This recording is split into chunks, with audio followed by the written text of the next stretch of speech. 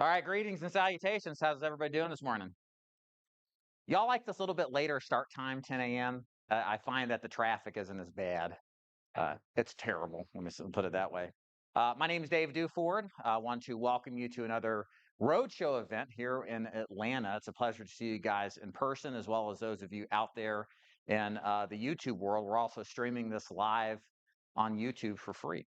So thank you guys for being here. So let's kind of recap or go over what to expect from today's training, what you can expect to take away from it, as well as what topics we're going to be talking about. So the purpose of the roadshow has never been about the Kool-Aid. Y'all have heard of the Kool-Aid.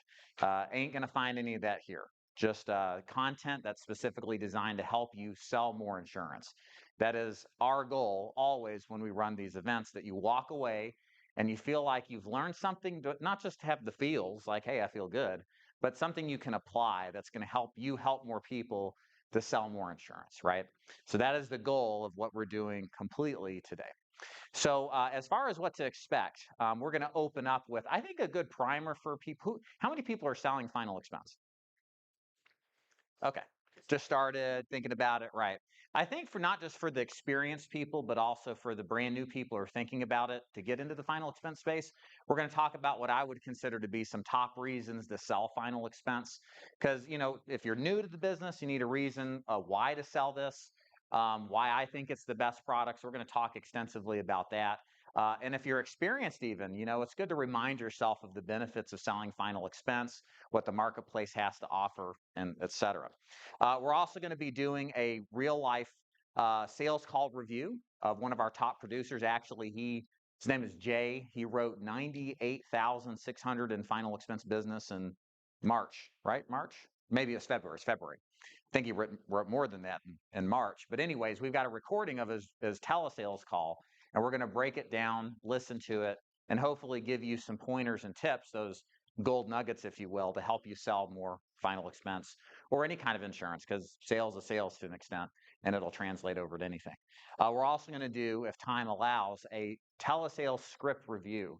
So we're going to go from start to finish. I've got our script that we use in our telesales division, and we're going to break down what the script is, why we say what we do, again, with the purpose of helping you figure out, well, how can I help more people get past those objections on the front end, how to present final expense successfully so that you convert more of your leads to sales. We're also going to have a couple of speakers here today. We've got Jamie in the back. He's going to talk about prosperity here in a little bit. We also have Alyssa, who's going to talk Great Western Pre-Need, which is a fantastic product that very few people know about that really goes well with final expense. So they're going to talk a little bit later today about that. Also, we have Oscar Gonzalez, who manages our lead program at the DIG Agency for free leads and brokers, talk about the lead generation business, the good, the bad, the ugly, what not to do with leads, as well as what is working for leads. So he's going to come in a little bit later to talk as well. And then I'm going to talk a little bit about managing your lead flow, how to sell insurance from home, how to work your leads from home. How many people here are selling from home? Let me start there. No telesales agents here? One telesales agent? It's funny, these events, probably about 85% of our applicants sell final expense who want to join the agency, want to sell over the phone, but the in-person events bring out more in-person people. It's kind of funny how that turns out. So we'll be talking extensively how to do that. We'll relate some too as well to the face-to-face agent, because a lot of it is conceptually fundamentally the same. Let's see, what else? Oh yeah, another thing that's really important. These are not lecture series here.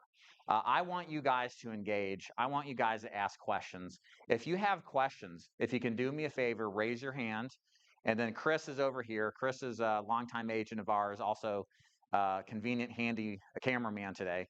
He's going to run over and stick a mic in your face so the people at home can hear the question. And then, you know, you're welcome to ask anything at all as it relates to what we're talking about. You feel free to interrupt. There's no, like I said, like thing that you got to wait for. So we like engagement. We usually do this. It causes a lot of good things for you. If you have questions, please ask them. Don't be a stranger. Okay. So any questions before we get started? A couple other things I'll forget before I forget. The bathroom, if you go out, you're welcome to get up and leave anytime, is out to the left. Okay. So bathrooms that way. We'll also take breaks every maybe hour and a half or so. for like 5 or 10 minutes. So don't worry if you're waiting for the break. We'll do that every once in a while. We will have lunch for 30 minutes. We're having Chick-fil-A catered in like a little lunch bag thing. So stick around for lunch. And then we should end around 4:30. Okay. Just depending on how many questions you have, we save some time at the end to answer questions that you guys have too as well. And then just lastly, thank you for our sponsors, Prosperity Life, Trinity Family Benefit, Great Western, Best Plan Pro, as well as Agent Autopilot. So I want to make sure I get that out of the way too. Okay. So let's start with this. Want to talk about final expense and why I think final expense really is the best product to sell. There's a lot of different products to sell. Probably some of you have looked into Medicare, ACA, mortgage protection, IULs. There's a lot of talk about those products. And final expense, in my opinion, I think is one of the best products overall to sell because so much of it, it's not a perfect product. Like there's problems with any business. There's problems with any product you sell. But I think it has the right mix of the good stuff to be a great product for the vast majority of people out there, no matter how it is that you want to sell. So I've got a couple of notes here that I want to go through to talk about this. Number one, let me pull up my notes here. And let me tell you the first number one reason to sell final expense. Zero sex appeal. Now, what do you mean, David? Well, if you go to a party or tell your friends you're selling burial insurance, what do you think their reaction is going to be?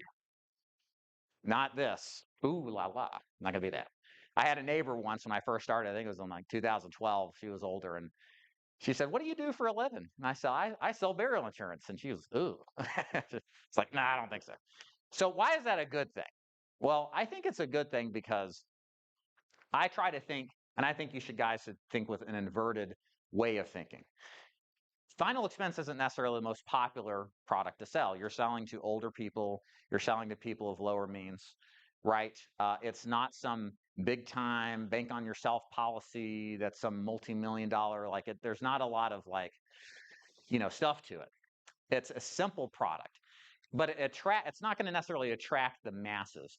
And I think when you look for a product, having a product that isn't necessarily the first one you reach for is a good thing and may indicate, and I believe in this case, a market that's going to be easier to get into, simpler to get into, and provide more opportunities than what the current thing is that everybody's excited about. Does that make sense, everybody? So I think that's a good thing. And a lot of the times that I find too, and you guys are lucky here if you're thinking about final expense or already selling it, people don't get into the business to sell final expense. I don't know about you, but I stumbled across final expense in my process of doing due diligence. I didn't even know burial insurance was a thing, right? I was doing research. I came across the insurance forums. I saw a guy named John Duggar talking about selling final expense. I was like, this sounds kind of cool, you know? And so that fact that it's not well known and that it's not out there and heavily promoted means I think a good business model for the long term. Another thing that's really good about selling final expense, it is a one call close. All right. So what does this mean? This means whether you're selling in person or over the phone, you should be selling the policy on the first presentation. Okay? It's not a policy or a product that takes multiple sales calls. Now, why is that important? Anybody have a question or wonder why it's good to sell on the first call and not second, third, fourth call? What happens faster when you sell on the first call? You make more money faster, right? Not necessarily more money, but you make your money faster, right? And the thing for most agents that, and I've only recruited for 10 plus years, is the speed at which they get paid is really important. Most people need to get paid quickly in this business. If you compare this to something like Medicare or ACA, which are good in their own accords, the problem with those businesses, they're slower paid business models. Okay, does that make sense? So a final expense with a one call close, you're either, getting into this business, you're going to sell that person on the first call or you never will. And that's a mindset you have to develop and then keep. Because some people will challenge you and say, hey, I want to buy from you, Gisette, but I got to talk to my mom or I got to talk to my daughter or whatever their excuse is, right? And you got to learn to overcome that. Okay. So all in all, the point I think this is good is because with a one call close business model, It's easier to scale. You can work more leads. You don't have these long protracted sales cycles with annuities or other products, which may slow your process down and you getting paid. And again, getting paid quickly for most of us, I know it was for me when I started, is extremely important. Number three, I like selling final expense, and I think it's great, is that it's not technical. I'm just gonna kind of, I don't feel like you guys can read that, but get what I'm saying. It's not a technical sale. I mean, Chris, you've been doing this long enough. I mean, basically, selling final expense is this. Hey, Mildred, are you going to die? Yeah. Are you worried about leaving that to a loved one? Hopefully they say yeah. If they say no, that's a whole nother problem. And then you got to figure out if it's affordable, and then it can fit their budget. And then you sell them on why they should do it today, right? So the point is, this isn't an elaborate product like, say, Medicare. If you sell the person the wrong plan, you may screw them up bad. They lose their insulin, their costs go up, they're in a world of hurt, right? There's a lot to know when it comes to Medicare, somewhat with ACA or annuities. And so there's a longer learning curve with products out there like those. But with final expense, it's simple. We know everybody's going to die. Ain't anybody get out of this world alive. And we know there's going to be what? A cost to dying. And it's just a matter of figuring out and having us learn how to sell these people so that they will buy it today from us. Does that make sense? So the fact that it's not technical, I think, just makes final expense easier. I'm say easier, simpler to get into for the newer agent, the agent that doesn't want to go through a long learning curve to just make some money. Okay. Number 4 on the list here. This is kind of what I've already mentioned. Fast cash. So the nice thing about final expense being a one-call closed business is that most of these carriers pay on issue. Now, what that means if you're new to the business, on issue means after, usually several days after the policy is approved and then mailed off, okay?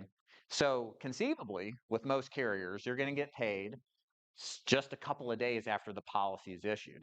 Again, if you're buying your own leads, you have to put up the money up front in order before you make sales. So the faster you get your cash on your sale, the more you can pay that down in profit, right?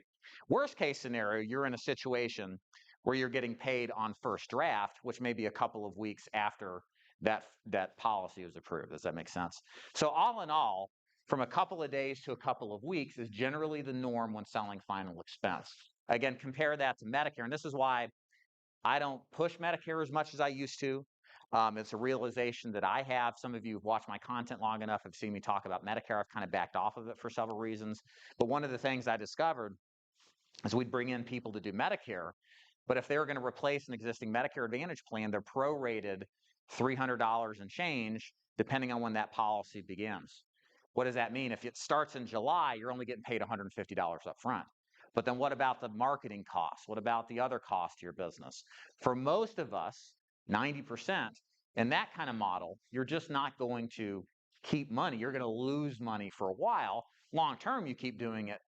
You can keep the policies on the books. It's going to be nice. But in the beginning, we got to worry about our bills today, like our mortgage payment today, not 6, 12 months from now, right?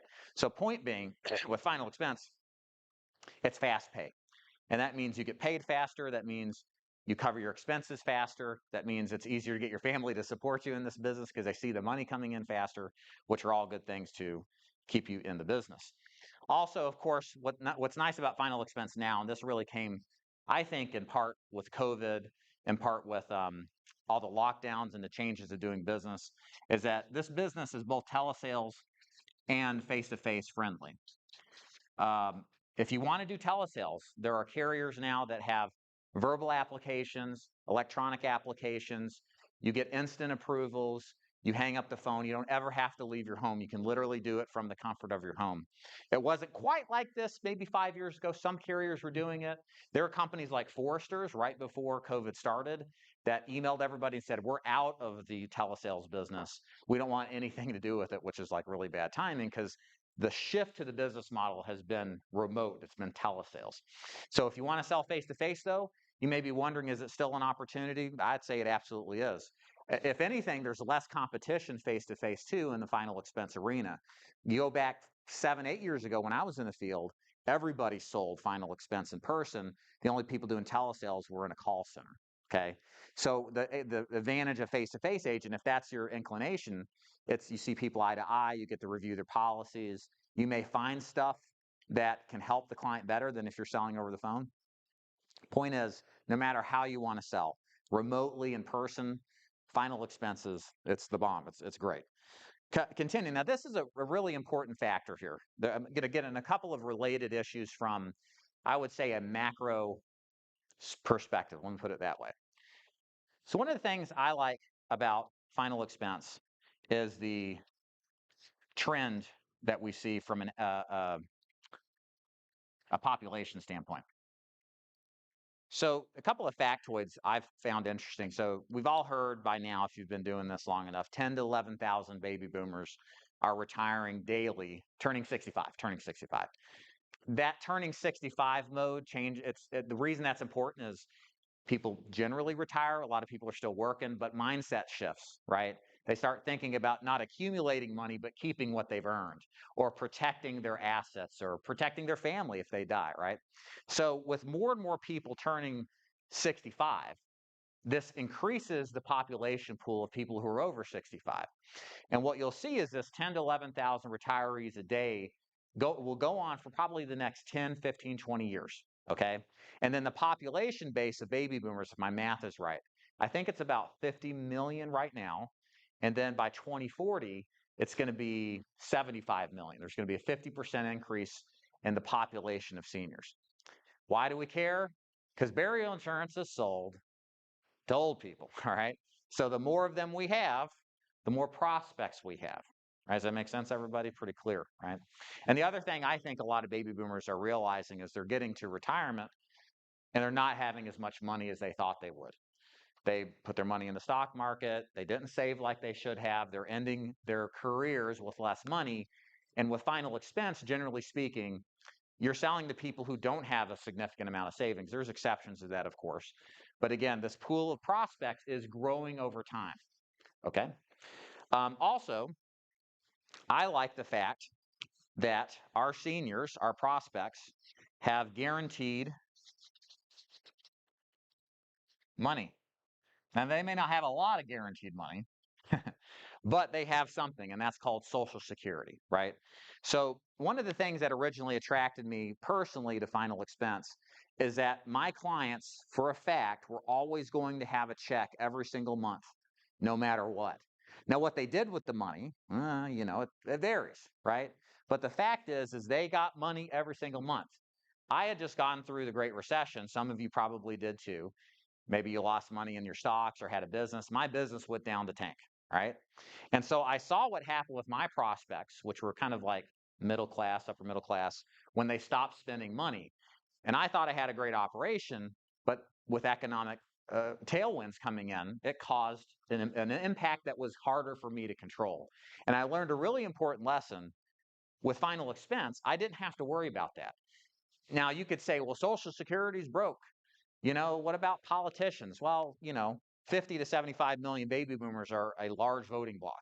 And I guarantee you, functionally speaking, if the government goes after their money, they're not voting for the Democrat or Republican that voted for that. Does that make sense, everybody? So it's the third rail for a reason. I think it would take some sort of devastating, country calamity before Social Security goes away. All of this is to say, with selling final expense, it's not the biggest policies. It's not an IUL. It's not going to be a huge premium most of the time. But you're dealing with people that foreseeably are always going to have money every month. And that means for you the possibility to have business stick. Because that's the thing with our business, right? What happens when you sell something and it lapses? You have a chargeback, right? So the fact that somebody we know is getting money predictably same day every single month, these are all good for our purposes of selling a policy and getting them to stick. Continuing, this is one of those things. I'm like everybody else. I learn as I grow through this business. I change my mind, right? One of the things I've grown to appreciate with final expense is there's no government, hopefully, intrusion. So what do I mean by that? Um, Anybody sell health insurance before 2010? What did Sibelius do to you? Well, I was selling underwritten major medical, like Golden Rule and stuff before Obamacare. Yeah, I was selling underwritten major medical through yeah. private carriers before Obamacare, and then also indemnity plans, mini meds as well, Did you lose your business? because of Obamacare. Indemnities are still around, but they're not as big as About they health used. insurance? Oh, it's it's a lot different, yeah, Yeah, for sure. yeah. There are agents that had six-figure renewals Yeah, that before Obamacare started, they were set, they were retired, they built their business, and it went away. our commission rate with Golden Rule used to be 18% on an underwritten, and then that dropped down to like $20 a month at one point. Yeah, yeah, yeah, yeah. Why? Because health insurance is a government. The government has a vested interest in health insurance, and there's no way around that, right? That's just the way it is. Okay, whether you support it or not.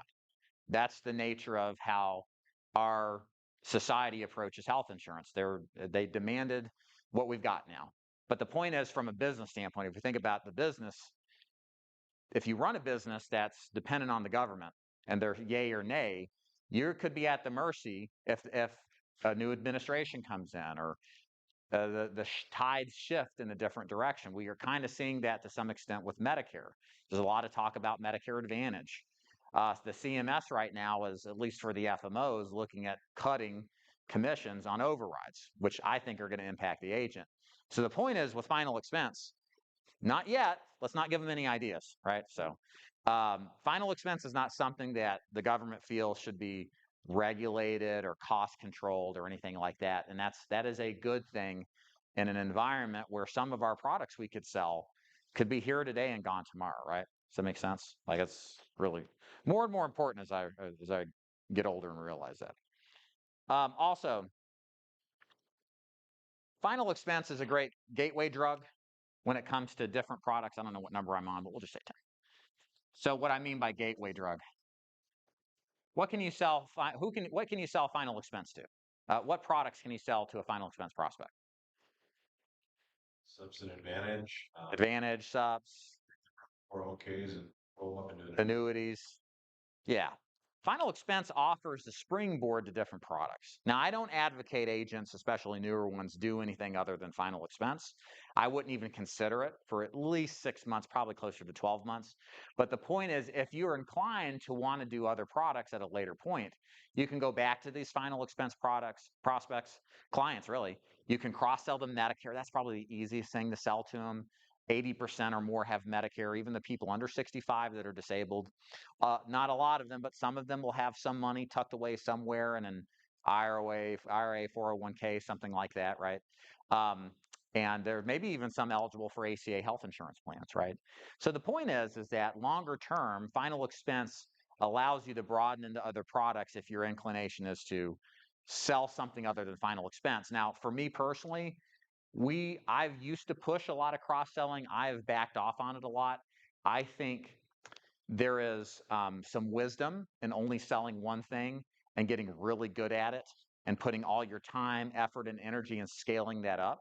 I've professionally done that in my business. We can talk about that later, where we used to do Medicare and ACA at the equal rate of final expense, at least talked about it, but that ended up being more of a distraction for our company, and we've refocused back into final expense, and we've more than doubled our production several months, month to month. Well, last year month compared to like March 23 to March 24 by just refocusing back on the fundamentals. And I think on a smaller scale individually, that's an important lesson for you guys too. There's good money to be made in final expense if you focus into it, dial into it, scale it up, right? Any questions so far? Right here. Hold on one second, Cass. Thanks, Chris. Of course, then how about cancer insurance? How about cancer insurance? Yes. You could sell cancer. I've heard of some agents selling cancer insurance. It's not a very popular product. I don't think for any other reason than people just aren't trained on it and talked about it. I have a friend, Lewis, who he's in his 80s now, and he was a big believer in cancer insurance because he had cancer, and then he had a policy and he lapsed it, and he really could have used the money, and but it is something you can definitely sell. Cool. Did you have a question back there? Okay. Okay. Perfect. Perfect. Okay. Cool. Another thing I like about final expense is that it is sold This is really important. Not bought. Now think about this. Can you go to the store to buy life insurance? Do people even actively go after buying life insurance? People really don't. People really need a salesperson like you to confront, in a nice way, the prospect about the importance of having life insurance.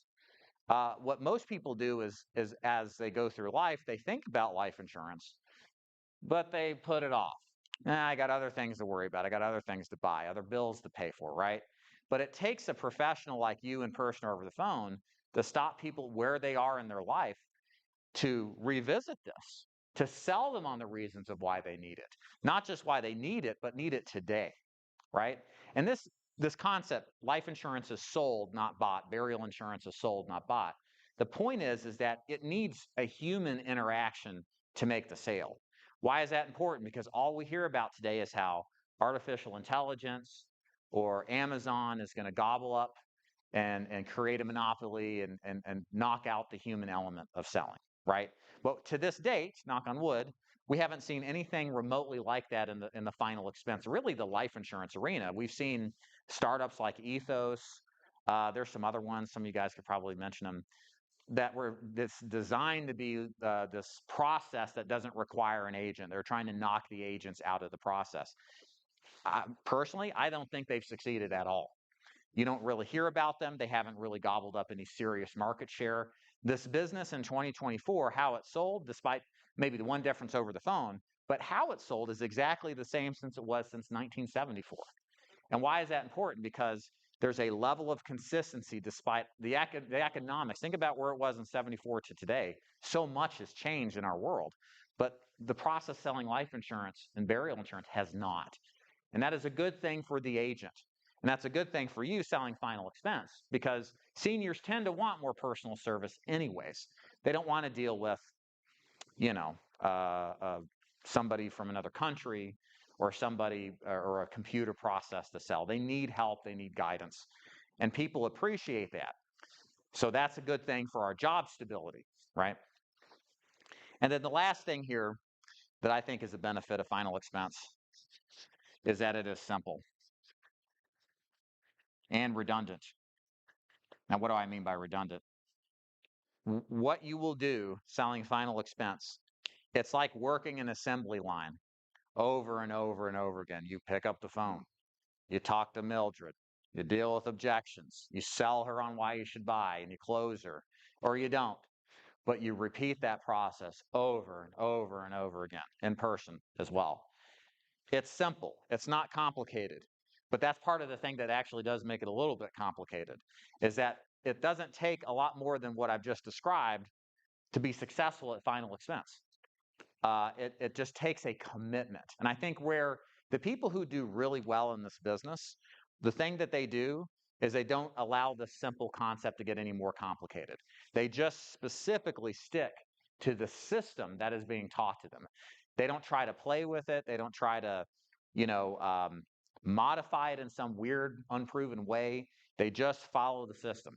I failed out of the business 12 months in because I got away from the simplicity of the business. I got tired of showing up to leads' homes. I sold in person. They weren't there. They weren't interested. They're broke, right? All the things we have to deal with. I came up with a new lead, unproven, and for the money I spent, I didn't make nearly as much as if I had spent it on the tired old state-regulated life insurance leads that I use. If I just stuck, and this is the point, to the simple system that incidentally still works today, then I may not have failed, right? And that sometimes that will get people. So have a hobby outside of final expense. Just come in and do the business, rinse and repeat. Don't get creative with this business. It doesn't require it, which is a good thing, but it'll drive some people nuts at the same time. So these are the reasons I like final expense. Let me tell you a reason why you shouldn't do final expense. I'll give you a couple of reasons. If you don't want to put a lot of hours in and you're not willing to work hard, don't do this business. We stopped taking part-timers for the telesales and our free lead program because you have to be all in. And it's not that you can't make it work necessarily. The success rate's a lot lower with us. But with final expense, you got to be all in. It's hard to do this product selling multiple products at the same time at the rate that you need to be successful at it. So my opinion is don't do this business if you're not going to put in a full-time effort. It's the odds of your success are that much lower. There's going to be lots of rejection. If you don't like rejection, don't do this business. People will tell you all sorts of crazy things over the phone and in person, and people are people. That's just how they are. It's not personal. But don't expect everybody to just willingly buy from you. You're going to have to put up a little bit of a fight. Because remember, in our business, what we call our clients are world-class procrastinators. Yeah, okay. Somebody heard that before. They didn't get to 70 and not buy insurance for no reason, right? So you have to be a master at overcoming objections and instilling urgency to buy. And that's something that can be trained. You don't have to be a natural at it. You need to have somebody, a coach, an organization that's dedicated to that. But if you can do that and handle rejection, more the merrier. And lastly, if you don't have the discipline to stick to the simple process, if you like the more creative style of selling, like you like the IUL stuff, and I'm not bad mouthing that at all. If you like the more creative stuff and you want to deal with a higher income clientele, final expense is not it. Final expense is grandma and grandpa. All right. Simple people, salt of the earth types. Um, they just want somebody they like and trust. Okay. They don't care about so much the companies as do you care about them? Because they will buy anything from you if you've made a great connection with them. They don't care about the carrier necessarily as much as do I trust the guy or gal I'm talking to, right? So you have to have that willingness to be consistent and have that kind of discipline and be willing to work with that group of people in order to be successful. Any questions about final expense in general or anything about we talked so far today? Doing on time, Jamie. About perfect. Okay, good. Joe said Chris is going to come up here. I think you should put number 13 if you're not a people person. Yeah, be a people person for this business, right? Yeah, telesales too. You have to like people to be in this business, or be at least curious about people, right? Like I'm always curious about the people that I deal with. Where are they from? Who they are? What their background is. I mean, you do this business long enough, you get some crazy stories. You see some crazy people, or at least hear about crazy people over the phone, right? It's fun, but you got to have that inclination. If you ain't a people person, I think everybody here is. I hope so. Questions? Anybody else? Let's go in the back here.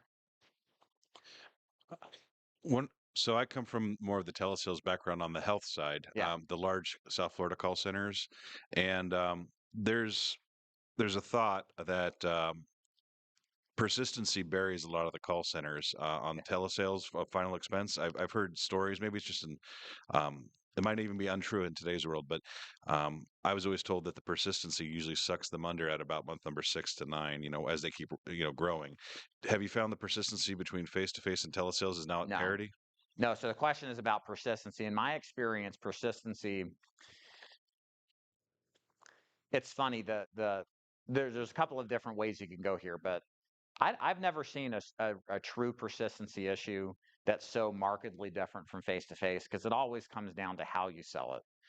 My opinion is, as a final expense agent, whether you're running a call center or selling yourself over the phone, be a broker, have access to different products. That's going to help persistency and boost retention. There are call centers that are one product solutions, and they're going to have persistency and placement issues. Placement meaning, does the policy get approved and make it to the first payment, right? Persistency is, how many of the policies stay on for the first year? That's what we're talking about. Yeah. So bottom line, guys, I think it just comes down to training and skill set. So let's do this. I'm going to have Jamie come up here because he's got to catch a flight. Jamie is with Prosperity, and he's going to tell you and talk to you today about the final expense product that they do. Jamie, and let's give him a welcome. Or not. I'm going to stick this on you. Then you can remind me to give it back to you before. Yes, yeah, don't walk out. You'll hear me on the plane. How's everybody today? Yeah. Well, that's good to hear. Oh, come on.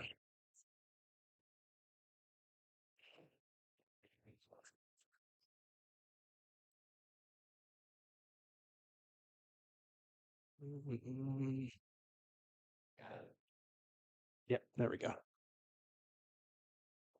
Hopefully. Can you hit the light, Chris? Cool. All right, again, my name is Jamie Leon, Vice President Life Sales with Prosperity Life Group. We do final expense. That's primarily what we do. So we're going to talk about two products today. And again, if you want, don't worry about taking a bunch of notes or whatever. If you have a business card or something like that, if you give it to me, I'll be glad to either email it to you. David actually has the presentations in whole as well.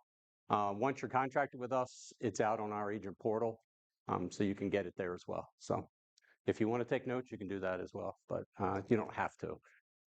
Again, Prosperity Life Group, we're not an insurance company. We own about 4 or 5 different insurance companies underneath the umbrella. So if you go out and look for Prosperity, you're not going to find them as an insurance company. The main company that we write our products through is SUSA Life. So that's where you get your paycheck from. So if you care, that's what you'll see in your direct deposit. We are an A-. We write in all 49 states. The only state we're not, actually 2 states we don't write in New York, and we're not writing in New Hampshire currently. But everywhere else we have product. Not all products are available in all states, if that makes sense. Alrighty? I'll just kind of jump on the question that you had earlier about persistency, and I'll just kind of dovetail a little bit what David said. It's definitely around training. It's definitely around product choice. We do a lot of business with call centers. I happen to live in South Florida, so I know many of them. And what we tend to find is if you can get past 3 months with your client, then you're going to be in pretty good shape. That's where most policies fall apart in the first 3 months. They don't make their payment. They just say yes to get you off the phone kind of deal. So just understanding if you set the client up properly, you don't oversell them from a premium perspective, you have a pretty good chance of it lasting. And again, it's the first 3 months you get by that. Persistency seems to be pretty good after that with most policies. So I've been doing this for 30 years, and that's pretty much what I've seen over the years. Oh, come on. There we go. Okay, so our first product is called New Vista. We do things a little bit differently at Prosperity. Most carriers have either level, which is they get first day coverage, or they call it something else, graded, modified. They have something else due to some health conditions. We at Prosperity actually have 3 classifications your client could qualify for. They could get level, graded, or modified, and that's strictly based upon their health and how they answer the health questions and the information we find in the background. Now, we can decline a client. This is not a guaranteed issue product. There are some guaranteed issue products out there. That's not anything that we do. The advantage you get with us by having the 3 different classifications, most carriers, if you do not qualify for a level, if your client doesn't get a level and they give you something else due to health, most carriers will cut your commission as an agent by as much as 50%. If your client doesn't qualify for their best product and they qualify for something else, your commissions get cut about 50%. That's pretty fair, right?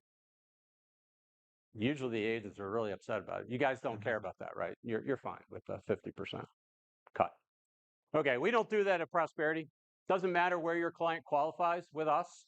We always pay you the same commission. The other thing you'll find out is if you have older age clients, typically in that 75 to 80 range, if you write a client in that older age, your commissions will also get cut with some of the other carriers as much as 50%. We do not do that at Prosperity. Whatever your client qualifies for, health-wise or age-wise, we feel you should earn the same commission. So hopefully that you guys feel the same way. You don't. Okay, well, maybe we can save some money and go back to the way the other people do it. Okay. We're also incredibly diabetic friendly. Every carrier that's going to come out here and talk to you will tell you we are incredibly diabetic friendly for final expense. And then you look at the application, and the first question is, what's their A1C? How many meds are they taking? When was the onset for diabetes? We don't ask you any of those questions. We are truly diabetic friendly. The only questions we're going to ask you is around complications, specifically neuropathy, drugs that you're taking because your client has complications. You can have a client that's on 2 different diabetes drugs, had onset prior to age 50, has got an A1C of 9, and they probably go through level with us. Okay, we are truly diabetic friendly when it comes to that. So that's important. Smoker rates are only cigarette smokers in the last 12 months. Any other form with us on this product is a non-smoker. So usually this is when I get the question, well, what about marijuana use? No one wants to answer that question? I said cigarette smokers only in the last 12 months. So in that case, if they're utilizing marijuana, either medical or recreational, they're a non-smoker. Yay. No? Okay. Usually in Colorado, California, it's pretty big there, but not so much here. Yes, sir. Right. It's only cigarette smokers in the last 12 months. The other big thing, a lot of your clients are going to pay by Social Security or Direct Express card. We accept that. We also are a true pass-through on that. So a lot of carriers will tell you they'll accept it. The problem is then they rely upon you to go find the draft date as to when the client's going to get paid. We don't do that. We do it for you. So if you tell us that they want to pay by Direct Express, we will line it up with their date of birth and the day that they get their Social Security check. Why is that important for you? Goes to the persistency question. Because what happens with a lot of carriers is if they're paying by their Direct Express, they get their deposit on a Monday. The carrier takes 2 to 3 or 4 days to draft the account. What happens 2 to 3 or 4 days later? Money's gone. We will draft at 12:01 the day they get their deposit. So they get their deposit, and we are first in line to draft. It helps with persistency. It keeps the policy in play. If you wait 2 or 3 days, the money's not going to be there. You got to beat him to the ATM, right? We beat them to the ATM. That's right. Exactly. The other big thing is we will advance on Direct Express. We're one of the only carriers that will allow you to get an advance on your commissions if your client's paying by Direct Express. So usually that's a... Yay, thank you. But okay. Right. Yeah, I think we need to start at 12. I know. All More right. coffee, please. So as I said before, we're available in most states. This particular product is not available in Connecticut, Maine, Montana, North Dakota, New Hampshire, New York, South Dakota, or South Carolina. So if you're not in any of those states, doesn't matter. We do have the optional accidental rider that is available. And why do most agents really look at us? Again, it's those bullet points right there before. It's permanent protection. It's guaranteed. Once they get it, it's never going to increase. Little bit of cash value. You're not selling it. It's not an IUL or UL product. That's not why you sell it. And we have one of the simplest applications on the planet. It's an e-application with an instant decision. We will tell you if they are qualified or not within 30 seconds of you going through the application. So it can be done either virtually or it can be done face-to-face with that instant decision. And for signature, we are going to do a 6-digit code that we will send to the client either in a text or an email. They will read that back to you. You will input that 6-digit code, and that then becomes the signature. So easy, so simple. There's no DocuSign. There's no sending them off to a website somewhere. They get a 6-digit code. They read it to you either face-to-face or over the phone. You input it. That is the signature. Done. They can see it on their end, and you can see it on your end. Okay? That whole sales process now will take somewhere between 7 and 12 minutes, depending on how quickly you can work a computer. So worst case scenario, you'll know, you'll be done, signature, collection of premium, and out of the house. You could theoretically be out in a half hour. Give you a little time up front to get, so they like you, and a little time on the end so you can eat your piece of pie and drink your coffee. Right. I sold it for the first 10 years of my life. I know. I know what goes on. You guys don't get coffee and pie? Wow. You got to watch out. Some of that coffee. Oof. Some of that pie. Some of that pie. Some's better than others. Okay. So the policy is 55 through 80. It is available up through age 121. That's where it expires. Face amounts are 5 to 35,000. As I said before, we have the 3 different death or benefit plans. It's either level graded or modified. We are going to do a simplified issue. It's either approved or declined. Really, really simple. There's nothing, you're not going to talk to an underwriter. It's not going to get sent back to the home office. We're not going to have that discussion. They're either getting it or they're not. Makes it real easy, real simple. Male, female, it is smoker distinct, but it's cigarette smoke in the last 12 months. All right? Very easy, very simple. We have the accelerated and the optional accidental that you can add on as well. And from an underwriting perspective, again, it's going to be height, weight, answers to the medical questions, which I am going to show you, an MIB, a script check, and that's it. We'll render our decision. As I said, takes about 30 seconds for us to tell you yes or no. All right? So what we did let me give you this talk too. All right, we do publicize a prescription list. So that will get you most of the prescriptions that are out there, and we will tell you either we won't take it or where it falls, either level graded or modified. So you have an idea up front. What tends to happen in this market, term market, even in the IUL market, people don't tell you the truth. I know that shocks you because you're going to ask them a question about their medications, and they're going to tell you, I don't take anything. I'm as healthy as a horse. Never heard that one before, right?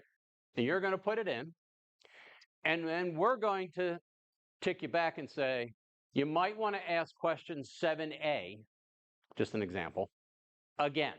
Why do we do that? Because when we ran the script check or the MIB, we see something that they're not telling you, okay? And there's a couple reasons why people don't tell you.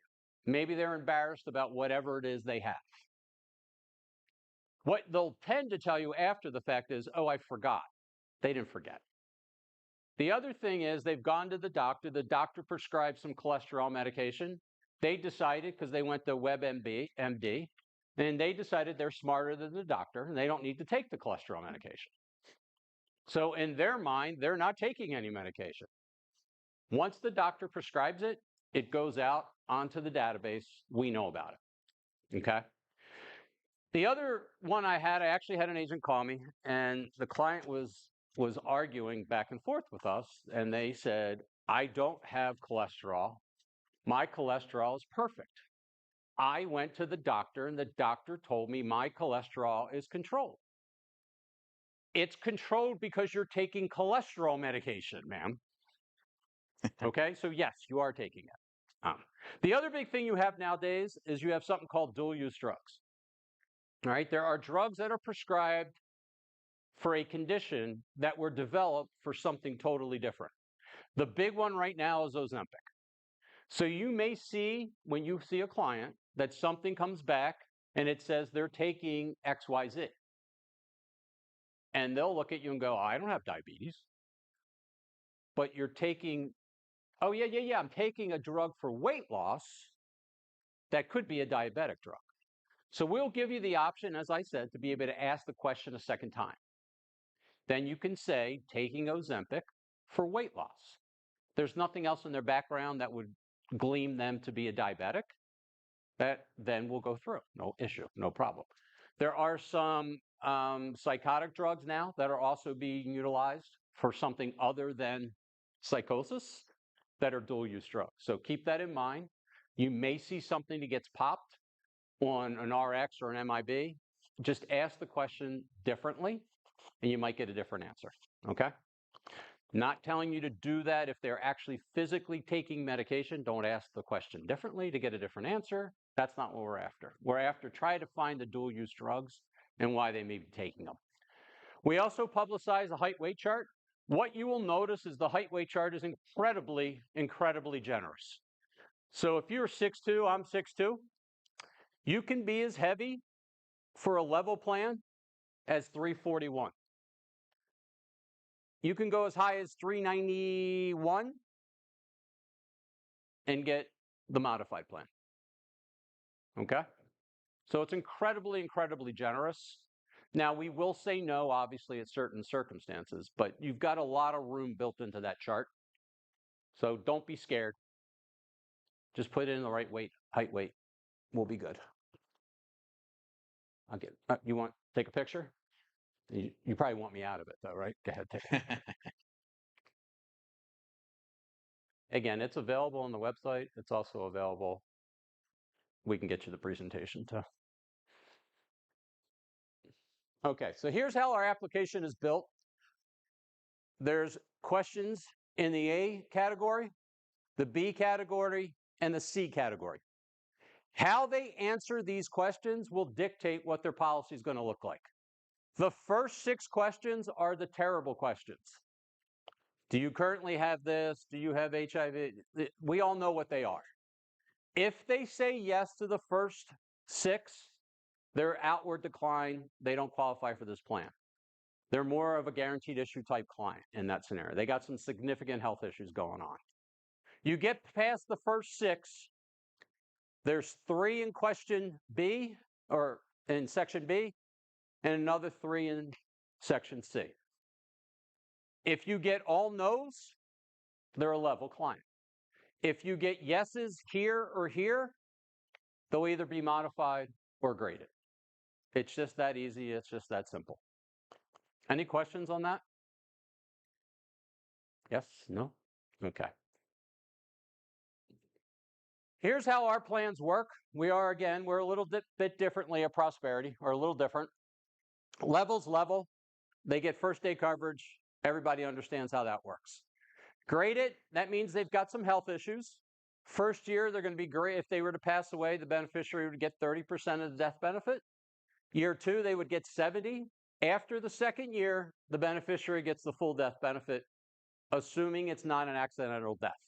All right, everybody? That is about kind of how most people work. Our modified plan, though, a little bit differently. So what happens with most carriers if they offer a modified? What they do is they will give the beneficiary a return of premium plus some percentage, 10%, 12%, whatever that number is. We don't do that at Prosperity. So just for simple math, say that you had a client, they passed away, they had a policy, it was $100 a month, they passed away in the first month. If they had it, one of those carriers that do return of premium plus 10%, how much would the death benefit be to the beneficiary? $110. Let me explain to you, after being in the business for a long time, what then happens. The beneficiary gets a check for $110. Their next phone call is the local insurance commissioner's office. How could someone sell my parents a policy that gave them a $110 death benefit? How's that possible? We don't do that. So what we do is, if that client, same client, had same policy with Prosperity, they died that first month, we would assume that that client lived the whole 12 months of the first year. They made us all 12 monthly premium payments. That would be $112 or $1,200, correct? $1,200. We would then add 10%, and that would be the death benefit that would go to the beneficiary. That is a much better benefit for the beneficiary as well for the client. Year 2, it would be 231%. After the second year, it's the full death benefit. So they're truly getting something for their money. They're actually getting something more for their money. And it's those folks that have some health challenges that are probably the ones that are going to have some issues, and they may die in the first 2 years. Believe me, you don't want to go through an investigation with your local insurance commissioner. Not fun, okay? So please take a look at us there for that. All right, any questions on how the modified works? And remember, we're paying you full comp on either graded or modified. Where not only are you getting 50% less comp with the other carriers, you also may be getting investigated. So keep that in mind. All right, here's the first 6 questions in Part A. And as I said before, these are all the nasty stuff, right? Are they currently in a facility? Do they need help with their ADLs? Do they have HIV? Are they in home hospice? Yada, yada, yada. I mean, they're all the normal stuff that most carriers have that they would not take them unless it's a guaranteed issue. So we get no's to those. Here's part B, 3 questions, as I said before. This will decide if they're modified, the answers to those. There's part C, and that will give you if they're graded. That's your application, folks. There's your health questions. That's why I say it's 7 to 12 minutes, start to finish. Okay.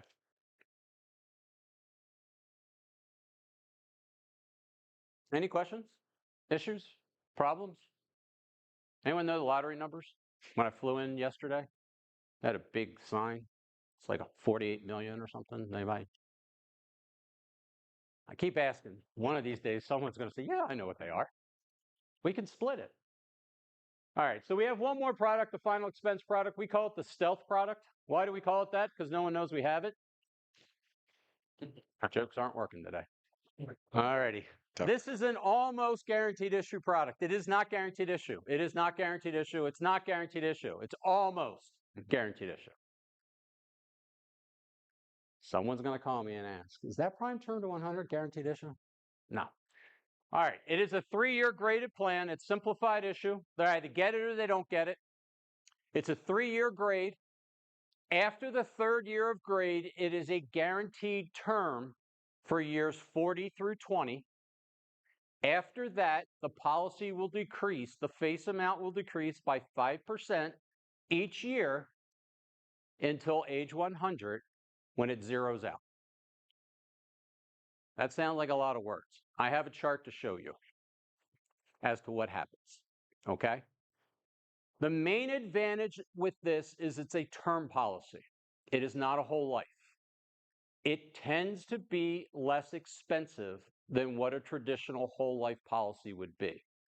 This plan was developed to compete with a guaranteed issue plan. 70% of the clients that buy a guaranteed issue plan don't have to buy one. Why do they buy one? Here's what happens. An agent walks into a home. They haven't made a sale this week.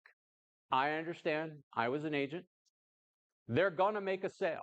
The client's got some health issues. They don't know where to go. The easiest thing is to pull a GI plan because they know they're going to get them covered. They know they've got a sale. The problem is the GI plans tend to be very expensive. There's a company that has 3 letters in its name that no longer does because now they're another company that has a GI plan. I helped write that GI plan. So I know the ins and outs of all the GI plans. This plan is about 30% less expensive than that GI plan, okay, on average. So what does that do for you as an agent? Well, number one, it gives you the ability to walk into a house and be able to sell a policy that they can possibly afford. And maybe it's for a higher face amount than what they would traditionally get with the GI plan. So take a look at this one first before you go to GI. There are absolutely clients that need a GI plan. I'm not saying anything bad about them. They just don't need to be in one if they have some other solution, okay? And it goes to age 100, premiums are guaranteed. Same application that we talked about before, same process. There are only 3 health questions that they have to say no to. We'll show you what those are. There are no smoker rates, doesn't matter. There is an accidental death benefit that's available. You're going to get that instant underwriting decision. They either get it or they don't. We will take the Social Security and Direct Express just like we do on the other, and we do advance as well on this particular product. Age 40 to 80, 5,000 to 30. It is simplified issue. They either get it or not. Male, female, no cigarette question whatsoever. And you can see the underwriting. Real simple. We'll get to the health question, and that is really what you want to see. Okay, so here's how the plan pays. First year, if they were to die, it's premium plus 15%. Year 2, it's either 30 or 40% depending upon age. Year 3, it's 60 or 70 depending upon their age. Years 40 through 20, it's full face amount. And then to age 100, it decreases by 5% on the face amount each year till the policy is gone at age 100. All right? So this is usually where agents raise their hand and go, I don't really like that. That's not really good for the client. They don't have anything after age 100. Remember what we're talking about here. These are clients that have significant health challenges, and you'll see that in the medical class. They have significant health challenges. The chances of them reaching age 100 with the health conditions that they have are very, very slim. Most of them are probably going to die in that year 4 through 20. You're talking about someone in their 70s that has some significant health issues, and you're giving them 20 years worth of coverage. That's going to take care of most people, okay? There are going to be some outliers that get to age 100, and yes, they won't have coverage. If that is something you're scared about, then maybe a GI whole life would work. Yes, sir. Is the app process the same as the Exactly the same. text to sign? Everything's the same? Everything's the same. Thank you. Okay. Here's the way the policy would be paid out. We have a male age 65. They bought a $20,000 policy. The annual premium is $1,758. Same policy with that GI carrier is $2,400 a month. So significant difference. Year 1, the death benefit would be $2,022. Year 2 is $6,000, $12,000. There's your 20, 4 through 20. And then you see it decreasing to age 100 when it's 0. Okay? That's how the policy works. Now, let me give you another for you, the agent. Does anybody sell any of the GI plans? Okay. What happens if your client was to die in the first 2 policy years if they own a GI plan? What happens to you, the agent? They get a charge back. In year 1, it's 100%. In year 2, it's 50%. Bet you didn't know that. You know when you find that out? When your client dies. And you get a charge back. This product, no charge back.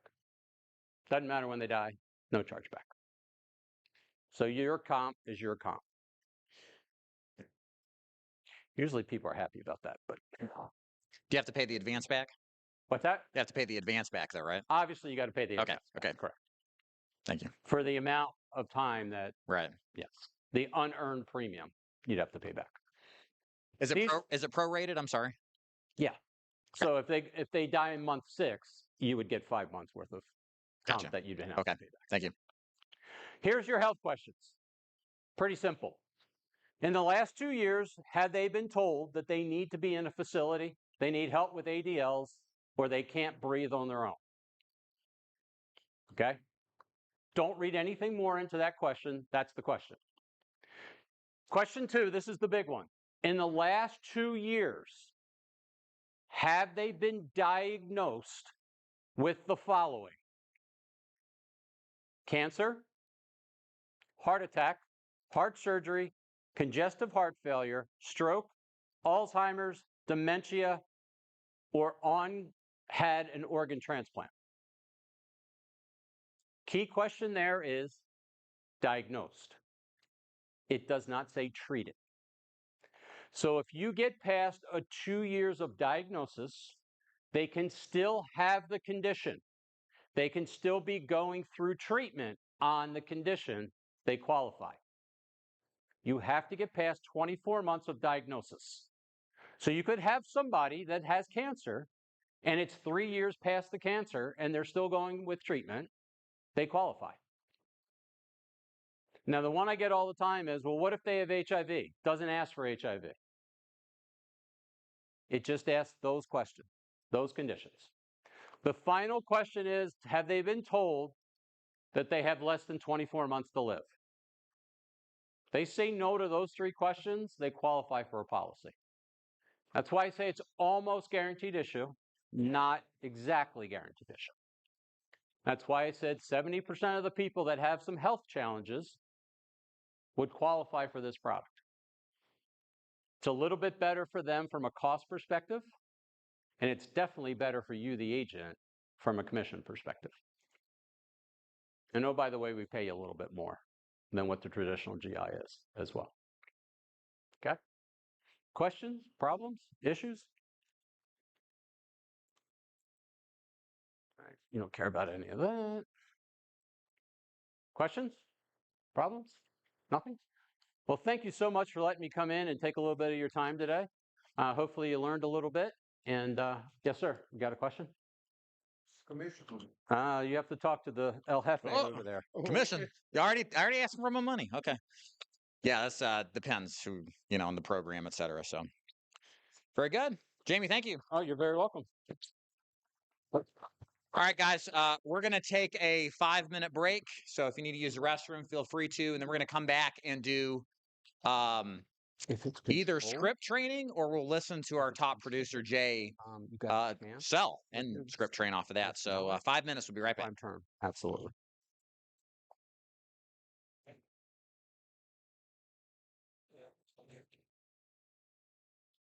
We're in South Florida. We're setting up West Palm Beach off Oh, military. yeah, okay. I'm in Boca. I'm right around the corner from you. How you doing? Oh, there you go. We're actually looking I don't know if you ever dealt with David Levin from Call Center Realty. No. It's all the name of what he does. Okay. He services a lot of call centers in the area. Okay. We're looking at something off Broken Sound at the Oh, yeah, sure. So All right around the corner from me. looking at a 35-seater maybe. Oh, cool. That'll be huge. Yeah, sure. Oh, you almost did it. I did. Jamie, thank you. I sat in a plane with Appreciate it, man.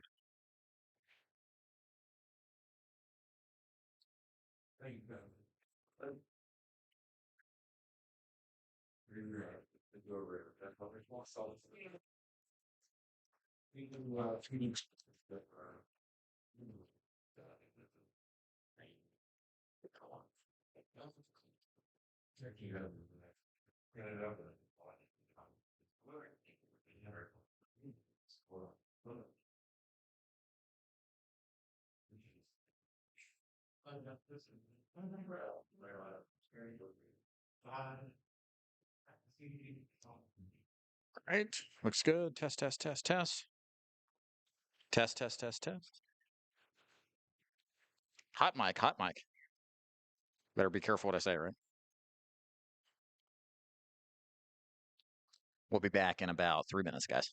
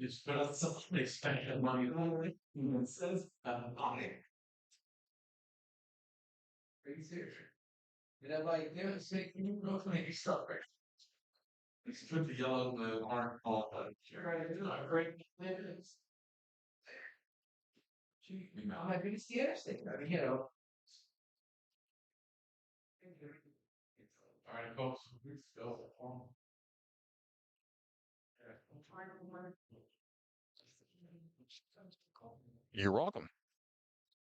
All right. Let's see here. All right. I'm going to hand this to you. Let me do a little intro here. You can get ready there. Yeah.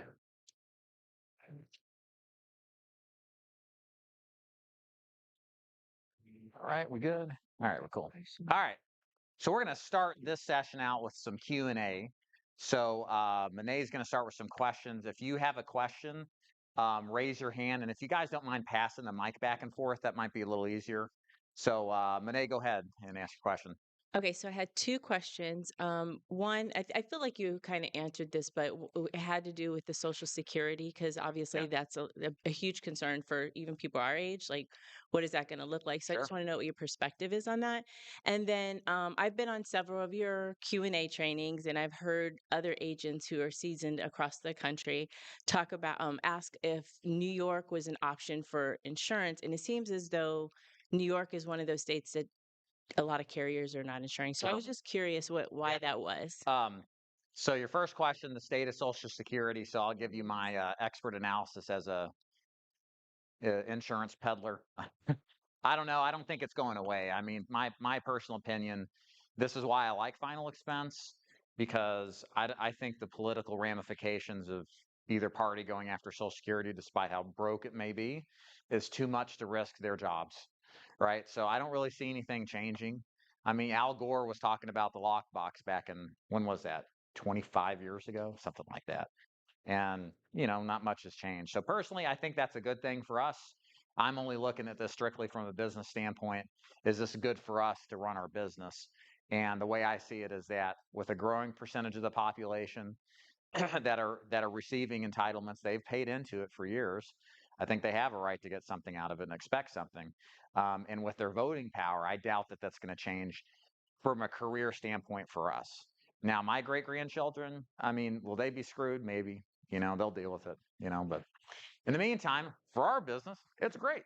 And then your other question was, New York, terrible state to sell insurance in. Final expense, why is that the case? New York requires a domiciled or a company to be domiciled in the state. So they actually have to have an office there.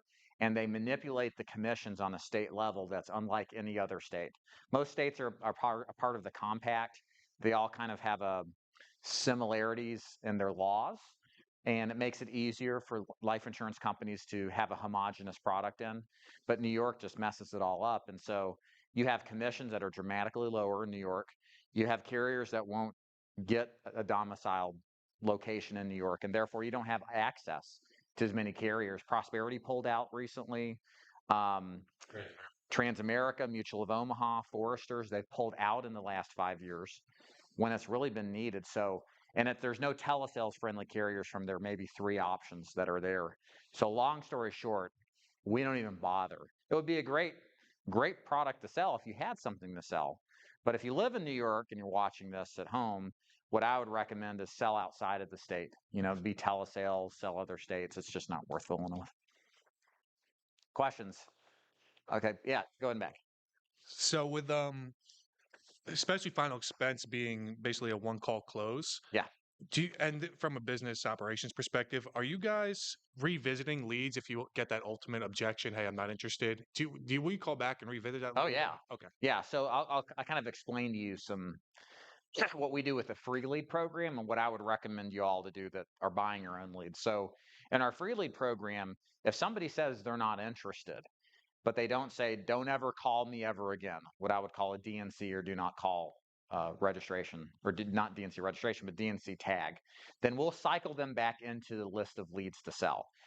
And I know it sounds like, well, why would I want to pitch somebody that has already been pitched? Well, here's the thing. Sometimes it's the person that just can't make the connection. There's just some dissonance there. I have been in multiple homes over my life as an agent where I sat across the table from a guy a year ago and he flat out said, I don't need insurance. I don't want it. Not interested. And then they send another card back and they bought from somebody else and they won't replace it with me because we just didn't connect. So the point being, number one, that's definitely something we do in our free lead program. As an agent, you need to be comfortable with doing that too. And maybe you cycle it in your CRM to maybe revisit it in the month. I assure you they won't remember you. They get calls constantly. So, but maybe it's a timing issue, right? But don't throw away the not interested right now, but maybe later. Questions?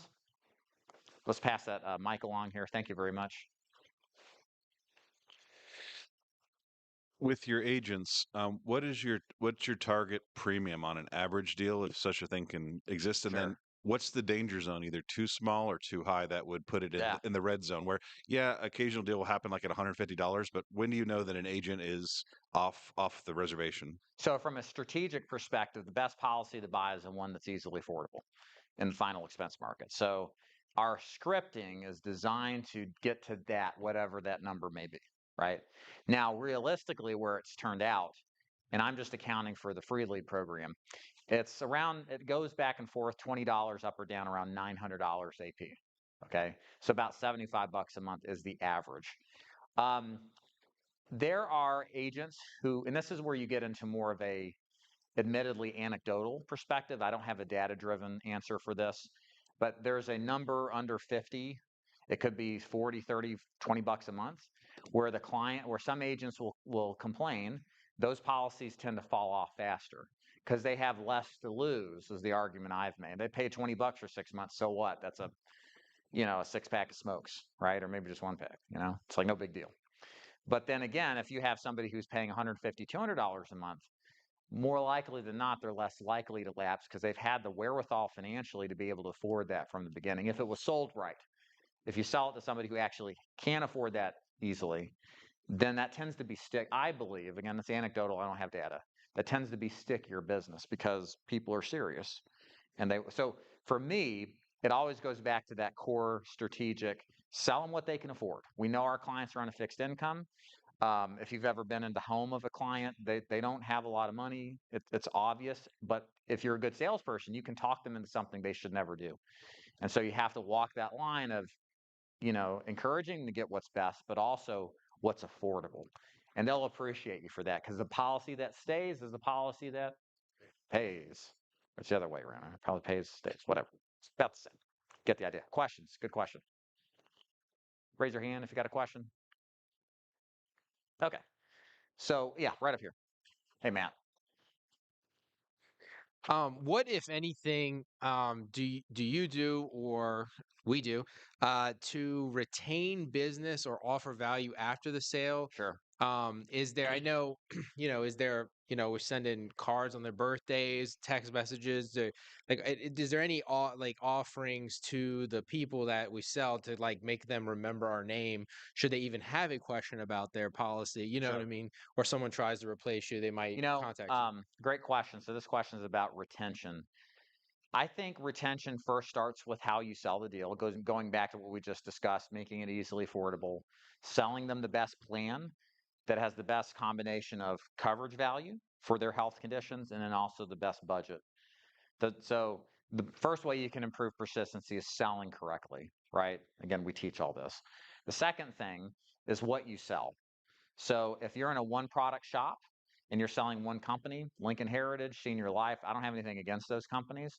It could be any company, it could be Prosperity. If you're forcing one client to take one product, you're not always going to give the client more often than not a good value. Sometimes you will, sometimes you won't. But what I teach our agents to think and act, to act as if I'm coming in the door in the next 90 days to replace your policy. Now, if that happened and you guaranteed and knew that was guaranteed to happen, how would you sell differently? What would you sell differently? If you knew I was coming in and I was going to stop at nothing to replace that within ethical constraints. That informs what we teach agents to do because there will be another agent and they could be below average. And if you sold them something bad, even if they're a below average agent, they'll still sell the deal because it's obvious. Oh, I can go from 10,000 to your weight to 15,000 first day full coverage. Yeah, Mrs. Mildred. Okay, sign me up, So sell like that. So be a broker. That's incredibly important. Questions here? Great questions. So we'll still do these questions throughout the call as we go into the script here. So right here in the back, go ahead, sir.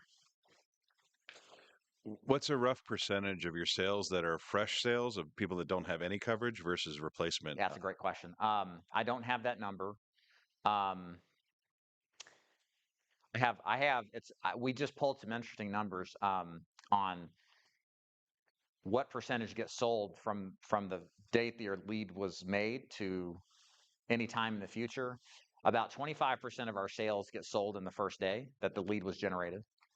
And then I think it's within the first 90 days, only like 50 to 55% get sold. So why is that important? Well, there's a lot of talk about aged leads as being crap or garbage. Well, on our data, and this is for our free lead program because that's what we track really closely. I mean, stuff that's over 3 months old, basically 3 to 7 or 8 months now, that's where half of our sales come from. That's crazy. Aged leads are gold, So don't discount aged leads. Go back and these are Facebook leads. They supposedly don't have a long shelf life, but here we are making sales off of them months after they're originated. But I don't know what percentage. I know that generally speaking, selling in person, you're going to get more replacements than you would if you're selling over the phone. To what degree depends on the agent, but there's definitely a difference there.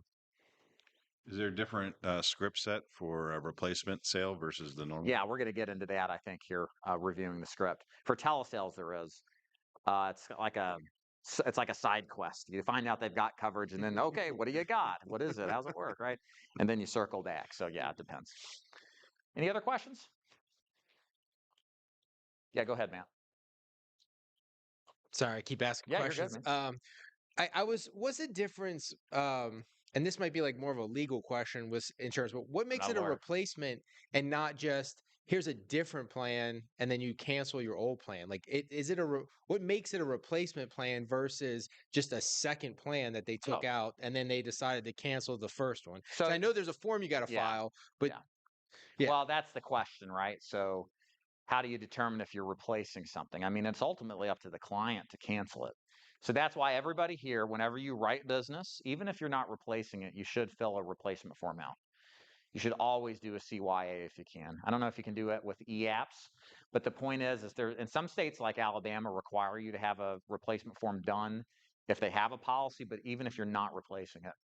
Because what it does is you can list on there, we're not replacing the policy, but you're aware that it exists. So if ever anything came back to you, you can say, well, this client signed this replacement form that said that they weren't replacing it, even though they did. right?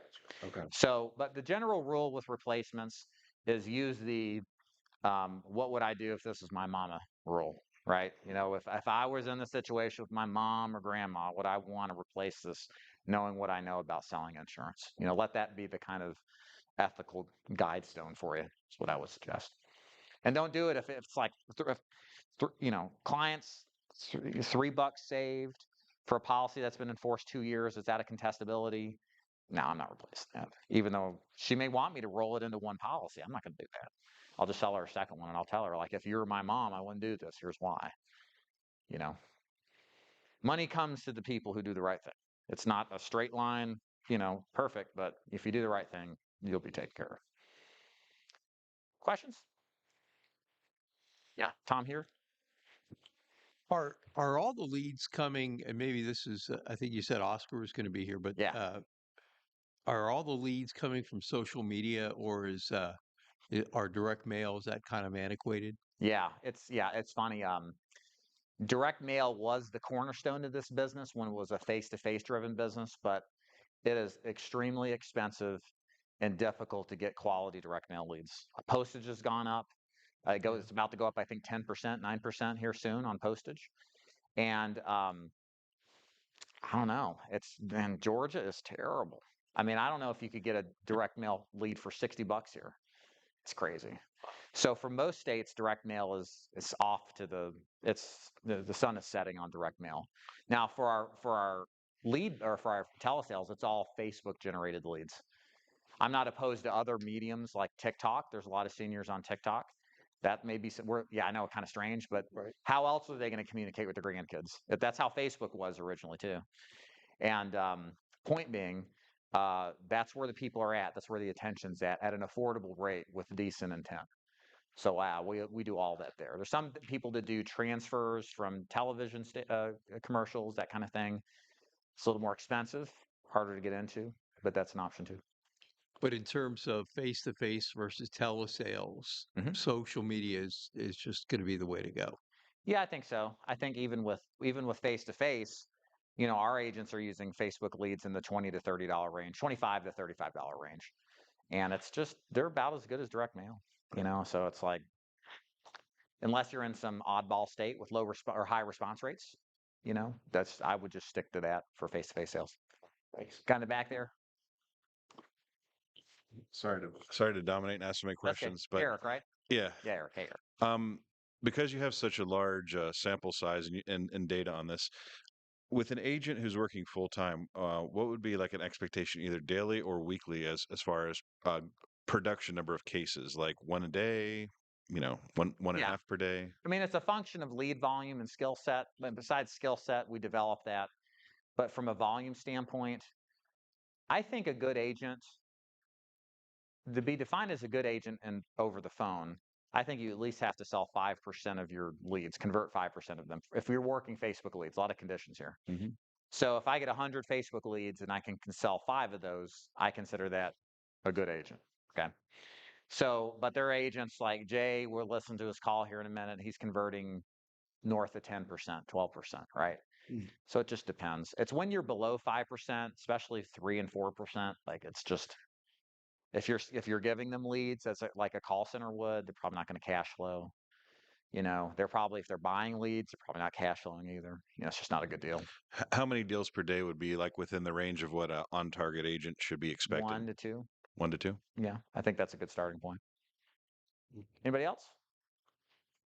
So question for the audience. Do you guys want to, we got the script, the telesale script. I can go through it, train it in depth. Or we can listen to Jay's, again, Jay's a $98,600 producer, did that in February. We can listen to his call and then kind of do a play-by-play. Anybody have any opinions on that? Listen to sales call. Hold on 1 second. Listen to sales call. Let's listen to the hitter. Okay, good. All right, go ahead, Tom. No. If the average was $900, that's about 27, 28 a month. So that's 5 a day. Well, I mean, 5-day work week. Right. Yeah, so 20, 25, something like that. Yeah, it's pretty good. Yeah. There's a lot of our people doing that, you know, because they got training, they got leads, they got support, great community. So, yes, sir. Okay, let's listen to. Let me look at here on YouTube's here. I'm going to make sure I answer their questions. Jay says, how do you approach conservation? In other words, if a client changes phone numbers, address, bank account, et cetera, they didn't notify the agent, goes to persistency. I mean, honestly, for me, so I think, yeah, let's talk about conservation a little more. Um, a lot of it comes down to how you sell it. We talked about that, but what do you do after the fact? I admittedly did very little in the way of conservation. We would call behind it. I would have an assistant call behind, talk to the client, try to save the deal. But and you should do that. There's nothing wrong with that. But beyond that, I don't know what else much you can do. Now there are some that will do mail outs that will follow up with text messages. There's things you can program into your CRM to do that on an automated basis that can help with that. But for me personally, admittedly, I just sold it and ran. I just wanted the deal closed and made sure it was affordable because I feel like that's the driving force of whether or not it's going to stick. Chris, you want to comment on that? You got the mic there, Chris. What do you do for conservation? You see a lapse. What are some suggestions? Well, obviously, you call them immediately, and then you could email them. If their number is disconnected, you can go to white pages and try to get a new number for them, maybe. I mean, there are a couple of things, but ultimately, if you can't get in touch with them, there's not much you could do, unfortunately.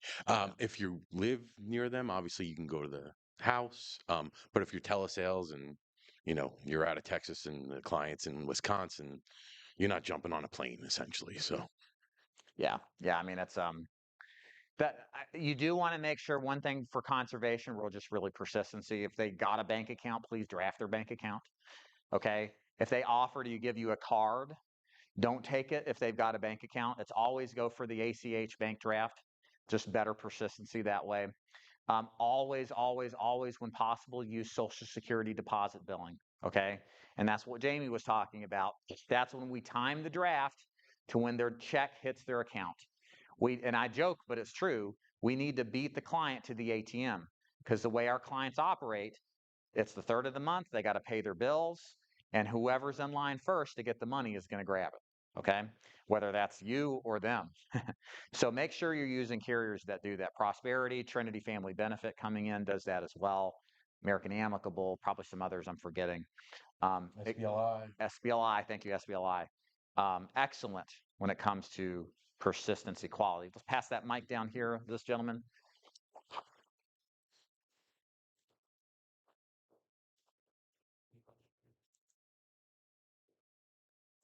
So I'm new in this world and I came here and I've been in so many Q&As with you guys. Yeah. But you always says in your page also it says that you are expect to pay for $750 a week for the leads. Right. Is that correct, or do you have to spend more money So quickly? it depends. So real quick with us, you can either buy your own leads or you can get them for free. And that's either telesales or face-to-face. So if it's free, right? There's no cost for leads in that model. If you're buying your own leads, the commission's higher, but you have to put out the money for leads. So generally speaking, and I'll have Oscar speak more to this, most agents go, if they go telesales, they're going to do our Alpha Lead program. It's a lead management program. It's $500 a month to pay him, and then a deposit on a minimum basis of $750 weekly. Now, what makes our program unique is that $750 goes all towards the purchase of leads. We don't take money we don't mark up the lead price. So if 750 leads buys you 100, or $750 buys you 100 leads that week, that's the cost you paid for it. 750 divided by 100, $7.50 each. We're not adding another $5 to make money for us. We don't make money on leads. Does that make sense, everybody? So that gives you the opportunity to get really low price leads, because most leads, when you buy them from a vendor, are 15 to 20 bucks. All right. Here, you're probably going to spend $5 to $10 a lead. So there's significant savings, and I think a better quality, arguably, as well. So you're looking at probably a $3,000 to $4,000 a month investment to do brokerage, to do it the right way. You may need to spend more than that if you want more leads and scale up. But truthfully, nowadays, most agents are coming into our free lead program. I think 90% of agents should be on free leads. buying leads is a psychological trauma. It's tough every week to put out $1,000 and have to explain yourself to your spouse and other people and worry about the money and then perform correctly.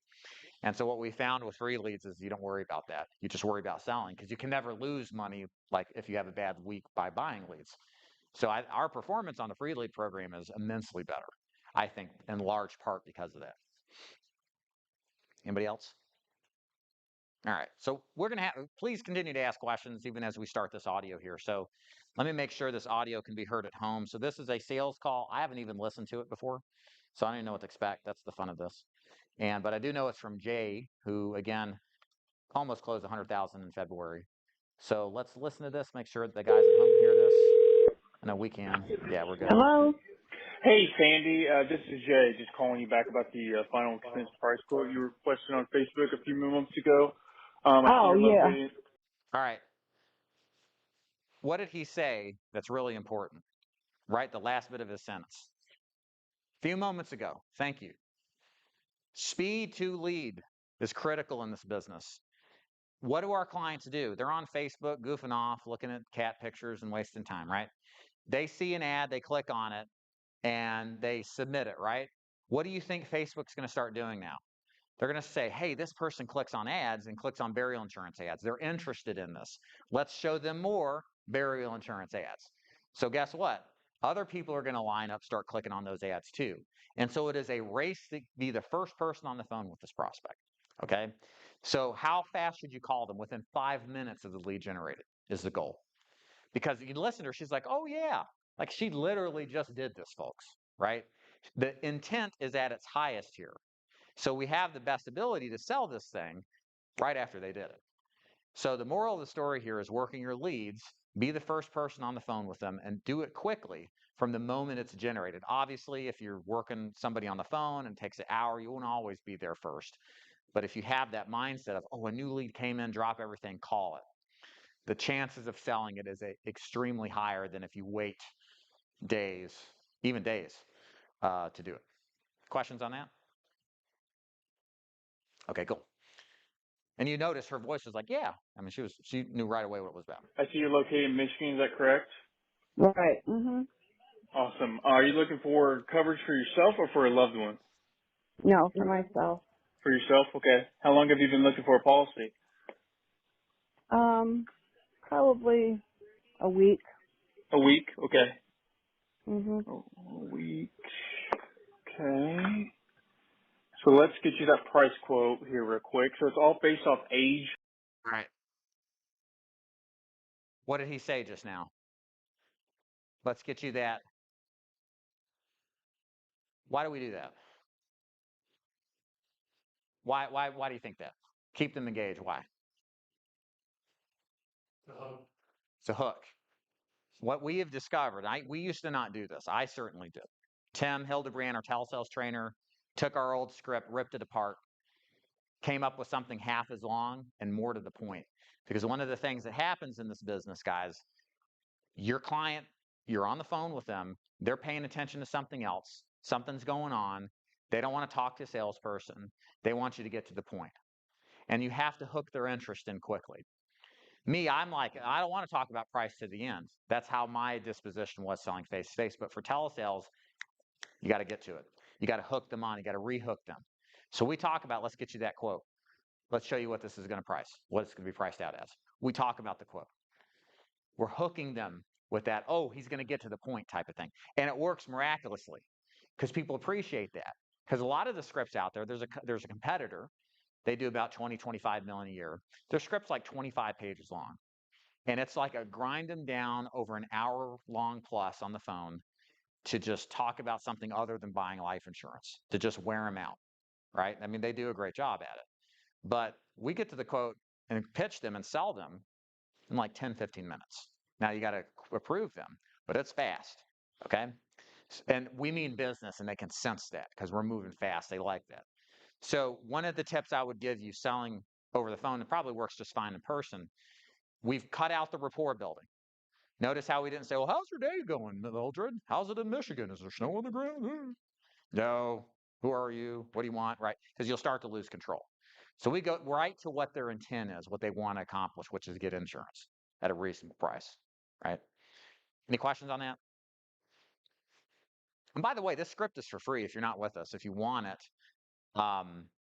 just reply back to any of my spam that you get, and then I'll send it to you, and be happy to share it with you. And this is the one Jay is using, obviously, and the one we'll talk about later. And health. So can you confirm your date of birth for me? Oh, Christmas. Oh, really? Yeah. So we cut out the birth just to keep her privacy and all that stuff, just in case you're wondering. You guys are twins. Oh, wowee. Yeah, you Same guys are year? twins. Not the same year. She was born in the 50s. She was born in 59. So she's a little bit. So one of the things we do with rapport building now is we rapport build throughout. I mean, you always did this anyway. You're going to ask questions of the client, rapport build through the presentation, but we don't have an intentional beginning. And usually the old script was rapport building intentionally in the beginning. We zoom past that, start getting into the quotes, the health, but we insert rapport building. I think he said something like, my grandma's got the same birthday, right? Or I lived in the same city as, so there's some relationship building. One thing that Jay will do is he'll specifically talk about his aunt. I think his aunt died, didn't have coverage. There's a story he uses over and over and again to connect with the client and get them interested and see the value of what it is that we're selling. You'll probably hear that. So if you got a story like that, if you lost a loved one, if you lost a loved one from anything, they had coverage, they didn't have coverage, figure out how to weave that into your presentations. Obviously, that's not scripted. It's not in the script, but it's very valuable in connecting with your clients. Okay, let's continue. Younger. You got it covered. Yeah. Yeah. But yeah, you guys are twins. That's awesome. Okay. Got that. And then it's also based off health. So do you have any major or minor health concerns? No. Okay. So again, this was something that I'm like, I can't believe you're not getting specific with the health. Like, do you have insulin, diabetes? Do you take this and that? What we changed, what specifically Tim changed, is we ask a broad-based question. Because again, with telesales, the attention span is so little, okay? And so we start big like this, and then we'll work down into specifics that they bring up, okay? Does that make sense? So this saves us probably what takes 5 to 8 minutes on average and condenses it down to several at the most. Again, when we save like this on time, instead of going 45 minutes, tiring the person out, we can do it in 15 to 20 minutes. Tom, did you have a question? Let's get your mic on first, hold on, so that people at home can hear. Why did he ask how long has she been looking for a policy? That's a great question. I'm trying to think of why do they ask that? Oh man, Chris, do you know why Tim does that? No, I don't do that. Yeah, that's a great question. I mean, she said a week, so I don't know, man. I'm sorry. sorry. I don't know why that's in my script. I don't know. I'm just glad I could If Tim ask was a here, that's a great question. that'll stuck There's a you. reason for it, I assure you. I can't recall what it is. Okay. Yeah. I do ask, were you looking to add to an older policy or just something new? Yeah. When I first started. Yeah, I know. Yeah, there's a word track if they've got a policy already. Maybe that's part of it. We've already got coverage. I'm not quite sure though. Okay. That's a good question. We'll figure it out. All right, let's keep going.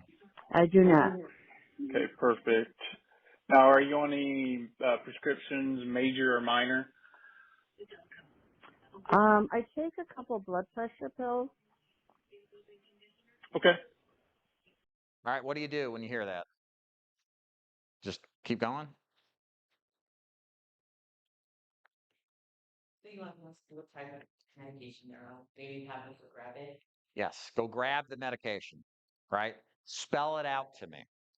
Because what we want to do is make sure that the blood pressure pill they're taking isn't some huge cardiovascular drug that would decline them, right? There's a various ranges of drugs you could take. Oh, what's one very common? What's the common blood pressure? Lisinopril. You could take that. You could take carvedilol. Well, that could be congestive heart failure, right? Depending on the dosage size, right? It could be small or it could be huge and then indicate a certain health condition. Metoprolol, that's another one. Yeah. warfarin, right? I just take this blood thinner for my blood pressure. Yeah, right. Yeah. So point is, make sure you tell them to grab the medications. I would recommend that you have them spell it out to you because they'll look at the meds. They don't know how to say it sometimes, to be honest, and they'll try to just wing it. Just tell them, spell it to me. And then after a couple of times of doing this, you'll be like, L-I-S-I-N, oh, lisinopril. And they're like, yeah, that's what it is. How'd you know? I'm like that. So any questions on that? All right. Do you have high blood pressure? Well, yeah, I guess if I'm on these pills. Okay. So that's controlled since you're on pills. Yeah, right. Do you remember when you were diagnosed? If not, that's totally okay. Oh gosh, probably 5 years ago. 5 years ago. And you're just taking one medication for it? Yeah, I take lisinopril. Okay. And I take a thyroid pill. It's Synthroid, I think. I think it's only like 4 milligrams. Okay. Put that in there. Okay. Are there any other prescriptions? No, not really. Okay. Perfect. And then next thing I need to grab, can you confirm your height for me? Yeah, I'm Okay. And then confirm your weight for me? 21. And then are you a smoker or non-smoker? non-smoker. Okay, good. I was going to yell at you if you were. I'm just kidding. I can't. I can't stand it. Yeah, I'll tell you what. My mom was a smoker, and that was the epitome of me never smoking because I absolutely hated it. It deterred me. So it's now a little rapport building, a little connection. You know, he's probably going into this because she said as much as well. So it's like another way to relate. But again, notice the point here is it's now embedded into the presentation. It's not early on. And, you know, this is very effective. It seems, especially in health questions, there's a lot of rapport building with what our agents do. And people tend to, like, as they start talking about their health and how bad it is, and you know somebody who has bad health like them, there's that connection, right? So Me away so much. I absolutely hated it. Yeah. Smelling my clothes and everything. Yeah, it's awful. Yeah, it gets into everything, don't it? Your hair and everything. Hair, food. I mean, mainly it's your clothes because I mean, if you're around it all the time, it just absorbs into it. It's like, man. Oh man. Yeah. Okay. oh, All right. And so the next question for the carriers. Some of them take certain payment methods, some don't. So do you have a valid U.S. bank account? Yeah. Okay. Okay. And just in case you missed my name, it's Jay. And so what I... All right. So he asked about the bank account. I would confirm with the client, who do you bank with? Because they may say, I have a valid bank account with Chime. Anybody know what Chime is? It's not a bank. It's a card. But people say it's a bank, right? It's a bank without a location. No, it's a card, right?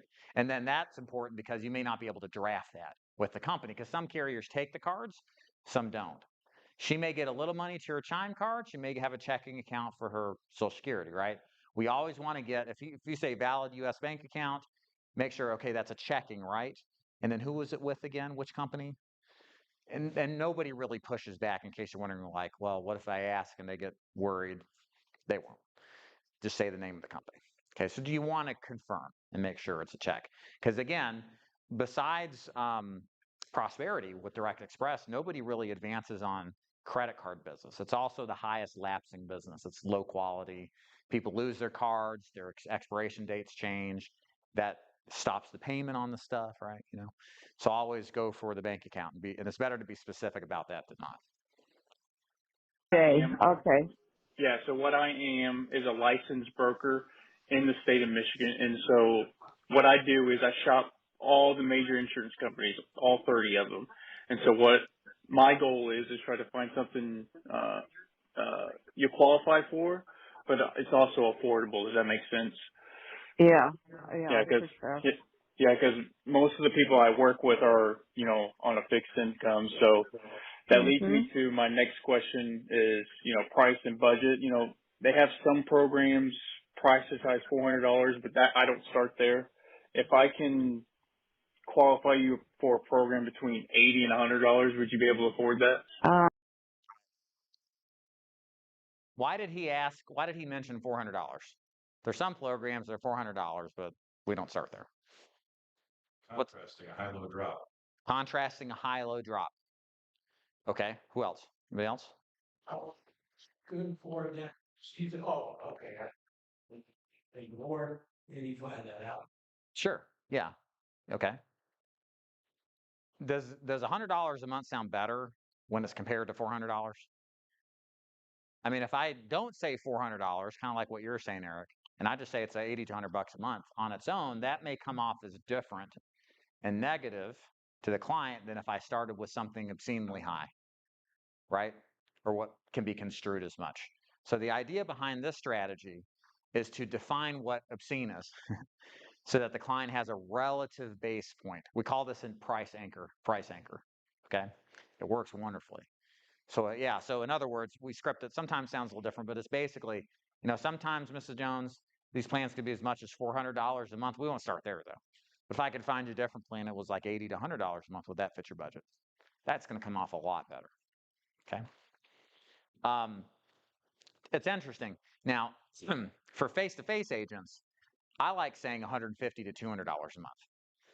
We have found for telesales that starting that high, 150 to 200, in our experience, gets more people hanging up on us. Like it's still in the realm of obscene to our clients. But we'll start at 80 to 100 as a starting point. And then when we close, there's ways to get a little bit more. And we'll kind of go over the pricing, good, better, best strategy to possibly hike it up a little bit higher. Okay. But I did want to make that point of differentiation for our face-to-face agents. 150 to, can you afford somewhere between 150 to 200 a month? So we start a little bit higher. And then for telesales, 80 to 100. Any questions on that? And we don't, and that's the other thing too, back to the quality of business. We don't push face amount. Like how much do you need? There's a competitive company or a competitor with us. They sell over the phone, they get free leads. Their strategy is, how much coverage are you looking for, Mrs. Jones? 10,000. Well, you want to be buried? Yeah. Well, you need more like 25,000. And they sell them on the amount of coverage that they need. Hey, prices are going to go up. 20 years from now, inflation is going to be crazy. 10,000 is not going to cut it. You need 25,000 a day. And they're pretty aggressive, as I understand, with it. Their average premiums are higher, probably $1,200, $100 to $120 a month is probably higher, right? But what you never will see with any production reports is what the persistency is and how much of that business sticks. And what I worry with selling these clients of ours for 10 plus years is that good salespeople can convince our clients to take something that they can't afford in 6 months from now because it's just economically impossible with what they have to deal with. So I prefer to focus on the budget because our clients live and die based off of what they think they can afford on a monthly basis. And I start from that standpoint to then justify how much ever coverage it's going to get.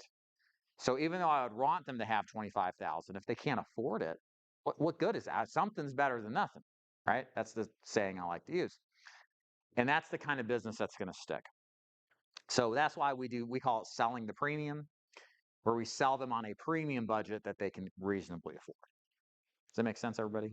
Highly recommend this. This is all I've ever taught. It works really well. Okay. 80 would be good. 80. Yeah, 80 or 100, I guess that'd be the top amount. Okay. All right. Is that a yes? Yeah. Yes? I feel like it's a yes, but she's committing to the policy. She didn't commit to a price. Okay, is it a yes to the price? Matt? Why not? That's a yes, isn't it? Anything but yes is no. Did y'all hear that? Anything but a yes is a no. So again, when you sell premium, like we're teaching here, you have to be in tune with what the client responds with. Because they're not going to want to lose face or be embarrassed and say, I'm broke. They're going to say, well, I think I could afford that. That's not a yes. Or I might be able to afford that. Right? Or I guess that's okay. Like, those are signs that somebody's likes the idea, but the price is too high. And instead of, my strategy is not to argue with the client, it's to just drop the price. Because again, this business is about what we call activity. The more business you write that's affordable to the client, the more people you'll help and the more money you're going to make. If you always think about the price first with our final expense clients, you'll be fine when it comes to the budget. So in this reaction, if the client's like, I guess I could afford that, my response is going to be like, hold up. I want to make sure you can afford this and it's affordable for you. So let's do this. What if we could find another plan that was somewhere between $60 and $80 a month? Would that fit your budget? And then what they're going to say is they're going to go from this kind of ambiguous, maybe, sorta, to like, yeah. And that's what you want to hear is, yeah, I can do that. You want to hear the confidence expressed. Okay? Very, very powerful, very, very important. Okay? Questions about that? Incidentally, what did we overcome here? The budget objection. So part of a good sales presentation overcomes objections before they become an objection. All right? You're already addressing the issues we know our clients would have otherwise. Does that make sense? Okay, cool. Let's keep going. What's that commercial on here that's $30 a month? $30 a month. What do you mean? You just saw a commercial? Well, yeah, I just seen it was on my iPhone. Oh, is that, you talking about the request? Yeah. Yeah, good question. And so we have programs starting as low as $30 a month. So that really all depends on age, health. So I don't know if this was our ad or if this is somebody else's, because sometimes a client will bring up, I saw that Colonial Penn thing for $9 a month and get you 10,000 coverage. You know, but you want to address this stuff. You notice he said, oh, what are you talking about? Oh, I saw this $30 thing, blah, blah, blah, blah, blah. And he addressed it accurately. Whether it was our ad, I don't really know if we're using that ad or not, or somebody else's. You do want to address that. It's as low, it could be as low as $30 a month, right? Could be higher, depends on what you get, right? And then just continue to move on. So like when you hear an objection, and this would be, I wouldn't say this is an objection, but it could turn into one, is to address it and then move on, right? So if they say something, you say, hey, that makes sense. Totally understand. What they mean is it was $30 or more. Then it just depends on how much you got. But let's go back. What was I saying? So who you want to leave this policy to, or wherever you were in your script, you want to pick back up and continue where you left off. Does that make sense, everybody? Like ASC, answer the objection, sell the reason why it's okay or you need to continue, and then continue or close depending on where you're at. That always works, no matter if you hear it midstream, the beginning, or the end. Okay. All right. Oh, okay. And all that, because the programs start at 8 for people age 50, and then it goes up to 85 as well. So it all it depends on those factors. Yeah. So there's criteria for that. Yeah. Exactly. So I got your price range, 80 and 100. So do me a favor real quick. Grab a pen and paper for me, okay? Okay. You take your time. I'll be right here. Okay. So the first number I want you to 5 minutes and 45 seconds in. We're already closing. Write down is for $15,000 in coverage. Mhm. And that's going to be $98.74 per month. Okay. Mhm. And I'm also writing you down as well. And then the second number is going to be for $12,500. Okay. And that number to the right, I want you to write $82.71 per month. $72.71. Okay. Mhm. So are these the two that you're suggesting then? Oh, I got one more number for you. I like to get 3 okay. options. Yeah. All right. Okay, and just let me know when you're ready. Go ahead. Okay. And the third number is going to be for $10,000, and the number to the right of that, I want you to write down $66. Okay. per month. All right, so this is our 3 option close, classical close. Nothing we are doing is unique or different. Good, better, best. And the numbers in this range are in the range of what the client gave us. She said 80 to 100. Jay gave right at 100, right at 80, and then probably 66 and change, right? So do you have that mic? Let's pass that mic to him, and then go ahead, Eric. When you do the 3 options, you start with the low price first and then go higher, or Yeah, the it's other way weird. around? Jay, we asked that in Houston. I don't remember what his response was, but he goes high to low. I usually go low to high. We'll start at 10 and work up to 15. And do you find that affects the final decision, or do they usually just pick the middle either way? Yeah, so here's strategically here. So why do we do 3 options? Because most people pick the middle, right? That's what most people choose. But you also have an escape route if they're being cheap and they don't want to buy as much and they get the first option, or if they're better buyers and they want to buy the higher option. Now, one thing that Jay doesn't do, we talked about this in Houston when we went, was that I like to do the following. If they give me 80 to 100, the first option is around 80, the second option is around 100, and then the third option is what I call a stretch goal. We'll take it an interval higher to go to 120. And the reason we do that is because maybe they could afford that. They were just being conservative, but then they heard about what we've got, they like it, et cetera, and then maybe we can get to 120, right? Because we started at 80 to 100, that was arbitrary. That's just something we came up with. That doesn't mean they couldn't afford more. So I like to give them that option because it still keeps in that range that they also gave me as well. Eric? What's your philosophy on this? A friend of mine who sells does the 3 options, but then he also says, and he throws out, and just want to let you know, if you ever did want to do this, this is the maximum. And he says about 1 out of 1 out of 10, 1 out of 20 will take that higher. But is there a danger to doing that? And That's a lie. That's a lie. What? Oh, they don't ever take it? No. I mean, this is the maximum. Is he saying that this is as good? Like, what does he mean by maximum? So like so what he'll do is he'll do the 3 options, but then he'll also say, but please write this down as well. And he'll do like the 30,000 option that it caps out at. Oh, for face okay. value. He gives a 4th option. Yeah, a 4th option where it Okay. says, but this is like if you ever want to add on in the future. I see. Okay. And some of them do take it. Okay. I see what you're saying. My impression of what you're saying is he was suggesting that those 3 options was the maximum that they'd ever get. Most people go with these, but then if you ever want the max. Yeah, but you're saying if in this case there's a 4th option, here's the max if you wanted that. I don't have a problem with that. And it won't really affect placement, persistency, or the flow? I don't know. Yeah. I mean, I've been here since 2011. I've had chargebacks, but none have decimated me like other agents. And all I know is I sell based off of how affordable it is. I'm not greedy because I know there's plenty of prospects out there, so I tend to trend that way. Good question. Anybody else? All right, let's close this and then we'll bring Alyssa and Great Western up, talk a little bit about pre-need. Okay. 66. And Yep. how much? 66, 68? Yeah, 6668. Okay. Yeah.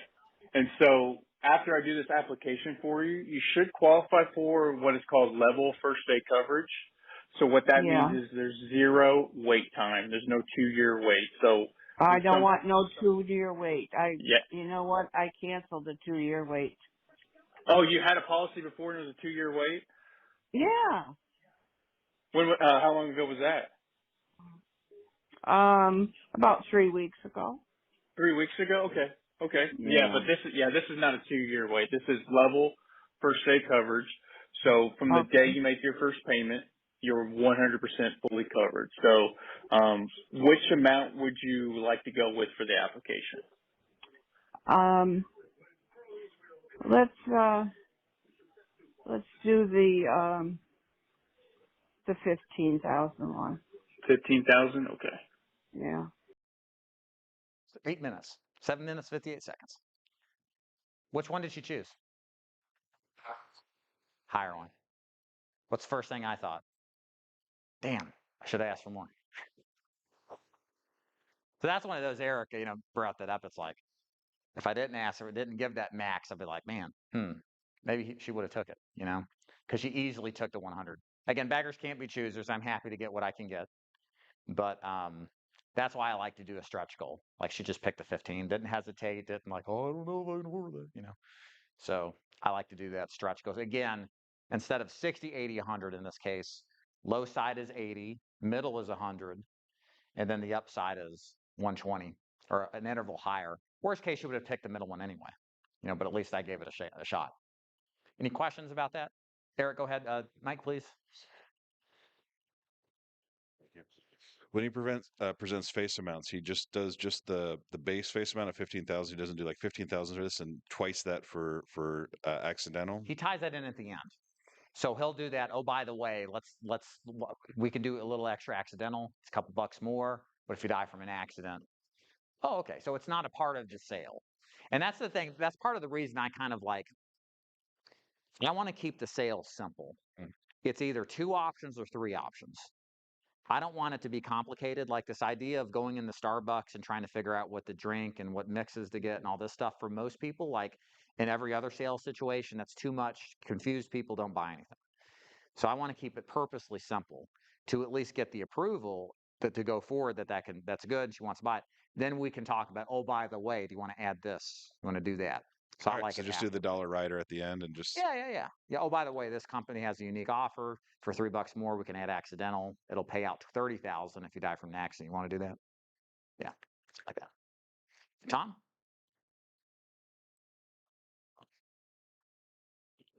Did he ever ask why? Like, No. yeah. What didn't he do? Good question. Why did you send this in? Yeah. Why are you interested? Did something happen? What else? What else didn't he ask? Benefit? There's no who are you going to leave? That's it probably to? coming. Oh, okay. But yeah, I mean, usually we like to ask that. Who's your beneficiary be? Why do you need this policy? What happens if you die and you don't have coverage? Do you have existing coverage? Well, she kind of implied she didn't. So it's interesting. I don't know if this is one of Jay's earlier calls or one of his later calls, but when we say get to the point, I mean, Jay's like, you got it. We're down to the point. We just get to it. Now, part of this too is if they have coverage already, we will shorthand a lot of this conversation and not talk about why you should get coverage because you've already got it. We presume they already know why they have coverage and why it's important. So we don't go into a protracted reason why, but maybe that's why he didn't do it here because she already had coverage. But that kind of came later too. So I'm confused about that myself. So, but I know that's something outside of the norm. Usually there's some value building to some extent. Questions?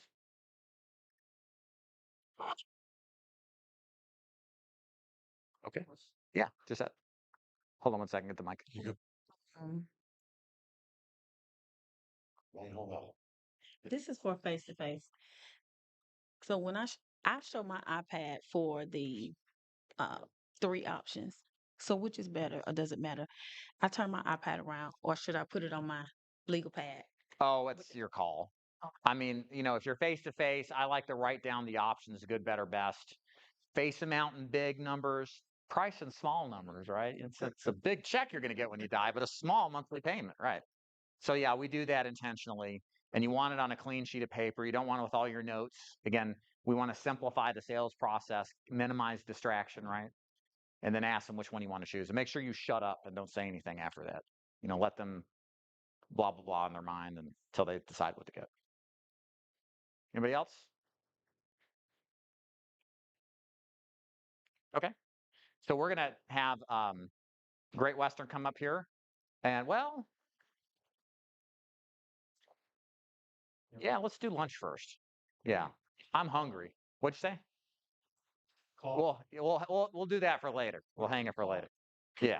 We've got our Chick-fil-A here, so let's take a 30-minute break, and then we'll get back, and then we'll talk pre-need, and then we'll definitely jump back in and start talking about the close, and then get into some of the script training. Okay. All right, guys. Thank you. We're going to have Great Western up here to talk about an interesting new product. It's not new, but it's new to you guys, most of you. It's called pre-need. Some of you may have heard of that from funeral homes, the policies that they sell. A lot of people think that you can't sell this outside of the funeral home. This isn't the case, actually. And what I'm going to have here is Great Western come up here, talk about their product, and give you more information. So we got Michael and Alyssa. Say hello. Give them a hand. All right. Okay. Yeah. So why don't you guys start off by introducing yourself and come over here a little bit more in the picture, sort of. So we'll figure this out here, so we won't get blinded. Yeah, my name is Michael Hartman. I am with Great Western. A lot of you have been doing Final Expense and might have already or have heard of Great Western. They were, I think he mentioned earlier, the gentleman that was speaking for Prosperity. We were kind of in that same category with that three-letter company. We only have that guaranteed issue product. But we also have a pre-need product. But I've been doing pre-need since 1994. I'm in my 30th year working pre-need. You'll learn a little bit more about that, but I'll let her introduce herself first. Hello, my name is Alyssa Smith, excuse me, and I have been in life insurance since, oh gosh, the early 2000s. And I only discovered pre-need this past August. I'm an independent agent, just like everyone here. And this opportunity crossed my path, and I found out about it through Great Western. So let's define pre-need. What is it? How does it work? So we can differentiate between that and final expense. Okay, so pre-need. I want to start off by saying pre-need is not a final expense replacement. That's not the point of it. We've seen a lot of people really see it as a supplement because it's not for your folks like you heard that actually that would be a good example, but someone that needs a $50 a month pre-need is not going to be do that. So traditionally pre-need has been done through a funeral home. So somebody experiences a loss in their family with somebody close to them that they had to maybe be a part of arranging that funeral. And nothing starts somebody thinking about their mortality greater than a funeral. When you're sitting there, oh my goodness, what would I do if this was me? Or they're sitting in an arrangement room taking care of mom's funeral going, this is horrific. This is awful. I don't want my children going through this. How can I take care of this in advance? So typically that's how it all started is it was done through the funeral home. The people at the funeral home took care of it. And over the last probably uh, 40 years or so, it's kind of morphed into kind of agencies are now into it. Agencies are very big in our space, in the pre-need space. Uh, and it's allowed us to expand product offerings. We actually have 2 new products coming out as well. We have our Hallmark product, which I'm going to talk about here in a minute. But that was traditionally how it was. And that's why a lot of people still think today, in fact, there's probably a large, is anybody even in here familiar with it, heard of pre-need, know anything about it? That's why. Well, I know Yeah. Gisette does because she actually went to, we're going to talk about that a little bit, went to a couple of funeral homes yesterday. So Michael, what makes pre-need different from final expense? I think that's an important thing to distinguish. So the difference between the two, I would say at a high level, is pre-need it is a guaranteed issue product. There is no knockout. They could tell you I was just diagnosed with cancer yesterday and started chemo, and they still can get coverage, and it will not affect their premium, will not affect your commission. It's pretty simple to write. It's field underwritten. You send it in, it gets issued the way you wrote it. 2 health questions, 2-year look back. It's pretty simple to write. Obviously the guaranteed issue aspect of it is a big point of it, but I would say probably the biggest benefit to it is persistency. That is probably the word you'll hear the most in the pre-need world is persistency, because in our space, persistency pre-need has enjoyed kind of that luxury of probably 93 to 94% persistency because they're not just buying an insurance. It does take a little longer in the home. You may spend a little bit because you're going to be talking about planning. They're not just buying an insurance. They're also taking care of something that relieves a burden. It's an emotional decision, which, as you all know, an emotional decision is a whole lot harder to get rid of than a financial decision. So it is emotional, and it just tends to stay on the books when it's done as a full pre-need, which I'm not going to do pre-need training in here today, but when you do a full pre-need, which means you did a planning through a funeral home, they know that funeral home. It's down the road because you'll build a relationship with a local funeral home.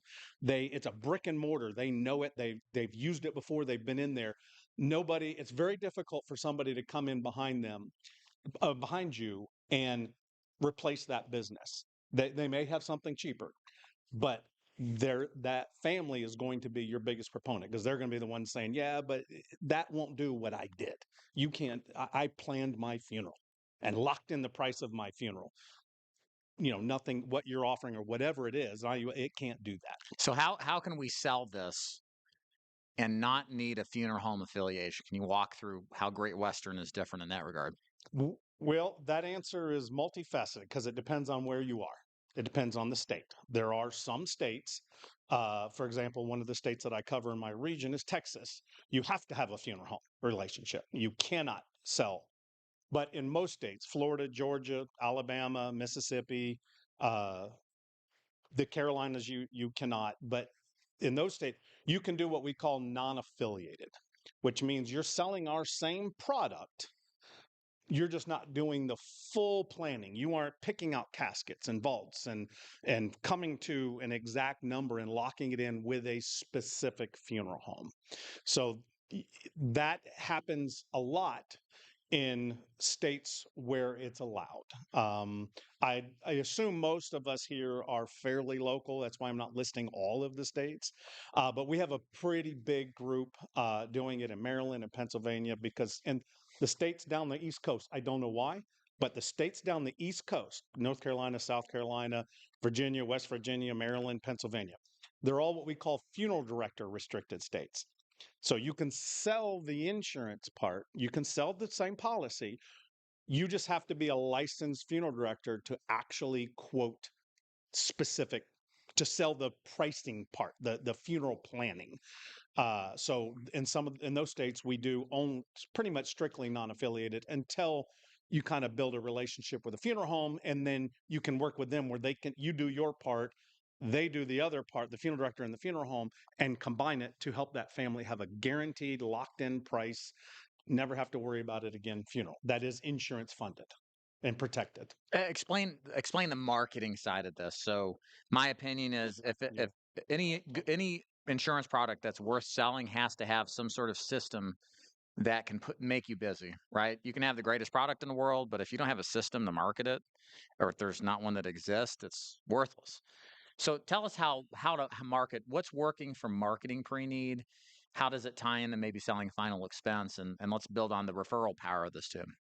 So for me, with marketing, I do it the same way I did with final expense. I'm a Medicare agent as well. So I sell pre-need to my existing clients.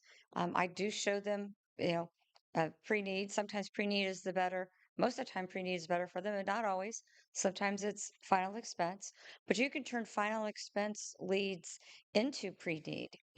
As David likes to call it, the calculator objection. Yes.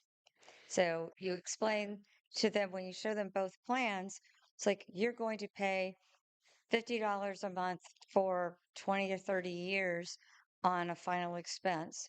On a pre-need, it's set for a specific amount of time.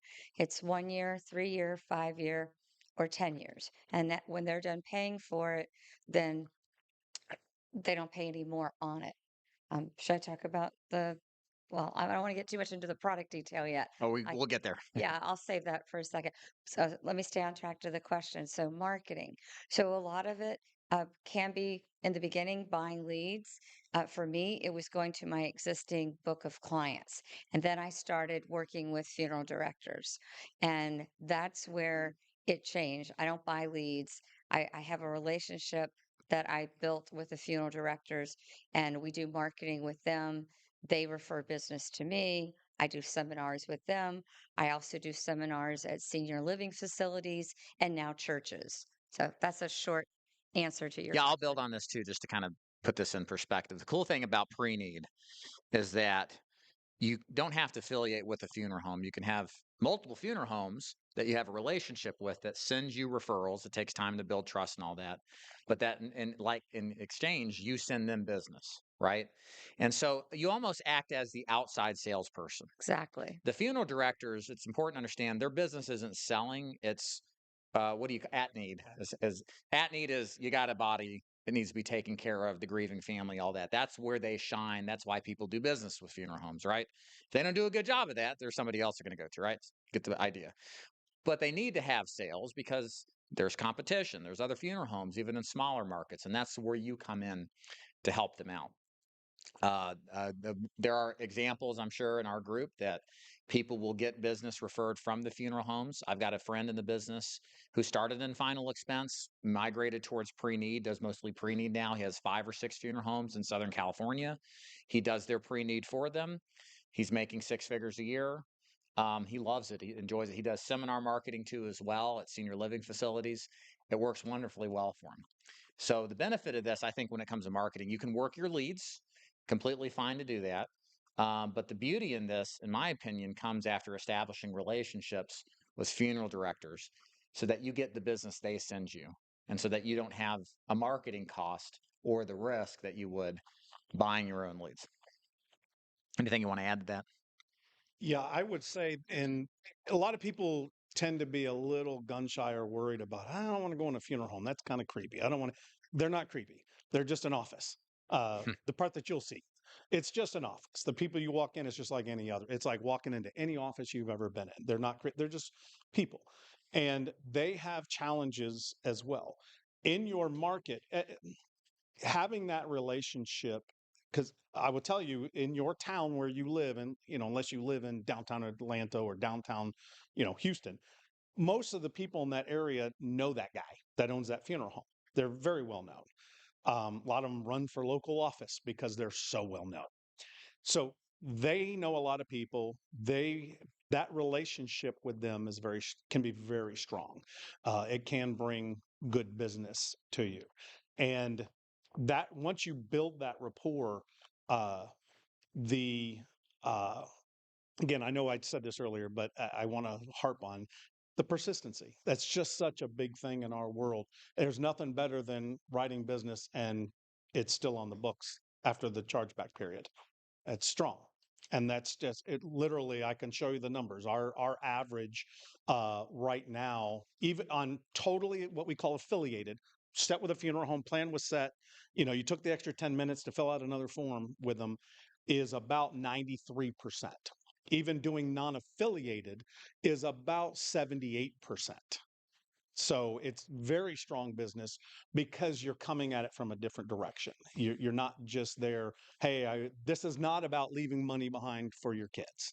That's not what this is. It is very, very specific.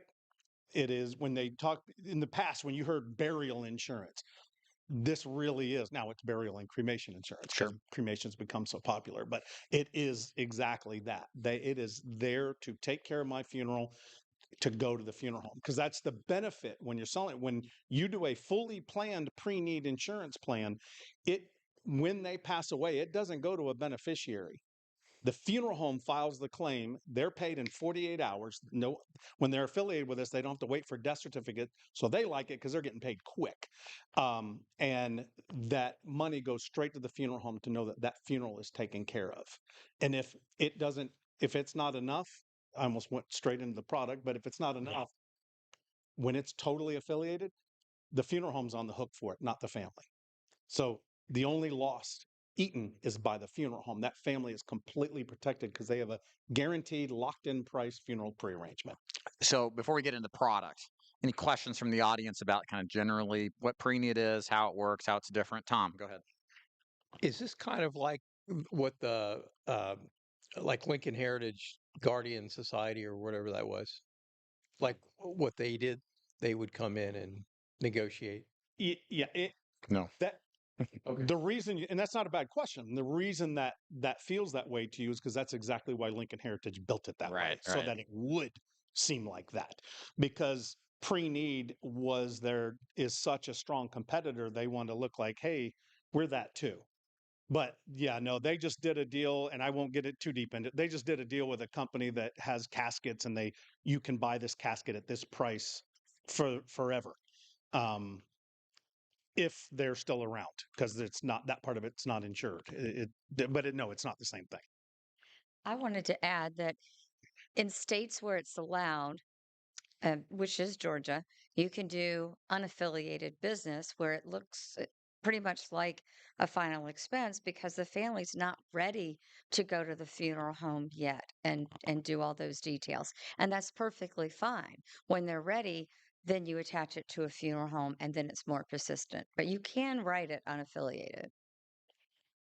Okay, so let's get into product because I think this is where Great Western shines. Explain how the product works. I can turn that back on for you if you'd like.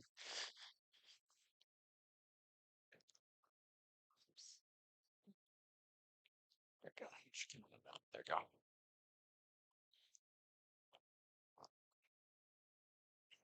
go. Okay, so what makes now this is what I'm talking about is actually even in our space, in the pre-need space. I know it's very hard to see, but you'll all get this form as well. But in our pre-need space, the way that pre-need works, all of the carriers have a product and they all have a growth rate. The reason they have a growth rate is to offset inflation for the funeral home. Because remember, they take a fully funded pre-need plan with planning. They're guaranteeing that cost to the family, that this is it. And if the price goes way, way up, you don't have to worry about it. The funeral home's eating a loss. Well, the way that it works is they have a growth rate. Now, pre-need products have ranges. Some of them have 2 or 3 different growth rates. We have 7. But we're working off of the national average. The national average is 1.5%. So that means if you bought somebody bought a $10,000 policy and it stayed on the books for 10 years, their death benefit is now $11,500. It grew at 1.5% for 10 years. That's rudimentary because it grows off of not the original face. It grows off of its own growth. But let's just call it 1,500. So the funeral home will get 11,500, not 10. So the challenge, though, when you're sitting with a family, and this is true in final expense, if they live long enough, they're paying more than the face. You sell them an $8,000 policy. If they live long enough, they're paying more than 8. But what do they get when they die 30 years later? They still only get 8. In our world, they get a little bit more, but it's a challenge for a lot of funeral homes because they have to eat a loss on the majority of pre-needs turning at need. Means a pre-need policy, the person died. They eat a loss on the vast majority of them. So several years ago, Great Western was actually founded by a funeral director. He's still a client, has a chain of funeral homes in Utah. He's still actually our largest funeral home client, even after he sold it to us. Well, not us. Not me, is what I mean. So all of these products were built with the funeral home in mind. He just stepped it up a notch back in 1994 and created our Voyage product. And it, again, was with the funeral home in mind, but it provides a huge benefit, makes it really easy to sell when you're sitting down with a family, because every other company in our space has this 1.5% growth. Family sitting there on a calculator. Okay, I just did $8,527, whatever it is. And I'm paying in $14,920 when I'm done. What gives? And all their only answer they have is, yeah, buts. Yeah, but you got this all done and your family won't have to. Yeah, but you've locked the price in. Yeah, but. Well, our Voyage is a return of premium product. Every penny they pay in premium, they get back in death benefit. Every penny. There's no cost of insurance whatsoever. So in this example is of a $7,000 policy on a 71-year-old. Notice it doesn't say male or female because we don't delineate between the two. It's 5-year age bands. Everybody from 71 to 75 pays the same premium, male or female. There's no smoking question, no wheelchair, nothing. It doesn't matter. Everybody's premium is the same in that age band. If they say yes to a health question, it does not change the premium. It does not change your commission. It doesn't change anything. So there's no there's no difference, and I'll explain what this is. So anyway, this gives you an example, 7,071-year-old, and the most you can go is 10 years. So I'm going to go out to the 10-year. After 10 years, this has grown to $8,050 with a typical product at 1.5% growth, $8,050. That same policy with us, their death benefit is $16,440 because that's what they pay in premium. They get it all back. So the funeral homes love this. It makes it very easy to get meetings with funeral homes and talk to them about the product and them say yes, because they're looking at this going, yeah, but in 10 years, that 7,000, that's going to be a $10,000 funeral. I got to eat $2,000. With here, they get their full $10,000 and they get to hand the family a check for $6,440, which makes them look like a hero to that family. And they're going to go tell everybody, you got to go down to Josette's funeral home because you're not going to believe what happened. Mom took care of this and we got a check back, which never happens, by the way, in the funeral business. They're not keen on giving money back. So that's, I'm going quick. I'm giving the highlight bullet points of it. 10 years, the longest they can go. It is basically like a limited pay whole life. They keep it forever, but they don't pay for it forever. Everybody get the idea here? Like the beauty of this is inflation protection. Yeah. Right? Like, which has marred the funeral business like so many others. This protects the family even better. I mean, 1.5%, and that's always was my objection rebuttal against hearing pre-need in the field was, yeah, why are you paying $20,000 for a $10,000 funeral when you add up all the premiums? This is what you would see. And it just doesn't make any financial sense. Whereas this is way much of a better deal. You're doing way better for your client and helping the funeral home. And like, it's a win-win for everybody. Yeah, it's an easier answer when you say, no, you are paying more, but it's all coming back. Yeah. You know, it's like paying your house off over 30 years and the bank calls you and says, hey, we love you, man. We appreciate the business. Here's all your money back. Yeah. It's pretty strong story to tell a family. It eliminates a whole lot of objections. So pre-need, and I'll back this up before the pre-need though, as you can imagine, if you're paying it off in 10 years, because you're cramming it into a smaller period of time, the premiums are not going to be the same as final expense. So if you're sitting with a family and they're like that example, she chose $10,000 for $98. I didn't remember how old she was. I'm ballparking, but if she was 65 years old, you know, it's not going to be $98 for 10,000. It's probably going to be $140. But if you deal with somebody that's guaranteed issue, they're on oxygen, they're in a wheelchair, and you got nothing but a guaranteed issue, it will not be that different. If they're over the age of 70, it'll probably be within $12 a month, but a much stronger product. Yeah. So real quick, there's two products with Great Western. There are two versions: the guaranteed issue, no questions asked. The 10 pay is probably the most. So you pay it on 10 years till it's paid up. That's for 0 to 80. Is that correct? 0 to 80 for the 10-year. Okay, and then there's a level plan, and there's only 2 health questions, guys, to get first day full coverage, and it's not hard.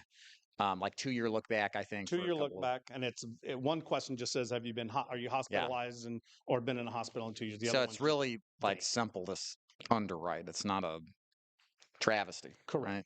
So and it's not checked. There's no. We don't even do. There is no MIB check. There's no nothing. It is field underwritten. The way you answer it on the application, it's a one page, but it's on 2 pages because there's nothing on the back. It's a very simple application. You can fill the application out in 3 minutes. Questions, guys. We're going to open this for questions to wrap this up. Anybody got any questions? Let me come over to Hal first. Hold on one second. Excuse me, Tom. Thank you, sir. Yes, I'm sorry. What happens if the prospect passes away before they pay off the predetermined amount of time? It depends on how they answer the question. If they were first day coverage, then it's insurance. It works like any other insurance policy. They stop making the payments because they passed away, and Great Western pays the family the death benefit. If they passed away, if they were not first day coverage, then it's a percentage of the face amount. That's what I was trying to say. Thank you. And it goes up every month. So it's basically like 2.5% of the face. Everything in the pre-need world is face amount. If you call my agent support and you talked about AP, they would say, "A who?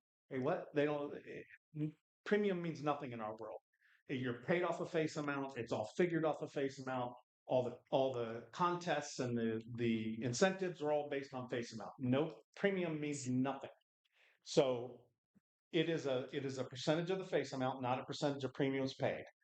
So if they had a $10,000 policy and they died in month 2, they would get 5% of that $10,000 as a death benefit, which if they were doing premiums would be far more than what they've paid into. They're always ahead of the game.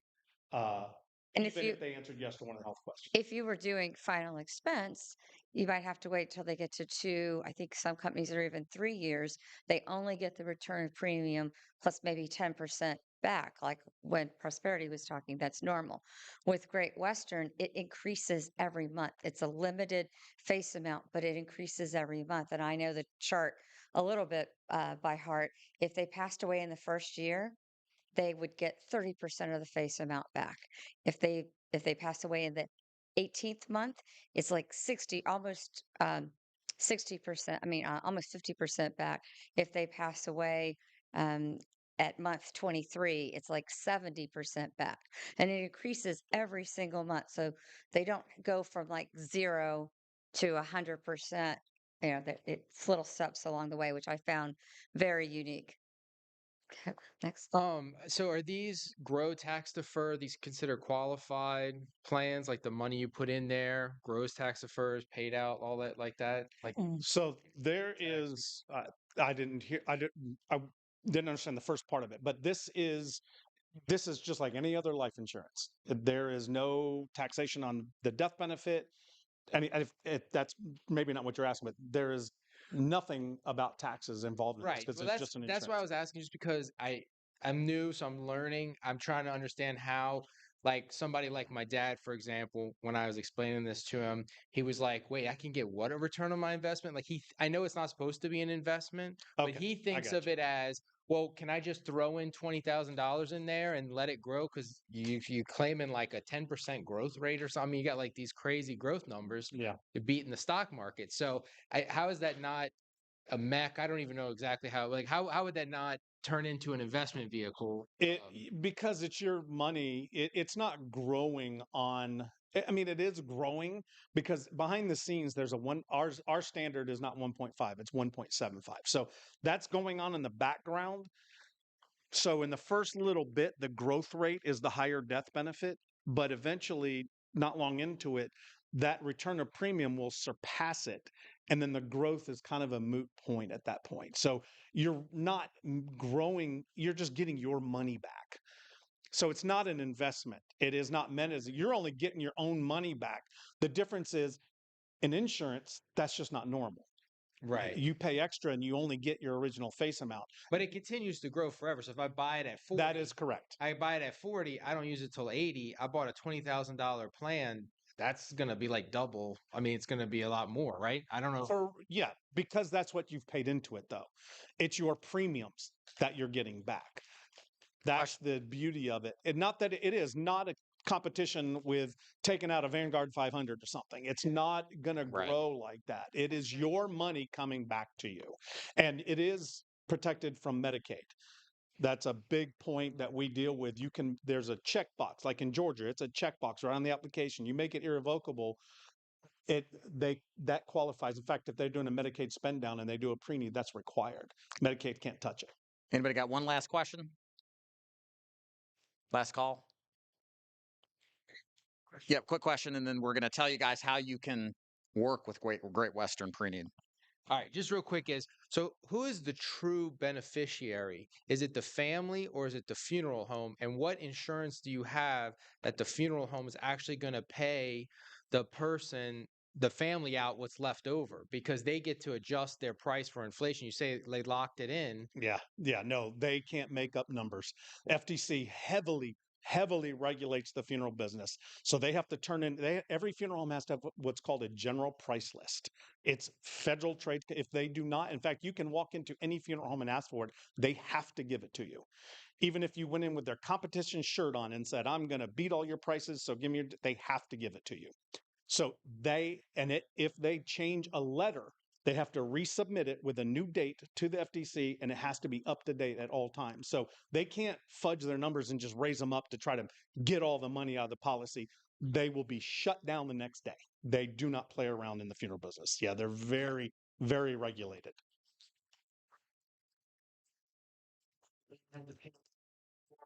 That's the point.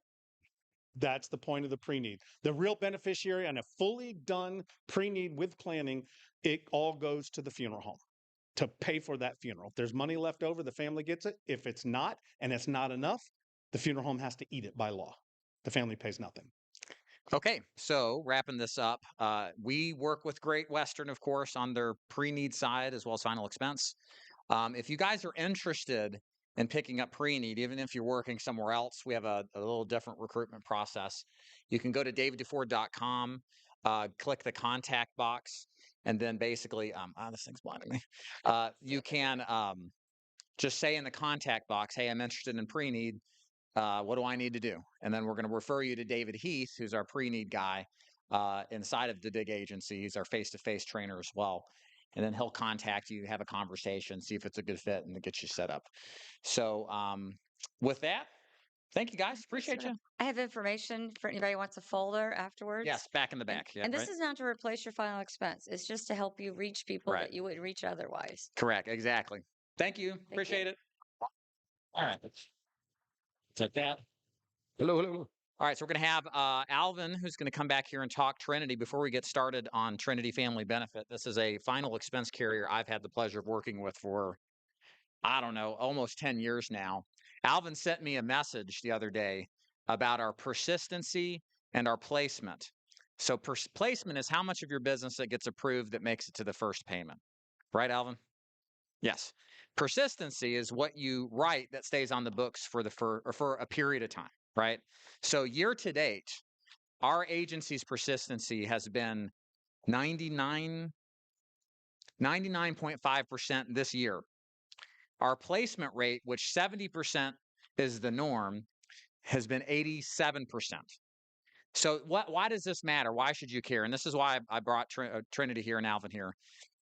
When you have a carrier that places business at a very high rate, and when you have a carrier that stays on the books at a very high rate, you have less of the biggest problem that causes more heartache and issues in this business, which is called chargebacks. Okay.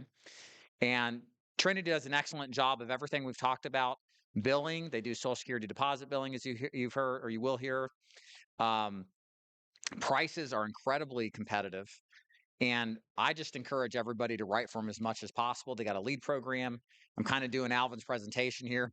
Probably should wait for him to do it. Yes, I'll just be up here. I'll sell it for you, right? So we're going to pass around some presentations. Hey, Chris, can you help? Whatever Alvin wants, it'll be fine. I'll No, Chris has got it. I'm paying him to be here. He's sitting around doing nothing. So there you go. Finally, somebody yell on him. He's a salesman. They just talk all the time now. That is. Yes, very nice. Very, very nice package. All right. All right. So everybody give Alvin a warm round of applause. All right. Thanks, sir. Yeah. Are we miking up today or anything? Yeah. We are. We're going to do one of those lines. Oh, you were going to use that. Okay. Okay. I didn't know for online. And then where should I plug this in? It's right here. They can hear it.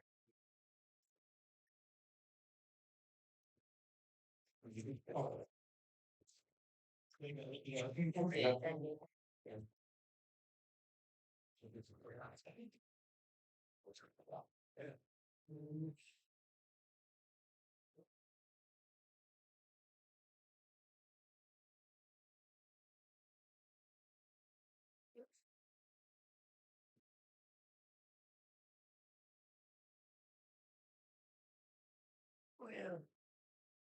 You know, power plug?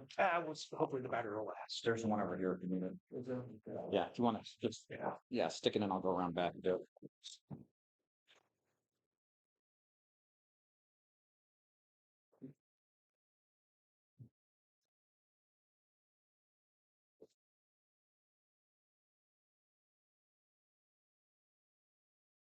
All right, now let this quit working. We'll cut the lights in a second too. It's fine. I'm just trying to figure out why this quit working.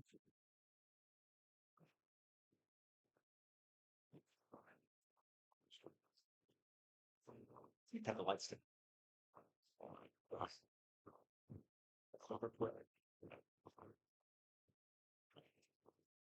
right. We're Everybody ready. hear We're me good. okay? Yep. Is this on? Okay. Yep. All right. And I apologize. My little clicker was working 30 seconds ago, and now it's not. So, but we can make do without it.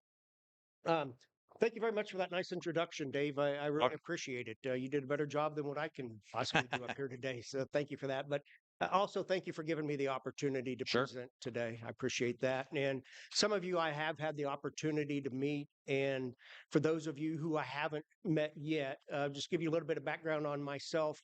I too started my career as an independent agent. So I've been in your shoes. I've given hundreds, if not thousands, of presentations, supported my family on commissions. And one of the only reasons why I'm mentioning that is I know for a fact that the more comfortable you are with a particular company, the more you want to do business with that company. So thank you for your time and attention here today. At Trinity Life and Family Benefit, we specialize in smaller faced, simplified issue, term life, whole life. We're well known for our final expense, which is what I'll talk about mostly today. But we also have a family of fixed traditional annuities that are just a little shorter term, more liquid than many fixed annuities being offered these days. But you're maybe wondering, well, of all the life insurance companies out there, why build a relationship with Trinity Life and Family Benefit? So I thought I would maybe share with you some reasons what other agents tell me. And one of those is the ease of doing business. And what I mean by that is who's going to issue your policies? You know, David talked about that a little bit ago about placement ratio. Why is the placement ratio so important? So, you know, who's going to issue your policies? Who's going to pay a fair commission? But as probably more important today than ever is who has the tools in place to help you keep your policies in force so that way you make more money over time. And that's what we obviously in the insurance business we call persistency. And with Trinity Life and Family Benefit, we do have 3 different ways to submit a final expense application. We have your old-fashioned paper application, and that is done with face-to-face because your client has to physically sign the paperwork. But we also have a paperless, or what I call our telephonic application process. We voice record the signatures, and then we have an e-application option. And on the e-application option, you, the agent, have the choice whether you want to complete it via DocuSign or if you want to complete it with voice signatures, totally up to you and your client. Regardless of which form of the application you use, though, they're all going to require at least some form of a telephone interview. And we do telephone interviews on final expense for 3 reasons. One of them is to give you that point of sale approval or decline. I want you to know before you leave your client's house or before you hang up the phone with your client how that policy is going to get issued. Because if you think about it, when next week, we would rather have you writing us up a new app with a new client instead of having to go back to that same client, say, no, I'm sorry, we got to do something different. Or like my experiences in the past as an agent, sometimes you can't get back in front of them, especially like on a telesales call as well. So that's one of the reasons we do the telephone interviews is the point of sale approval. And you can get that with a lot of e-apps with most companies these days as well. But the second reason that we do a phone interview is so many medications these days are dual use, or they're called dual purpose medications. You know, medications these days, like a gabapentin, can be prescribed for a host of reasons. Well, when we have your client on the phone, we're able to ask your client, well, why are you taking that medication? Why was it prescribed? So what you'll find is that's what helps with that placement ratio. We're able to issue some medications that other companies have to just program their computers to just flat decline. But we have the ability to ask your client, why were you prescribed that medication? And the third thing that phone interview does, and as agents, we sometimes don't realize this, maybe until it's a little bit too late, but that phone interview protects you. And what I mean by that is we get calls from clients, family members, sometimes attorneys, sometimes the Department of Insurance. And when we give them a copy of that phone interview, and it's the applicant's voice applying for life insurance, you hardly ever hear from them again. I had two of them just Wednesday.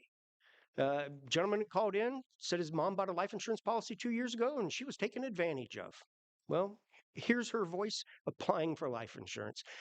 A little bit later the same day, had a lady call in, say, I didn't authorize this. I didn't apply for life insurance with your company. Well, isn't this your voice? You don't hear from them again. So that's the other thing it does. It helps protect you, the phone interviews.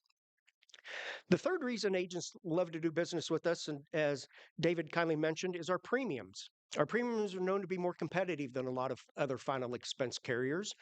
And the importance of doing business with a competitively priced company is one, is that not only is it easier to sell, but more important, it's harder to replace. Because when you sell write up an application today, chances are somebody else is going to be knocking on that same client or calling them in 3 to 4 months. And if an agent put them with a more expensive product, it makes it real easy for that other agent to say, why do you want to pay a higher price for the same amount of coverage? So don't give them that opportunity. The other thing that the competitively priced premiums lead into, or what David talked about earlier as well, with the higher persistency. You will find your persistency to be higher with Trinity Life and Family Benefit for two reasons. One is the premiums are more competitive, making it harder for other agents to come in and replace you.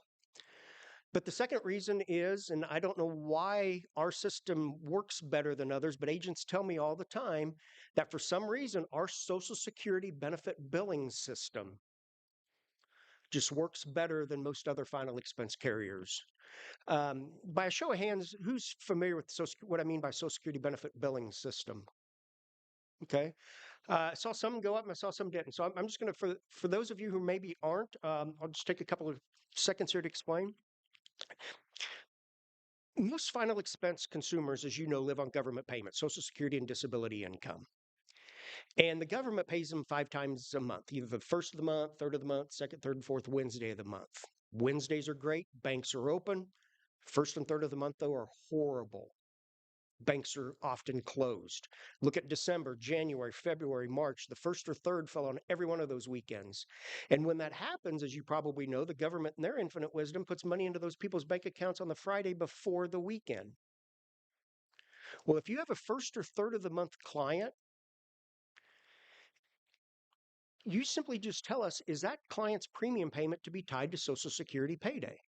If you say, yep, we will draft on Friday. If you say, nope, then we'll wait like some other companies until Monday. The challenge is with companies who don't do the Social Security, they'll wait and draft it on Monday or Tuesday after the weekend, and not all your clients, but a good chunk of them, the money's going to be gone because they know when they get paid. And not all your clients, but a lot of them, they walk down to that ATM on Friday night or Saturday, and they're going to pull out everything but $5 in cash and use that as their walking around money for whatever they want to spend it on for the rest of the month. So our agents don't have that issue because we have the higher persistency. We have a good true Social Security billing system. What it does is it's designed to help us beat your client to the bank. Another reason agents like us is we have a 45-day requested effective date, not 30 days. So if you're out visiting with a client tomorrow and they say, you know, hey, Monet, I need my premium drafted on the first of the month, but can we wait and start in June? My May money's already spoken for. Got to buy the grandkid graduation present, whatever it might be. Other companies, sorry, that's more than 30 days from tomorrow. Trinity Life Family Benefit, not a problem. It's within 45 days, write them up. You also have direct access to marketing, contracting, commissions, and underwriting. For example, if you call our home office during business hours, you don't push 1 for the boardroom or 2 for the bathroom. You actually get a person that'll answer the phone. So we're very accessible from that. You also is service after the sale. This is something, again, I can't stress how important it is, especially in today's times, more so than ever. A great example of this is past due premiums. Most often, you as the agent can simply send an email to Policy Owner Services or do a 3-way call with your client on the phone. Okay.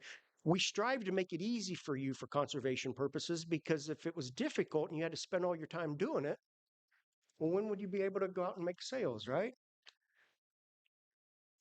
You also have online access to all forms, quotes, issued and pending. You can see your commission statements for the last 2 years.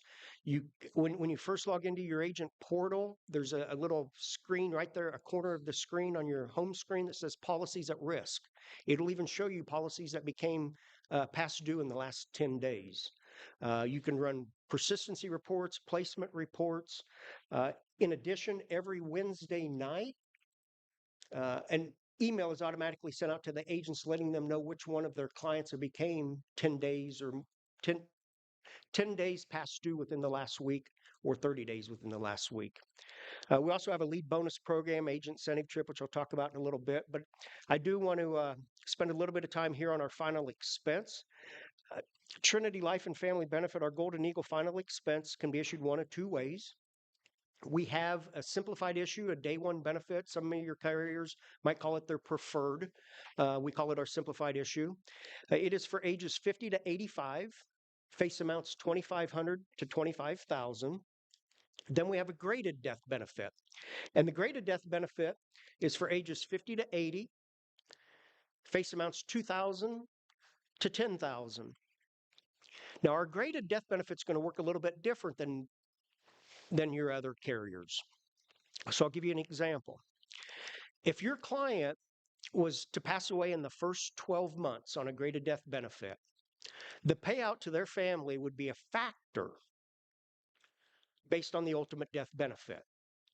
And that factor is going to be based on male, female, tobacco, non-tobacco, and issue age. You'd find the factors in your agent guides, or the rate calculators will calculate them for you. But I'll just give you an example. Let's say the factor is 0.2. And if it's a $10,000 death benefit, if your client died, say, in the second month, the family gets a check for $2,000. So it's, in a lot of situations, it's better than return of premium plus interest like some companies do. If they pass away between months 12 and 24, it's a minimum of 50% of the death benefit. Some of the older issue ages will be a higher percentage. And then if they pass away in months 24 and beyond, it's the full death benefit. Just about every final expense carrier these days has some type of a rider to help the sales sizzle. And what we have automatically built into our final expense policy, it's at no additional premium. Matter of fact, the policy won't even print without this rider, is an accelerated living benefit that can be accelerated one of two ways. Either your client is diagnosed with a terminal illness of 12 months or less, or permanent qualified nursing home confinement. So let me ask, what's the main reason why people buy final expense? Absolutely, pay for their funerals. And what do you think the chances of your clients ending up in a nursing home before they die? When that happens, are they going to be able to write a check every month, or are they probably going to end up on Medicaid? And Medicaid, as you know, in most states doesn't really allow them to hardly have any assets. Most states, I think, is capped at like $2,000. Most states only allow them for like $30 in monthly income. So unfortunately, a lot of times those individuals end up losing their life insurance or have to cash it in. However, Medicaid in most states allows for prepaid funerals, like what Great American was talking about, all right? So if your client had a Golden Eagle with Family Benefit and Trinity Life Insurance, and their doctor, not our doctor, their doctor certifies that they're going to remain in a qualified nursing home for the rest of their life, they can accelerate the death benefit. Now they have the money to go prepay their funeral, which is why they bought the policy to begin with in the first place, correct? Now, I do want to make one little note here. Obviously, this is a life insurance policy. It's not a long-term care policy, okay? But what the rider is designed to do is to give your client access to the money maybe when they need it most, and sometimes that's not always at time of death. You did hear me make the comment. One of the things I love about it is no additional premium. So what that means is if your client doesn't use it, no harm, no foul. It didn't cost them anything, right? Now, if they do exercise the rider, that is then when they would pay for it. Now, we're going to make two subtractions off their death benefit if they accelerate it. One of them is, as you know, insurance companies make money on interest earnings. So if I'm actuarially paying that death benefit approximately 1 year in advance, I no longer have that money to invest anymore, right? So we're going to subtract 7.4% of the death benefit. Then their doctor is going to charge us for filling out our form, copy of the medical records, etc. So we charge a flat $250 administrative fee. So on a $10,000 example, you'd have $740 deducted towards off the top, 7.4% of 10,000. Subtract another $250, they'd get a check for $9,010, roughly 90%. Most states, you can have a respectable funeral for $9,000. Okay, but roughly it'd be about that 90% of the ultimate death benefit. We talked earlier where I'd mentioned that we do a telephone interview on all our final expense applications. And we use a company called Agenecy. A lot of agents also know them as MRS, okay? But we talked about, we have that paper application, and that is for face-to-face sales. We have a telephonic application that can be face-to-face or sold over the phone. And then we have an e-application that can be sold face-to-face or over the phone as well. Go into a little bit of detail about the differences of these. Okay, on a paper application, and for those of you who have not seen our application, you'll notice it's a one piece of paper, front and back. Okay. Then we have a bank authorization form and a disclosure form, but it's just one piece of paper. But on the front of that piece of paper is going to be the telephone number for MRS. And when you call in, they're going to ask you a couple of questions about your client.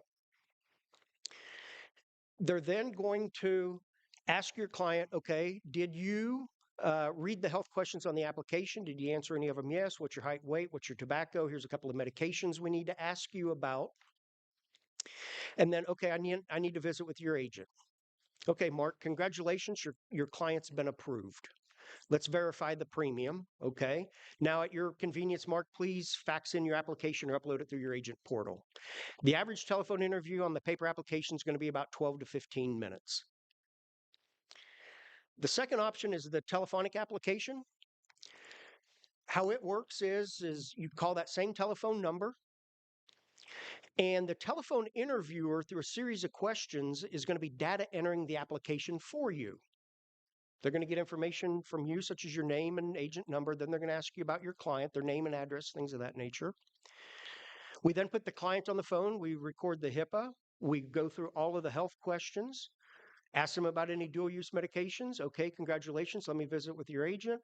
We visit with you, verify the premium. We then get from you, the agent, the beneficiary bank account replacement information. And then we voice record the signatures. Okay. The third option, the telephonic app. The only real disadvantage of that telephonic app is it's a longer phone interview. It's going to be on average about 25 to 30 minutes. Okay. Then on the e-application, how it works is you log into your agent portal, you click on e-apps, it'll then take you into the e-application platform. You're going to data enter a little bit of the information about your client. And then if you are face-to-face with your client simply types to sign their name for the HIPAA.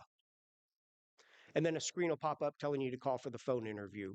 If you're not face-to-face with your client, that screen will pop up saying to call for the interview, and then they'll voice record the HIPAA if you're not face-to-face, okay? But how this phone interview on the e-app works is, again, they're going to ask your client, did the agent give you a copy of the application? Did you read the health questions? What's your height and weight? What's your tobacco? Did you answer yes to any of the health questions? Okay, here's a couple of medications we need to ask you about. Okay, I need to visit with your agent. The interviewer now is going to ask you, okay, we can handle this one of two ways. Do you want to go back and finish the application electronically, where you, in the e-app, enter the bank account beneficiary replacement information and DocuSign it, which if you're face-to-face with your client, that's probably what I would suggest. I think that's what most agents are doing. But for those of you who sell remotely, the interviewer is going to offer, would you rather complete it telephonically? Because if you complete it telephonically, then what we're going to do is we're going to get from you, the agent, the beneficiary replacement bank account information and voice sign it. The reason why we do that option, even on the e-app, given a voice signature option, is because we all know it can sometimes be difficult to explain to a 75-year-old on their flip phone how to use DocuSign. But regardless of which of these three options that you would use, from start to finish, realistically, it should take about the same amount of time. Because even though the e-application phone interview is only 6 to 8 minute average, and the tele app is a lot longer, it's because the telephone interviewer is data entering it for you. You don't have to. On the e-app, you have to. So that's why I say from start to finish, they should all take about that same amount of time. I want to just mention one other product here, a brief mention that a lot of other final expense agents are writing for us today. It's more of a traditional underwritten product called the First Whole Life. Final expense agents, you'll use it for younger people because it's ages 0 to 80. You'll use it for larger face amounts because it'll go up to 5 million. And then you also use it for price competition because as competitive as our final expenses, this product is actually 20 to 25% lower premium than our final expense even is. Harder to qualify for, but the premium reflects it. I mentioned to you, we do have a lead bonus program. Dave mentioned that as well. It's one of the ways we reward you for quantity of business. And how it works is for agents who issue $5,000 of annual premium or more in a month, you get a 5% bonus to help you buy leads through the lead company of your choice. So Mark, let's say you issued 8,000 with us in the month of April. The first week in June, you'd get an email from our office thanking you for your business and a lead voucher for $400. 5% of that, on his example, 8,000.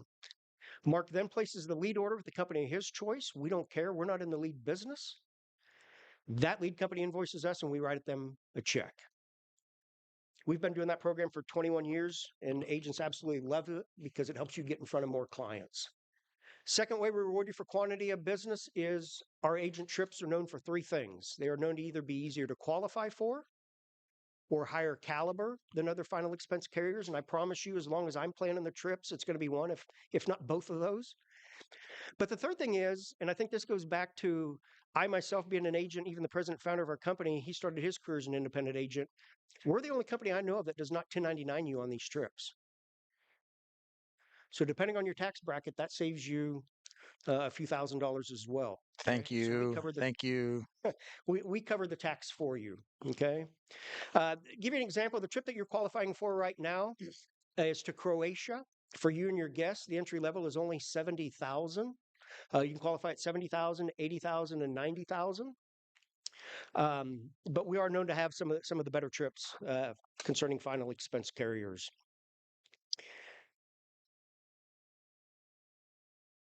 I brought something with me today just to document that I know that everybody in this room is working with the right marketing organization, Deforred Insurance Group. And the reason why I know that is I've had the opportunity to work with a lot of marketing organizations over the years. And Deferred Insurance Group is one of the best agencies that I know of. And to help document that, would you come forward, David? Yes, I will. The Deforred Insurance Group agency was our top life insurance producer of 2023. So we're in the camera here, so it actually happened. Thank you very much. Thank you. Thank you. Appreciate it very much, David. All right. Thanks. I got a plaque, guys. Yes. Thank you very much. All right. You guys have any questions for Alvin? Any product questions? Obviously, I say write this business, write this carrier, as you can see. Yes, go ahead, Giuseppe. So I can write the First Whole Life with them? Yeah, 100%. Yeah, First Whole Life is the non-medical product. It's underwritten as well, depending on size. It comes in handy if you need a price buster or you got somebody who's in good shape that you run across for sure. Not telesales friendly yet, though, right? No. Okay. We're on the process of putting it on an electronic platform that we should be rolling out here later this year. Okay, perfect. Thank you. Any other questions, y'all? Alvin, thank you very much. Appreciate it. Thank you for that. Okay, we're going to take a 5-minute break, and then we're going to have Oscar Gonzalez up here to talk leads, the good, the bad, the ugly. He runs our free lead program on the leads side. So bring your leads questions and we'll bring the leads answers. All right, 5 minutes. Back. Stand them up. No, okay. So hang it up. Okay. So just all right. I can just I can work. Yeah, thank you. Appreciate it. Name correct? Yes, the DIG Agenecy. Yes. Everything's perfect. No complaints. Except the stupid camera. What do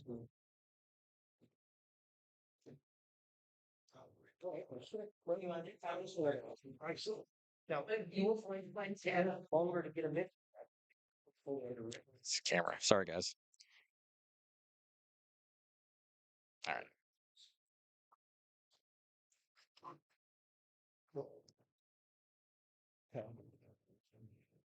David, this may not be an appropriate question to ask on YouTube, but I just wanted to ask this question. You can ask it. So with the incentive trips and things like that. Yeah. That's fine. And we get the AP in that number or 50% of that? It get 50% of AP. No, you get the full 100% towards the trip. Yeah. Yeah, it's not a percentage of commission, it's a percentage of your production. So 100% of your production counts for all of the trips. Exactly, yeah. So you don't have to do double the production because absolutely, yeah. Yeah, it is cool. Yeah. Yeah. I'm glad you brought that up. Thank you.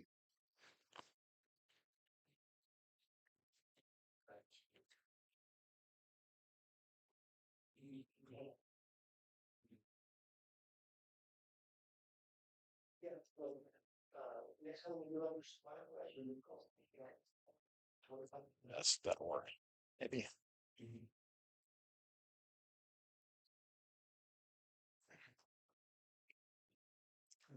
Yes. Let me put this down. Hold on.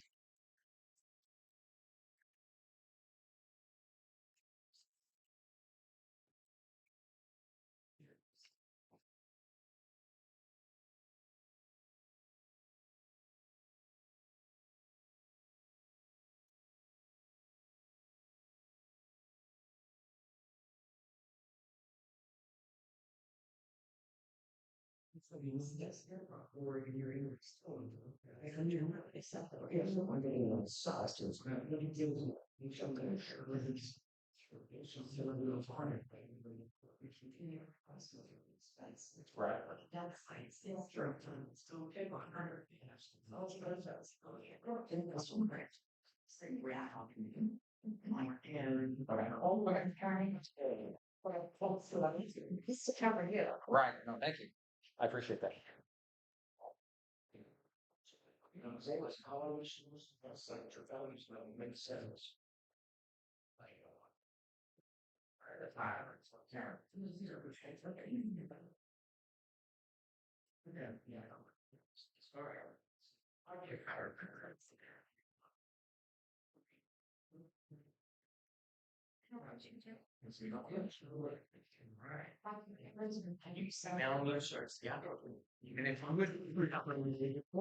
Oh, you know what? Right now,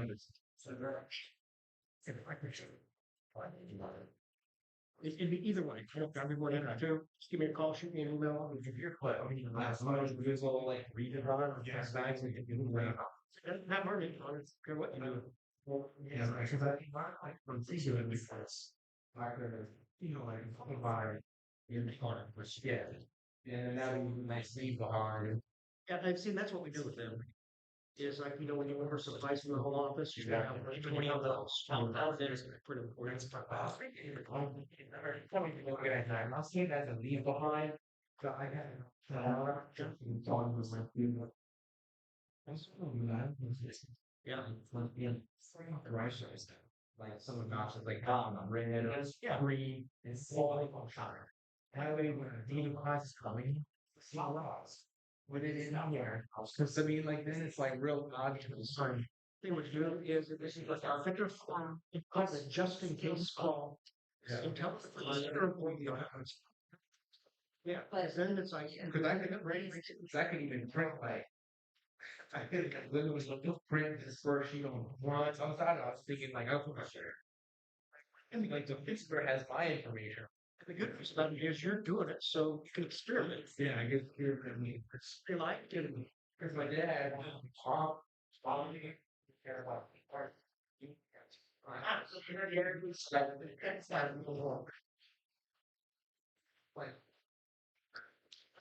Well, yeah, for that.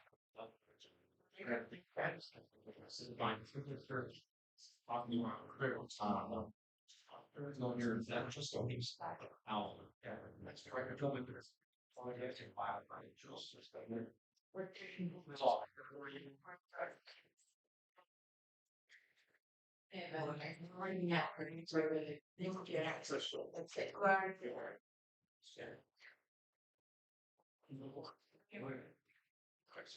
You know, the listeners saying, you know, I'm gonna run it for one. If I want to find it, so we don't have enough really for their next programs.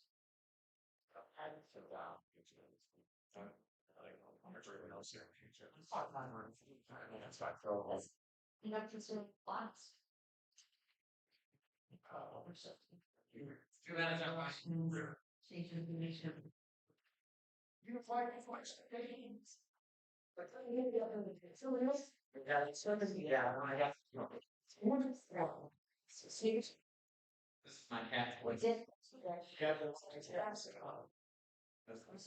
Same one. Wow. Yeah, awesome. And even if it was on, it wasn't hooked up. Yeah.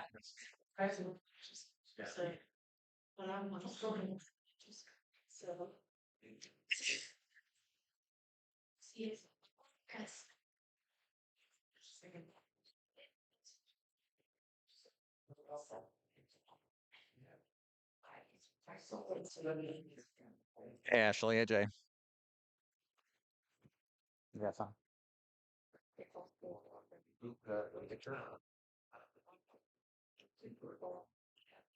Well, it's a good model.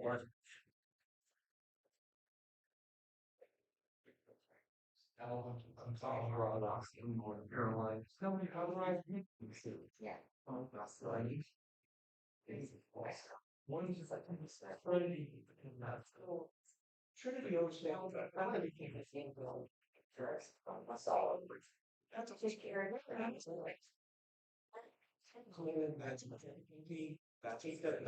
follow. You know, I often for certain it's like in my so I said, so it's only been to myself here. So All right.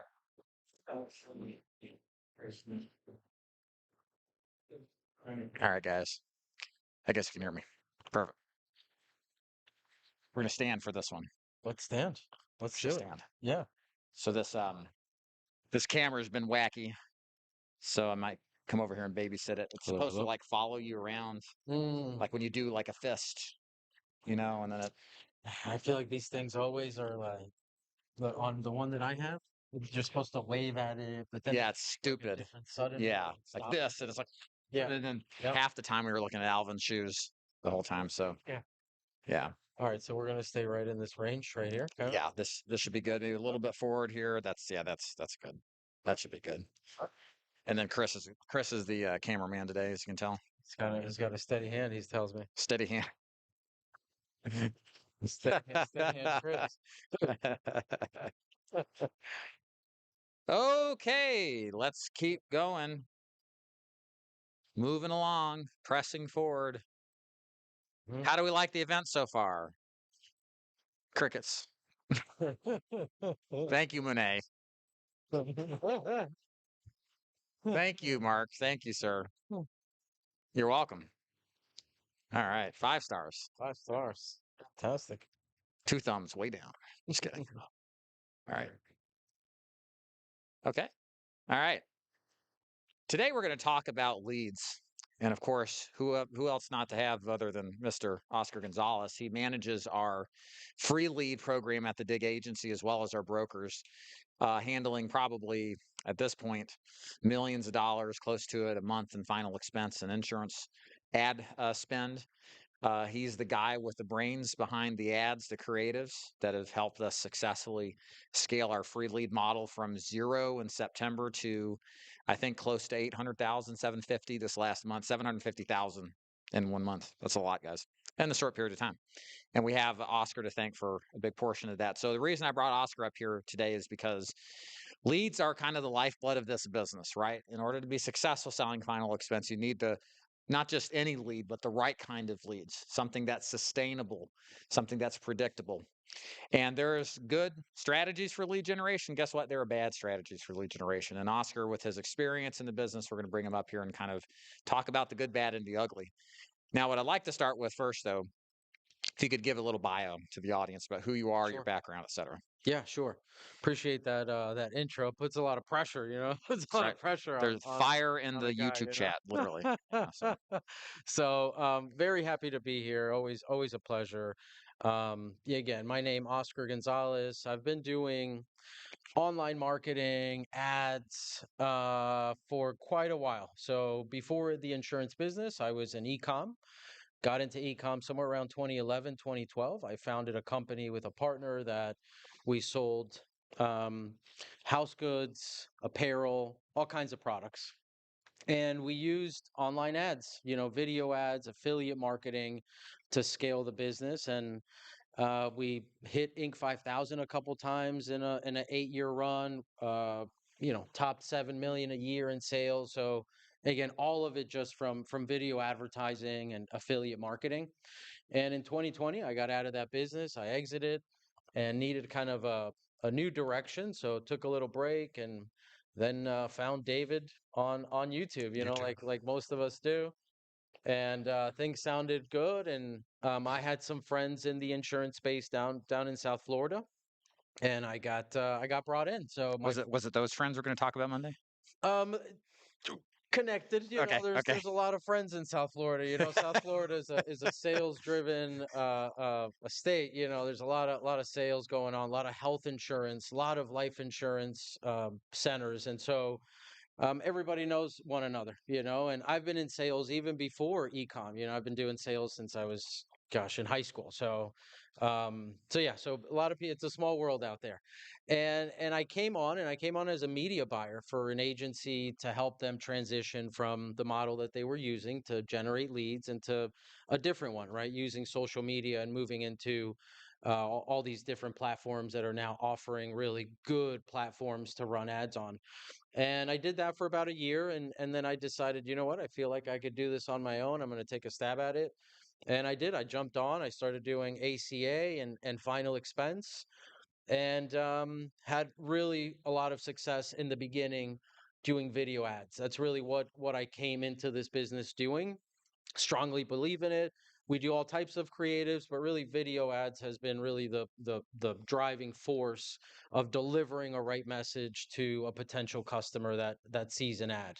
And then fast forward, a few years, and here we are. Now I run a small marketing agency where I help agencies and agency owners, independent agents do lead generation, right? Get off of the struggle of buying leads from vendors and into controlling the marketing, which is a huge piece of running really any business. So Let's start with the bad leads. I think this is important to cover, Oscar, because Facebook's been around on the final expense marketing side for probably 7 or 8 years now. What is not working when it comes to leads? Because again, if you guys are getting started in the business, face-to-face or telesales, not all leads are the same. All right. We run tests constantly on what works and what doesn't. And we kind of have an idea of what is good and what isn't. So I'd like to start with what leads are bad, if you kind of give us some specifics. Well, I'll tell you, I thought about this because I was trying to think about as new agents, what is the one thing that if you're gonna go and run ads or get into leads, what are the biggest struggles or the things that are gonna hinder you from maybe seeing opportunity? And the first thing, if we talk about lead generation, right? I see a lot of agents when they start to run an ad that they want to ask a lot of questions, right? Putting too many questions onto a lead form that a potential person can fill out. That is a lead killer, you know, that drives your cost way up and your results way down. And so in theory, you would think that you want to ask all these questions because you want to get this perfect person to come across that lead, and they're going to be waiting by the phone for you to call and give you their credit card, and that's just not really how it works, right? And so you want to make it as easy as possible for anybody to fill out a lead form, whether they have a huge amount of intent or a tiny amount of intent. You want everybody because it's a real volume game. So that's one of the things you don't want to do. If you're purchasing leads and you're going to lead vendors, you want to vet them because you don't want deceptive creatives, bait and switch kind of stuff that might drive people that you don't want, right? People that aren't real buyers and are maybe just clicking on something because they're going to get something free, a vacation, money, anything, right? So you want to be very careful with that stuff. And there's a lot of that stuff out there. So lead vendors, vet them. Spend the time to do a little research.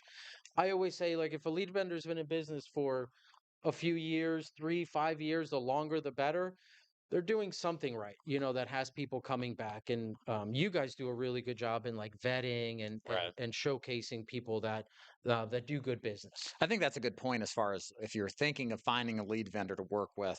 Of course, as you'll hear, we want our agents on the telesales side, on the broker side, to buy the Alpha Lead program. We'll explain that in a minute. But if you're buying leads, I mean, it's obvious, but it's worth repeating. Trust vendors that have been around a long time. Yeah. And a long time to me is 3 to 5 years minimum.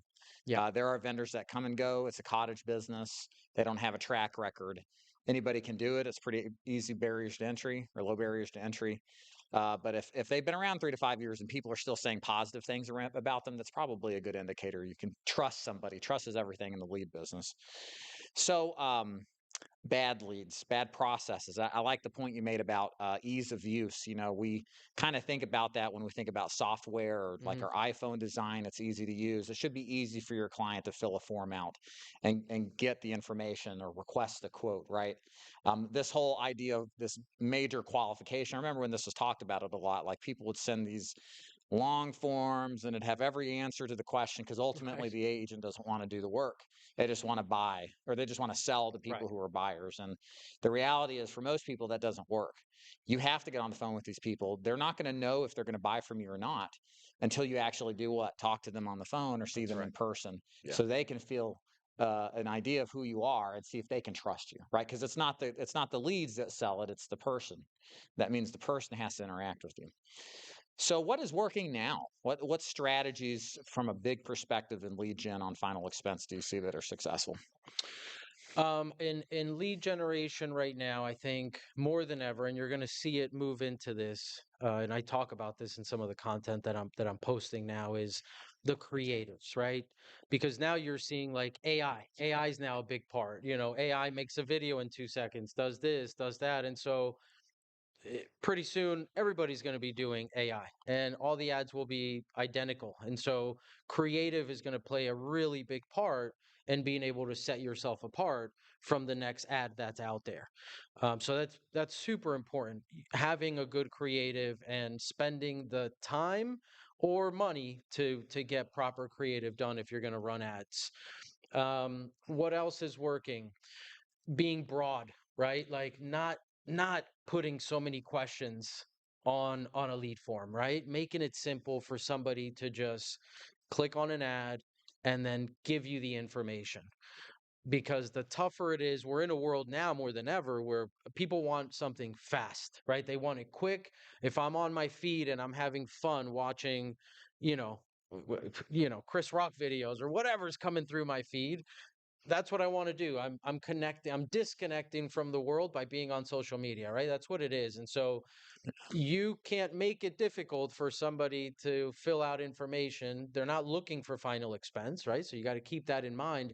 You just want to capture their attention, good creative, get that person to give you a lead form, make it easy, and capture as many of those people as possible, and then have a real system in place once that lead comes in of nurturing, calling, more importantly than anything, having a, we've been talking about this recently, like really having a system of calling the leads and understanding that you're not buying deals, you're buying leads, or you're generating leads. So these are not people that are just ready to buy. You have to do the work required, right? And that's where the skill of sales comes into play, to be able to, one, be persistent, have the discipline to call those leads the way they need to be called, and then when you do get somebody on the phone, to really have the right skill to get that person from A to Z, which is paying for a policy, right then and there.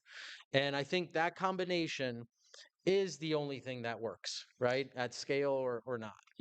And I think that's an important reminder. Leads are not sales. There's a distinction between that. Lead is somebody who's just expressed some interest in what it is that you're selling, and it's your job to take the person to the end if it's possible. Right. Now, there are good leads and bad leads, I believe. But that doesn't take the place of a good lead, doesn't take the place of a non-existent sales process. You still have to sell. You still have to have a process to then get the person on the phone to ask the questions to make the close. That's right. So what have you seen if you think of the system side? Because marketing and sales are just inherently interrelated. What would you say for us? Because I think we've done a fantastic job. What are we doing with the leads that you're generating that makes our system convert so many of them into sales? I think the process in which the leads are being managed, distributed, right, with a real system, right, at scale. So as an agency, when you join the free leads program and that agent is getting a lead, it's automatic, right? New agents coming in, you're getting overwhelmed with good leads. And then there's a real process that keeps you dialing those leads consistently through the course of the lifespan of a lead. And that's a huge thing, because if agents don't know the proper lifespan, or how long do I need to be calling on a lead, well, you might find that you stop calling a lead 2 or 3 weeks into it, but maybe you've only reached 60% of your potential sales on that lead, right? Or on that batch of leads. Times of the day that you're calling them, how many times are you calling them? And so David and the team, we've all together collectively have really created a real system, a real lead distribution system, that when that information comes in, it is being delegated properly. There's an agent that's working it, and the lead is never sitting without being contacted, every 24, 48 hours, whether it's by a voice of an agent or automations, right? AI, staying on top of it, reaching out to the people. And I think that's the system, because you see it out there, right? Like, and I do business not just with David, a ton of other agencies and independent brokers. And the ones that are not organized, that don't have these systems in place, are the ones that are treading water. Like, there's still money to be made, but to really outperform and to really put up some stellar numbers like what they're doing, you have to have real systems in place and people in place to make sure that those systems are working and holding everybody accountable, right? From me to making the leads and generating that for them, and to the agent, whether they're doing the best that they can, right? Staying on it, making the calls that you guys got to make if you're going to do telesales, all the things that are really required to be successful in any sales environment. Yeah, Ashley Molinek says Oscar's leads never are asking for the $10 for 10,000 in coverage policies, right? Like those are the bad. Ashley. Appreciate that. Yeah. Those are the bad ones. Yeah.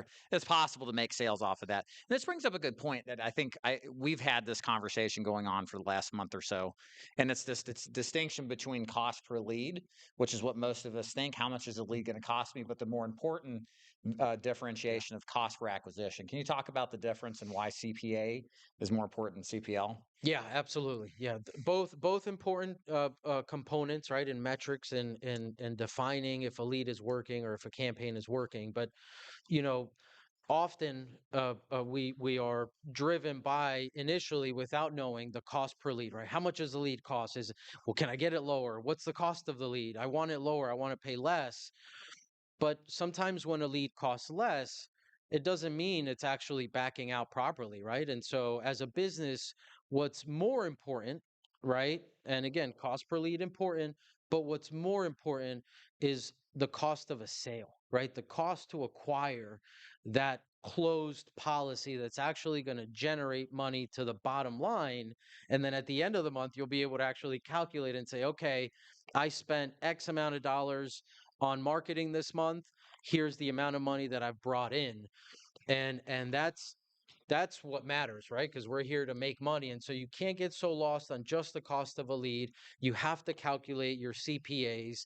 And it's a simple calculation, right? If you spend $1,000 a week on advertising, whether you're buying leads or generating them, how many deals did you write in that same period of time? And you're just dividing the amount spent by the amount of deals. And that's going to give you the cost of each deal that you have written for that time frame. Super, super important. In final expense, you do want to make sure that you're somewhere around under $200 a deal. 150 is probably an average, 150 to 200. Anything less than that, and you should take every dollar you have and put it into that campaign and grow quickly. And it varies, right? Sometimes we have weeks where it goes up a little bit and then it comes back down. And so that's another important thing to know about like lead generation and getting into it is that it's not, you don't wake up and this thing is just doing the same numbers every day, right? It's a constant moving thing because you're constantly marketing to new people and the algorithm and how that works. So there's a lot of components in it, but yeah, CPA, very, very important, guys. Question: should agents manage their own leads on Facebook, or should they outsource it or buy leads instead? I'm biased because I want to manage everybody's leads, but the truth is that it's not for everybody. I think that you're taking on an additional task and it's more pressure of it, especially if you don't know how to run an ad and you're not good at marketing and you've never done it before. Now think about what you're doing, right? Especially if you're new, now you're trying to figure out how to sell a new product that has a million options and questions that you have to figure out and presentation and all that. And now on top of that, you're going to add the process of learning how to run a successful ad in a very competitive market, right? Because insurance advertising is extremely competitive, especially online. So, for a lot of people, it's not the best thing to do. There are some people out there that take it on and become successful at it. A lot of them have some sort of background on doing marketing and running ads. I will tell you that probably for every 10 independent agents, new agents that are coming into the business that speak to us, have tried to run a Facebook ad and have failed a lot of times miserably. Like today, I just had a call earlier before I came down, and it was an agent that had ran a campaign and ran it for 3 days, spent $100 each day, and got 0 leads. I don't, gosh, you have to really not know what happened there. And it could have been something as simple as asking too many questions. And that's what I said to this person. It could have been something as simple as not setting the audience right. And so you can either trial and error and spend the money to learn that stuff, or you hire somebody to kind of manage it and do it. Somebody that knows how to do it, that is only focused on doing that for you, which is going to free you up. Time is everything, right? Time is everything. You need time. You need to be on the phones. That's number one. You need sales. And so if you're going to manage ads and do sales, it's a tough thing to do. Yeah, this is one of the things I had the realization of when we started the free lead, really before the free lead program, is that the vast majority of agents, if they could just focus on selling, the more they can do of that, the higher their chances of success are long term, right? A lot of people fail out of this business because entrepreneurship is tough. And entrepreneurship is not just about being the salesperson. It's about being the janitor too. It's about payroll. It's about dealing with people. And in our business, the biggest, I think, agent killing variable is buying leads, or at least spending money on leads, or trying to figure out the marketing for sure. What I have found is most agents should not even do it to begin with and let somebody else who has vast experience do it for them or buy leads. And that's why we do the free lead program, because the agent just sells. But we also have the Alpha Lead program for brokers. That's kind of a middle ground between buying leads, but also taking some of the advantages of the knowledge. Can you explain that? Because I think this is really critical if you want to buy leads and sell insurance. Yeah, yeah, I think and I think that's a good point too, right? Like some folks in the beginning maybe should just buy leads, and try that out first, find again a reputable lead vendor, go out, buy a few batches of leads, understand what a lead is like and how to work it. But within the agency, the Alpha Lead program and then the Free Lead program. So the Alpha Lead program gives you the opportunity for us to just manage and control those campaigns for you. You provide us the states that you're licensed in, that you're going to be working, and you have the option of either running it on your own Facebook ad account, right? So we kind of help you set it up, and then you give us access to it, or you can tap into David's ad account, which has a long history. Audiences are built, so there's a lot of benefit there. Probably the biggest benefit is that there's no caps in spend, right? So when you start an ad account on your own, if you've never had one, you're likely going to have some limits on your spend, typically 25 a day, sometimes 50 a day. And those do lift as you continue to run those ads. But again, when time is money and you need to scale today and you need to get a good volume of leads to really hit the ground running, sometimes that caps you. So David provides his access to his own ad account where we create specific campaigns to you and to you alone. They're driven to your calendar funnels, and you then have access to start an ad right now, and within 24 to 48 hours you have the volume that you need coming in consistently. And we charge a management fee for it, and that's it. But it includes all the creatives, it includes all the management, testing, everything that needs to be done on campaigns to not just get them set up, but keep them running properly. Right. Awesome. Questions, anybody on leads in general? Anybody want to ask questions? Matt, I'll come to you. Hold on one second.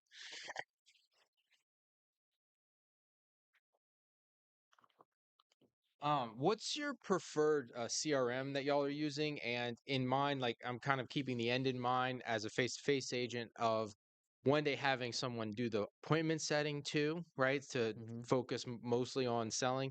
So what would be the preferred method that do we have a preferred method, and that would eventually help tie in an appointment setter to that as well?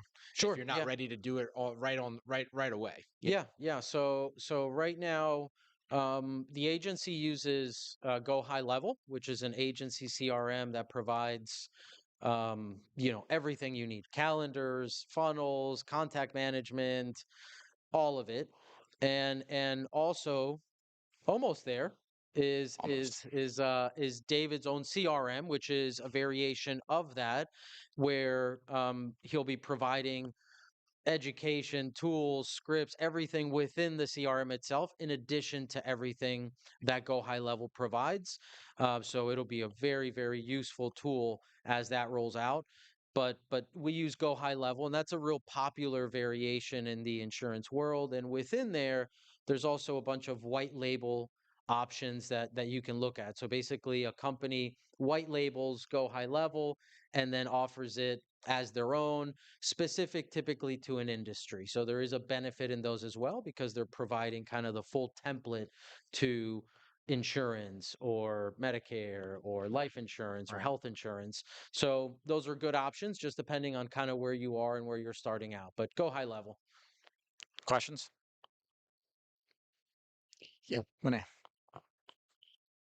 You had mentioned, Oscar, about video ads are doing better than, I'm assuming, what are the image ads that you're talking about?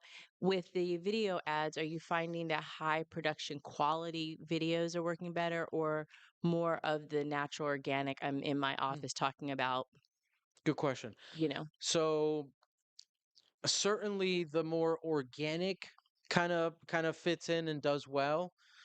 we like to kind of do a blend, right? Because you also can't have it look so organic. Like it's still got to be right. You still got to have good lighting. You still want to provide a good ad, a good creative. But certainly the organic really works well, right? Like talking in your office. And some agents end up building a presence, and this kind of leads into this, like building your own brand online and posting on social media, like posting content and trying to build a brand as you're paying for ads, right? And as you're running campaigns. And so a lot of agents will use those ads those videos that they make on their own as ads. And so that's a good option because it really helps brand, and that would give you that feel where you're the agent, you're sitting at your office and you're just delivering a message. Same thing. I think as long as you're following the marketing, like good marketing concepts, right? Which is pain point, a strong hook, what's going to grab their attention because they're just scrolling. So we need to capture them and get them for a few seconds. So really something strong that's going to make them stop. And then you're going right into a few pain points, right? And talking about like what happens if they don't take action, right? If they don't have final expense insurance, what are the things that are going to happen, right? Leave your family hanging, financial burdens. And so that starts playing on the person, right? If that person's over the age of 50 and they don't have it set up and they see that, they're going to feel something about it, right? Like, man, I need to get this set up. Let me see what else is here. And then you deliver solutions, final expense insurance, affordable burial plans. And that's going to trigger that person to then say, okay, let me get some more information. How much intent they have, that's a different question. But delivering that template of message, you can have a still image and do that. You know what I mean? You can have a video and do that. Video just allows you to do it a little bit better because you're speaking to them, right to them. So I think you can, to answer, kind of to summarize it. Gosh, you can, as long as you have a good marketing concept behind it. It could be an image or it could be a video. It could be organic or it could be like a well produced thing. I think there's room for all of it. And we do a lot of all of it, right? Like we do organic stuff, we do production stuff, because it's just about being consistent, feeding the audience that you're building with new creatives about your products and services. Stay in their face, stay in their face, stay in their face, convert. That's essentially how the process works. Yeah, Mooney. And so to add on that, I know that the ads are coming from Facebook, but are you also doing advertising on YouTube and TikTok, or is it specific? Are you just using Facebook for the insights, or are you actually marketing on all We platforms? market on different platforms. It more tends to be based on the line of insurance or what audience, like who's the avatar that we're going after. So final expense, 50 plus. A few years ago, TikTok was a great place to get those folks. And then China band started coming up, and so that audience retracted a bit from that platform. And they didn't stop scrolling. They still scroll. They just now went back to Facebook and scrolled. And so you find that audience more prevalent on Facebook right now. But if we were doing things like perhaps ACA health insurance or IULs or term life insurance for a younger demographic, then we would tap into platforms like TikTok or IG or stuff like that. Yeah. Questions, anybody? Let's talk about Kixie real quick. I think this is somewhat related. Kixie, yes. Kixie is a dialing solution that just occurred to me. I'd make sure that you guys are aware of. It has totally changed how we work our leads. Can you speak a little bit to Kixie and kind of what we've been able to do with it? Yeah, I think that's part of what I was saying before is the system, right? The system that the free leads program provides is one that is making sure that the leads are being called properly, right? That you're just not wasting leads and that somebody on that team is calling these leads throughout the span that we have set. And so Kixie, along with Go High Level and some customization, we were able to do that, And so Kixie is a power dialer. It's an online-based power dialer that allows an agency, an independent agent, to dial lots of numbers with different types of lists, organization methods, and it's just a really powerful tool that turns you as a single dialer, right, to up to 4, I think 4 or 6 lines. I'm not sure what they're 10. doing now. 10. They can go to 10. 10 lines. Okay. So then that means that one person can potentially be dialing 10 lines, 10 phone numbers at a time. And so if you think about time is money, contacts are what we're looking for. Well, again, it's just numbers, right? So if I can call one line at a time, it's going to take me a lot longer. If I can call 10 lines at a time, well, gosh, I'm going to probably get somebody on the phone pretty quickly and not have to sit idle or dial, dial, dial. So power dialers like Kixie provide those kinds of solutions. Now, you have to have enough leads to use it, right? Because if you have 50 leads, you don't need to call 10 lines at a time, right? You can just dial the 50 leads and you're good. So that's an important note out there. I do think Kixie won't even let you dial that many times hypothetically. So, but Kixie is a really, really good solution. It does provide it. And then they have a ton of, within it, uh, the ability for you to build like lists, right? So people you haven't called in 7 days, here's a list. People that you spoke to but didn't close, here's a list.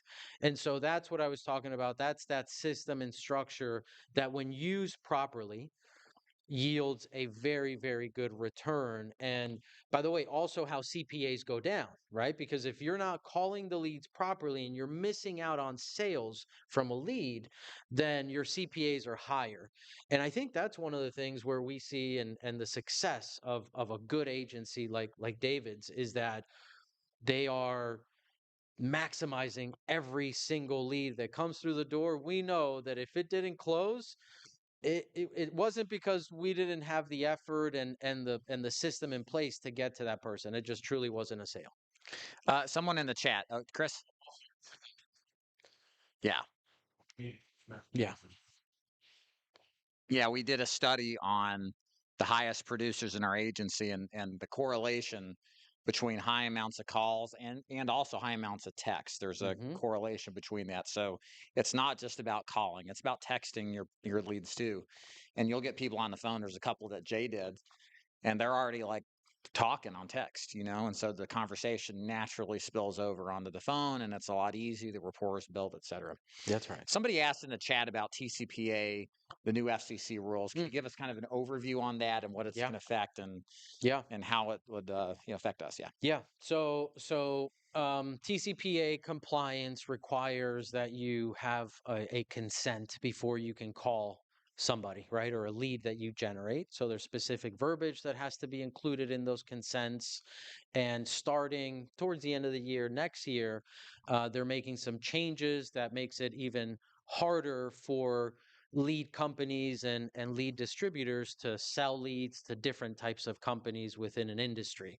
So it's a really good thing, right? It's an effort in getting rid of the spam calls that everybody is bombarded with. I get dozens and dozens a day.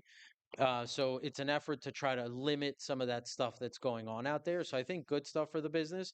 And so the consent essentially has to be made to the person who's generating that lead, right? So we are staying within that compliance across the board on both programs. Right. And that's really, really important because come December, come January, like anything else, like you're going to have some lead vendors and companies that follow the rules, and you're going to have lots of them that don't and don't tell you, right? And sell you a lead, and then you go and call it, and it's not compliant. It wasn't consented properly, and you're looking at potential lawsuits and out of pockets on your end. So it's not a pretty thing. You don't want to deal with it. It's litigators literally coming for money. It's nothing more than that, right? It's like it's attorneys and firms that's all they do is they're just looking for people that are not being compliant, and they sue you, they get their money, and they move on, and they do that a million times a year, and there they go. So you want to stay. It's terrible. It's a terrible thing. It's truly it's a racket in a sense that they're just in it for the money, right? They want people to go on the wrong side of things and do it because it gives them the opportunity. But it's too much, right? Because they also go after the wrong people and good players that maybe just made a mistake and they don't care about any of that. They just want to collect their money. So it's a fine line. But what's important is that when we generate a lead or when we help you generate a lead, for example, in the Alpha program, we're giving you that consent because it's your campaign that we're customizing directly for you. So when that person fills out the lead form and hits submit, they're agreeing to the consent to you as an agent, right? So if it's me, it'll say, you agree, Oscar, I'm sorry, to get a call from Oscar Gonzalez, a licensed agent. If you have a brand or if you have an agency, then we can include that into that consent. So you know that every single lead that's generated in that program is only for you and nobody else. Very important. Right. Free leads, the same thing. Yeah, 100%. And we've hired counsel for this. We're well in advance trying to stay on top of this so that you guys are protected. We're protected. It's super important. Yeah. And a good question out there. And you have to stay within compliance because on top of everything else that's going on, the last thing you need is to get a letter from an attorney saying they're going to squeeze you for $5 or $10 grand. It's not a good feeling. Last call for questions before we take a little break. Okay, Oscar, thank you. Appreciate it, man. Thank you, sir. Always a pleasure. Yeah, man. Thank you. All right, 5-minute stretch break. We're going to come back and let's do some objection handling training. I got some real live objections we can listen to, talk about how to overcome them. So be back in 5 minutes and then we'll do it. Nice. Thanks, Oscar. Appreciate it, man. Nice work. Great.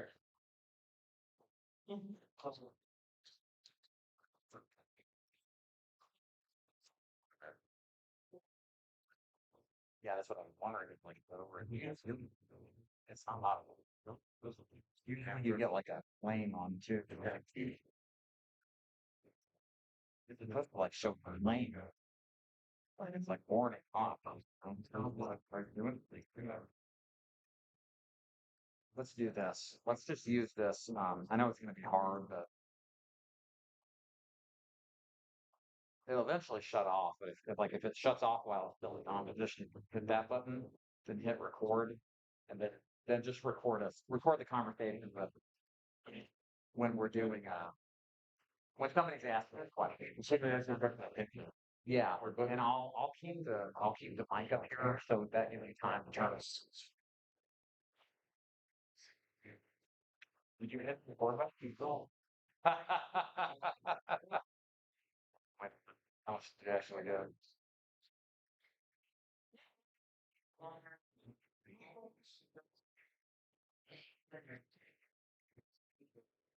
That's why it's shutting off. Or you must have had some of it. I mean, has it been doing it all day? I mean, we've got some. That's what it is. Yeah. So what you got to do? It's okay. That works. This is the shit that you have to do this to like learn it. So fucking that's not bad, but so just hit the receipt button there. Boom. Like it's recording now. And then so anytime you shut it off, you have to hit record button again. That's what it is. Yeah. Now we know.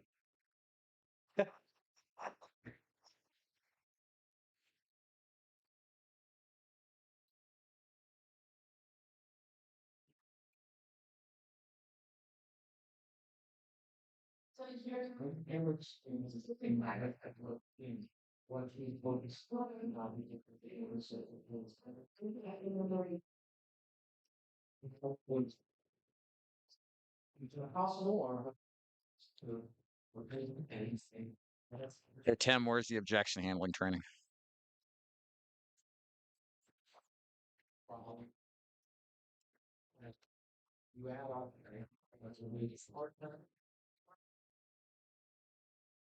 Oh, I see it. Here it is.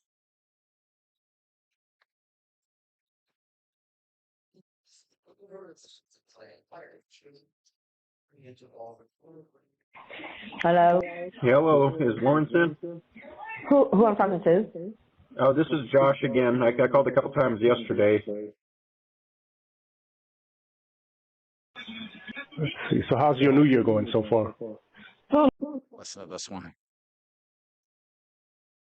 Approved on that. So we do have to enter in some basic. All right.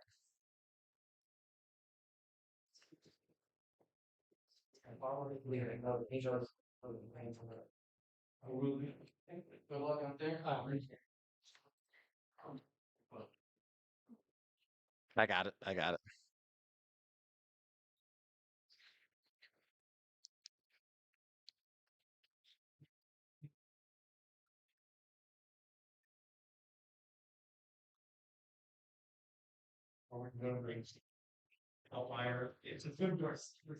Yeah, where's this DIG CRM already? That's what I've been asking.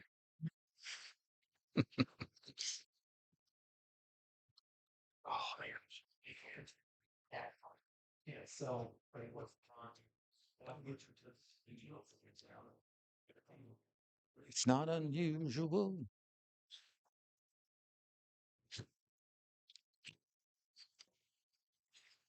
To be loved by everyone.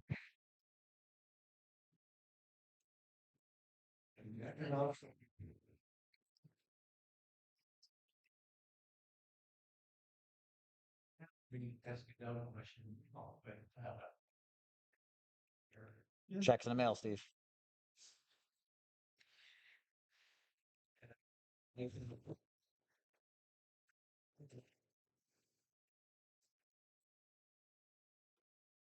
You could do it.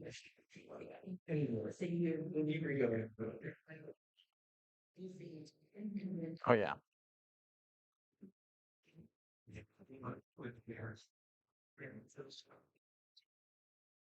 Sounds good. Losing my voice here. Yeah, let's go.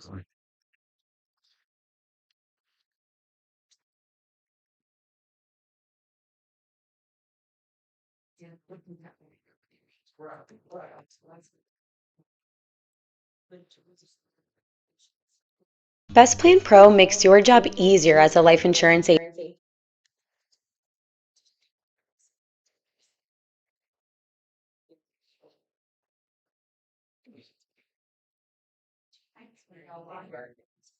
Fine.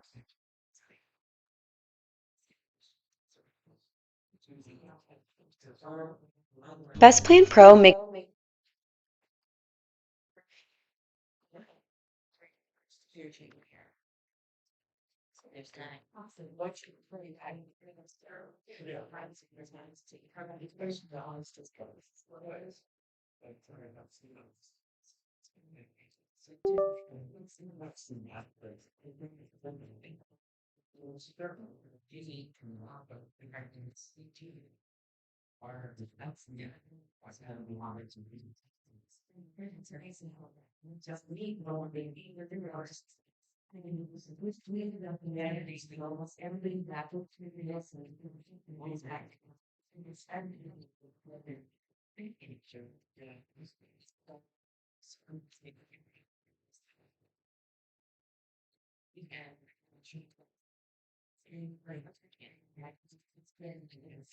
All right, 2 minutes.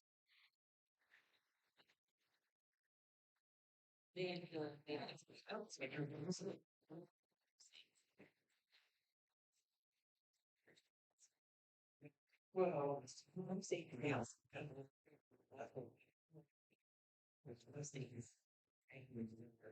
So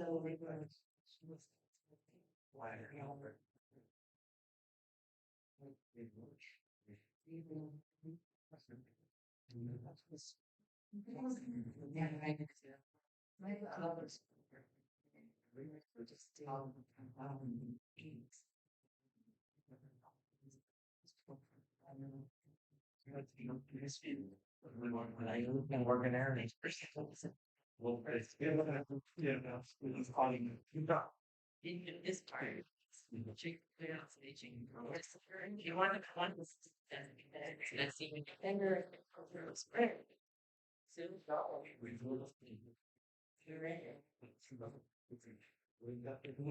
Fucking record button, dude.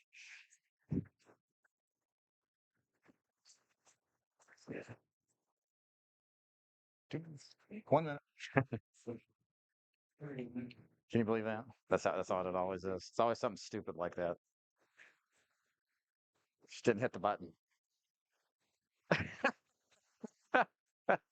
I didn't tell you. I didn't tell you. See, that's my fault.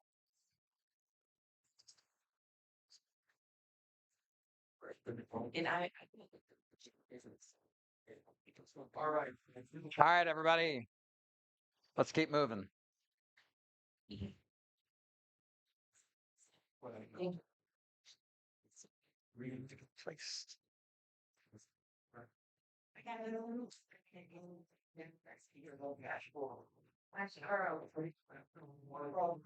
All right.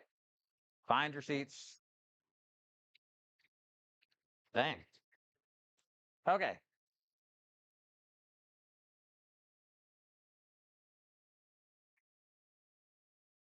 Guys, we're going to do a 4-minute video. One of our sponsors today is Best Plan Pro. They run a quoter and underwriting software for final expense. So I'm going to play this real quick, and then we're going to transition into objection handling training. Got a bunch of objections, like I need to talk to my daughter, all that nonsense. We're going to help you learn how to deal with. So let's play this first to begin, and then we'll get right back into the content. Maybe, hold on.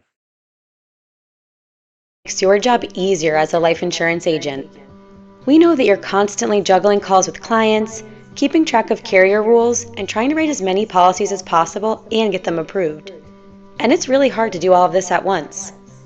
So we've built a system that uses AI to give you a structured flow for pre-qualifying your clients for life insurance. This system saves you time and ensures that the deals you write have the best chance of getting approved. And millions of cases have been run through Best Plan Pro, so you can be confident that our technology covers every aspect of your case. Here are the top Best Plan Pro features that will be most helpful to you. Have you ever been in the middle of a client meeting discussing their health history and suddenly they draw a blank? Your client can't remember the name of the medication they're on, and you're kind of scrambling for solutions. You know that moments like this can make or break a sale. So imagine you're in that same client meeting, and when they hit a mental roadblock, you open the Best Plan Pro interface. You type in their condition, and you can see a drop-down list of the most commonly used medications. With just a few clicks, you jog their memory and find the medication your client might be taking. Best Plan Pro takes it a step further by providing a drop-down list of conditions commonly associated with the medication as well. So you can search that way too. Now the conversation flows smoothly again, and your sale is back on track. No more awkward pauses or missed opportunities. It's impossible to remember how to spell every medication, and sometimes drugs are even misspelled in prescription guides. Luckily, Best Plan Pro has a database of over 200,000 medications and conditions, and it automatically corrects typos for you. So if I type in Xarelto with a Z, for example, it'll automatically change it to an X and identify that it's a medication. If you're not sure what it's prescribed to treat and your client doesn't remember, click on See Related Impairments to help spark your client's memory. With Best Plan Pro, you'll always be one step ahead, without all the research.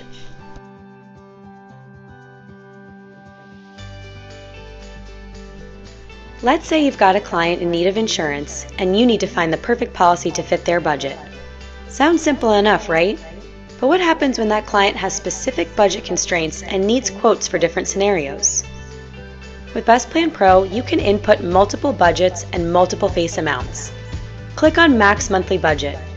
Let's start with $35.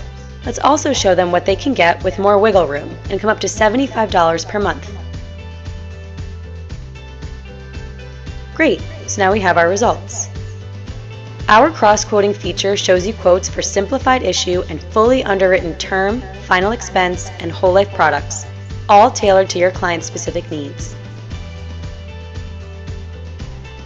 Finally, let's talk about the struggle of staying competitive in the world of insurance. With new products hitting the market all the time, it's hard to keep up. You might be drowning in a sea of brochures, trying to figure out which insurance companies to work with and which products to offer your clients. Competitive Analysis Mode gives you instant access to a database of insurance products that's constantly updated. You can compare and analyze products from multiple carriers, even ones you don't currently work with. Best of all, you'll see which options are the most competitive for your client's needs. We covered just a few of our top features today, and there are even more features in Best Plan Pro to support you and help you quickly compare quotes and pre-qualify your clients. Try us for free today. We'll get you up and running in less than 15 minutes. All right, so yeah, that's Best Plan Pro. Recommended if you like the idea of pricing your clients. And underwriting, that's huge. With the literal pharmacies our clients can have in their homes and all the medications, this makes the underwriting process immensely easier. Any questions about Best Plan Pro? It's $29.99 a month, cancel anytime, month to month. Pretty easy to use. Okay, cool. All right. So, Chris, if you could hit the lights for me, let's talk objections. So what we're going to have playing here is going to be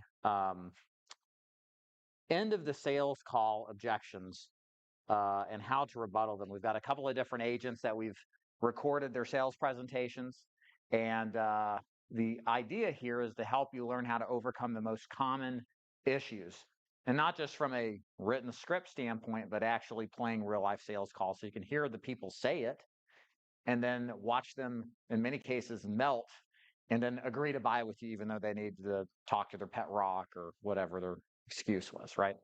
So without further ado, let me make sure we're good in the YouTubes. Looks like we are. So let's go ahead and disconnect this. And then we'll play. So let's play. Information here. Let's see. Glinda Rose, what is your social security number? I don't feel uncomfortable giving that out. Well, Uh-oh. Everybody hear that? Social security number. How many of you have had that kind of objection before? I mean, if you sold insurance any length of time, you're going to get that objection, right? So what's the nature of why this person's saying this? Identity theft. What's the bigger issue? Trust. They don't trust you, right? They're having some issues giving something out that's of value, at least in their eyes, okay? So a couple of things that I think of. There is a rebuttal. You're going to hear it in a second. First of all, you're going to hear this more on the phone. So this is something you have to get better at mastering and overcoming, okay? And how you handle it, as you'll hear in this example, can help mitigate some of this concern. But this is one of the most common ones, but probably what's more common than the Social Security number is the bank account. That comes later after this, actually.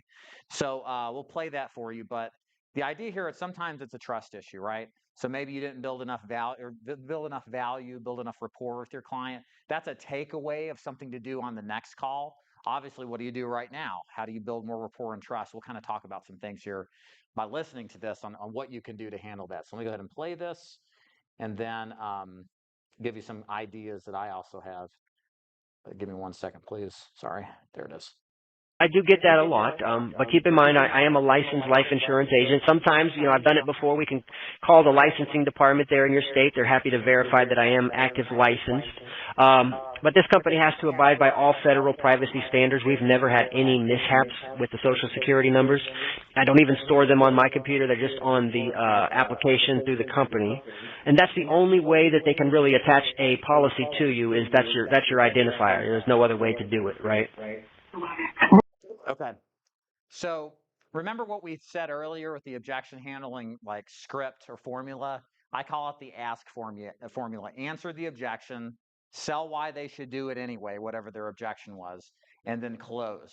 So let's walk through this and how this would sound. He said in the beginning, hey, I get that a lot, right? So he's acknowledging to the client like, hey, you're not the only one that has this concern. So it's acknowledging her feelings. She's not feeling attacked or put on defense, right? So that's a good thing. The second step is selling why they should do it anyway. Now, what you say here can vary, but you need to give some kind of reason why, even though you have this issue, you need to do it anyway. And basically what I think this was James, what James said in this was pretty simple. Hey, we've never had any issues or mishaps. We abide by all the federal rules or jurisdiction rules, whatever he said. And we don't even store the information, okay? The explanation can be just that simple. I totally understand where you're coming from, but the good news is this information stored with the insurance companies. They have to have this in order to process your application. This is all true, They have to have it. You can't get insurance without having a Social Security number to run your medical information bureau check, right? But what did he miss here? What didn't he do? And this is the most common part of the objection handle that's always missed. What do you do after you rebuttal it? Close. Then shut up. Close and shut up. So what's the close here? What he should have said is something like, blah, blah, blah, federal mishap, we never had any problems. So what's your social? Go back to asking the question, okay? We were joking about this the last time. Sometimes people don't say Social Security number, right? Like it has some sort of like, it's a SOCH, right? The SOCH. Can I have your SOCH, please, right? So you can do that if you like that, if that makes you feel better about it. Or your social number. You know, this isn't as official sounding, right? But yeah, again, that's how you handle that. That's how you overcome it. Remember, answer the objection, sell why they should do it anyway, and then close. Don't forget to close. Because what happens if you don't close? Right. But what's going on when you don't close in the sense of leadership? Are you leading the person where you want to? Yeah, she doesn't know what's to come. Because you as a salesperson, you're in charge of this presentation to lead the prospect to the close. You need to show leadership. And when you don't close, you don't show assertiveness, leadership, or authority to guide people to make the right decisions, which really, truly, people want you to help them make a good decision. And part of that is expressing with an assumptive confidence that the decision that they're going to make is a good one. Does that make sense, everybody? So always be closing. I mean, literally, it's true. Because if you don't, then people will doubt your convictions. Very important. Let's continue to hear what happens next. What about just giving the last four numbers? Now I've got to put the whole thing in there. I've got to put the whole thing in there. And then the next step is to put in the beneficiary. That's the next stage. Is that? So again, she's like, what about the first four? So now she's kind of negotiating, but it's not an objection. She could have said, heck no, I'm not giving. I told you the first time I'm not doing it. She didn't. She kind of, what about halfway? You know, what about 4 digits instead of 9, right? And the agent's good. No, that's not how it works. I have to have all 9. Now, we cut that part out. That's why you didn't hear that. But then he proceeded to get it. So now the call continues.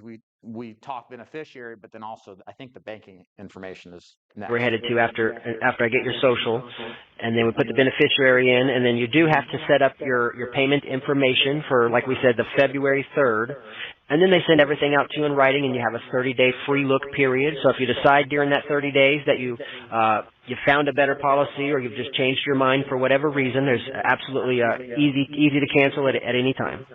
Oh God, help me. Boo. Why was that terrible? What did he say? The free look close.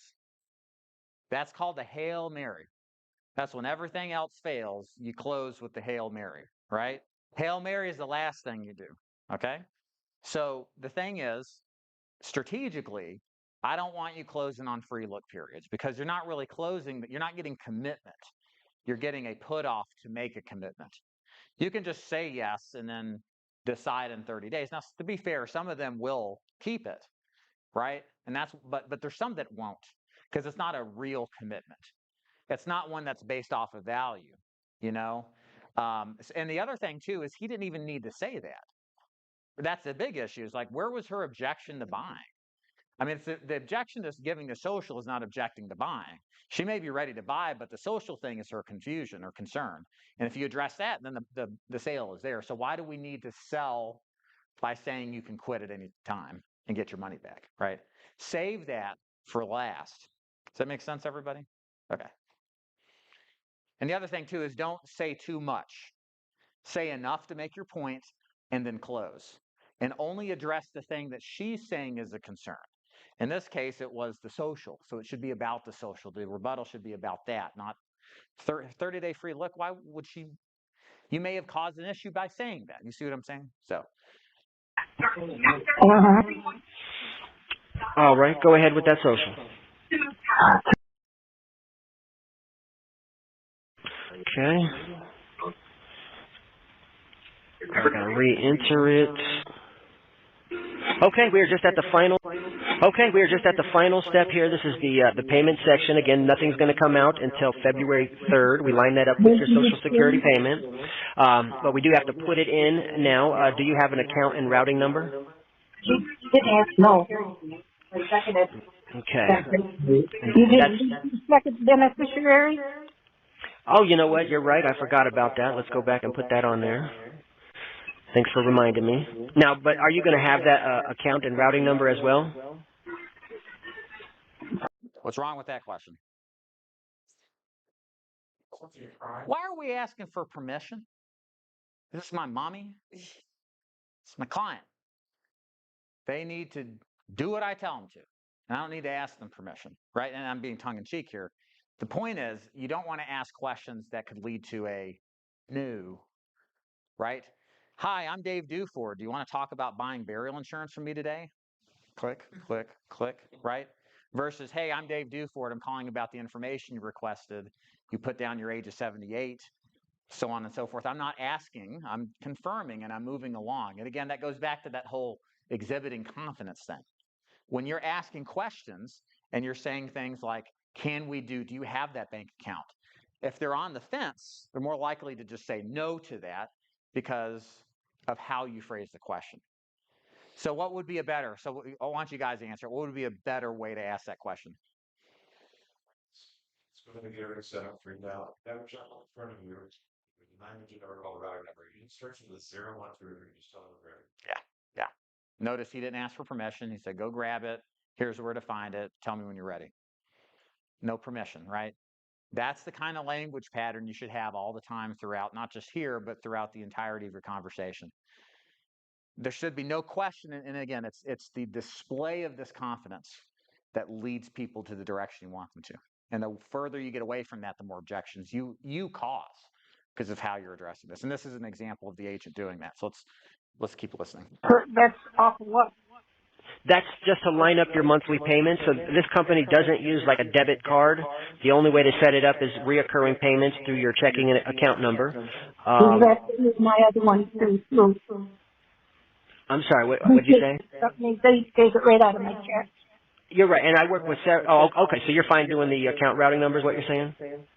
Yeah. Yeah, I mean, so you're saying you're fine with it? It's bringing it up like, okay, you're fine doing it. Great. So what's the number?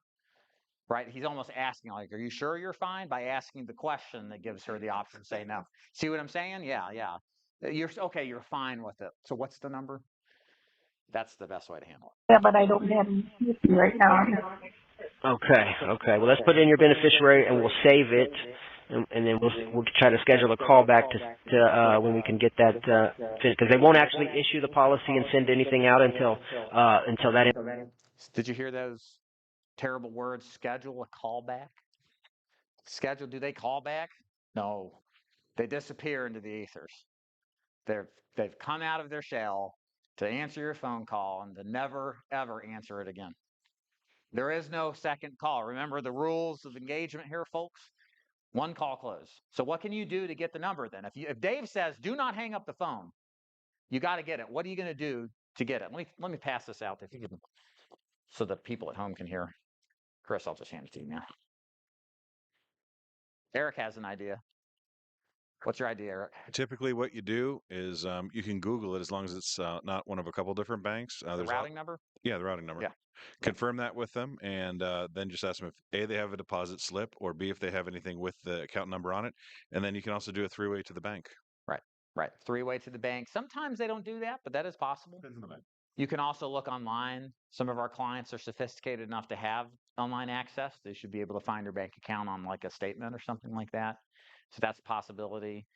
If in their junk pile in their home, they have their starter checks, you may be able to find that and pull an account number off that.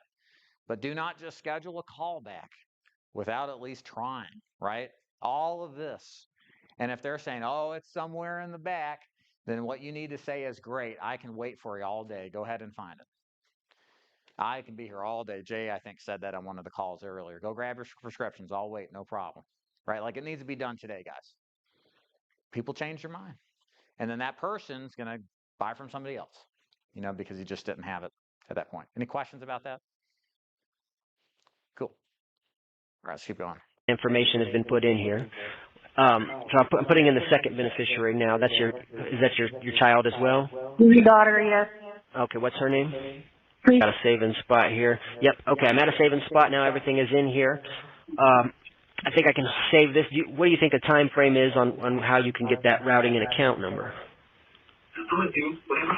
Well, as soon as I go to the That's the time frame. So You don't have an old checkbook written around the house?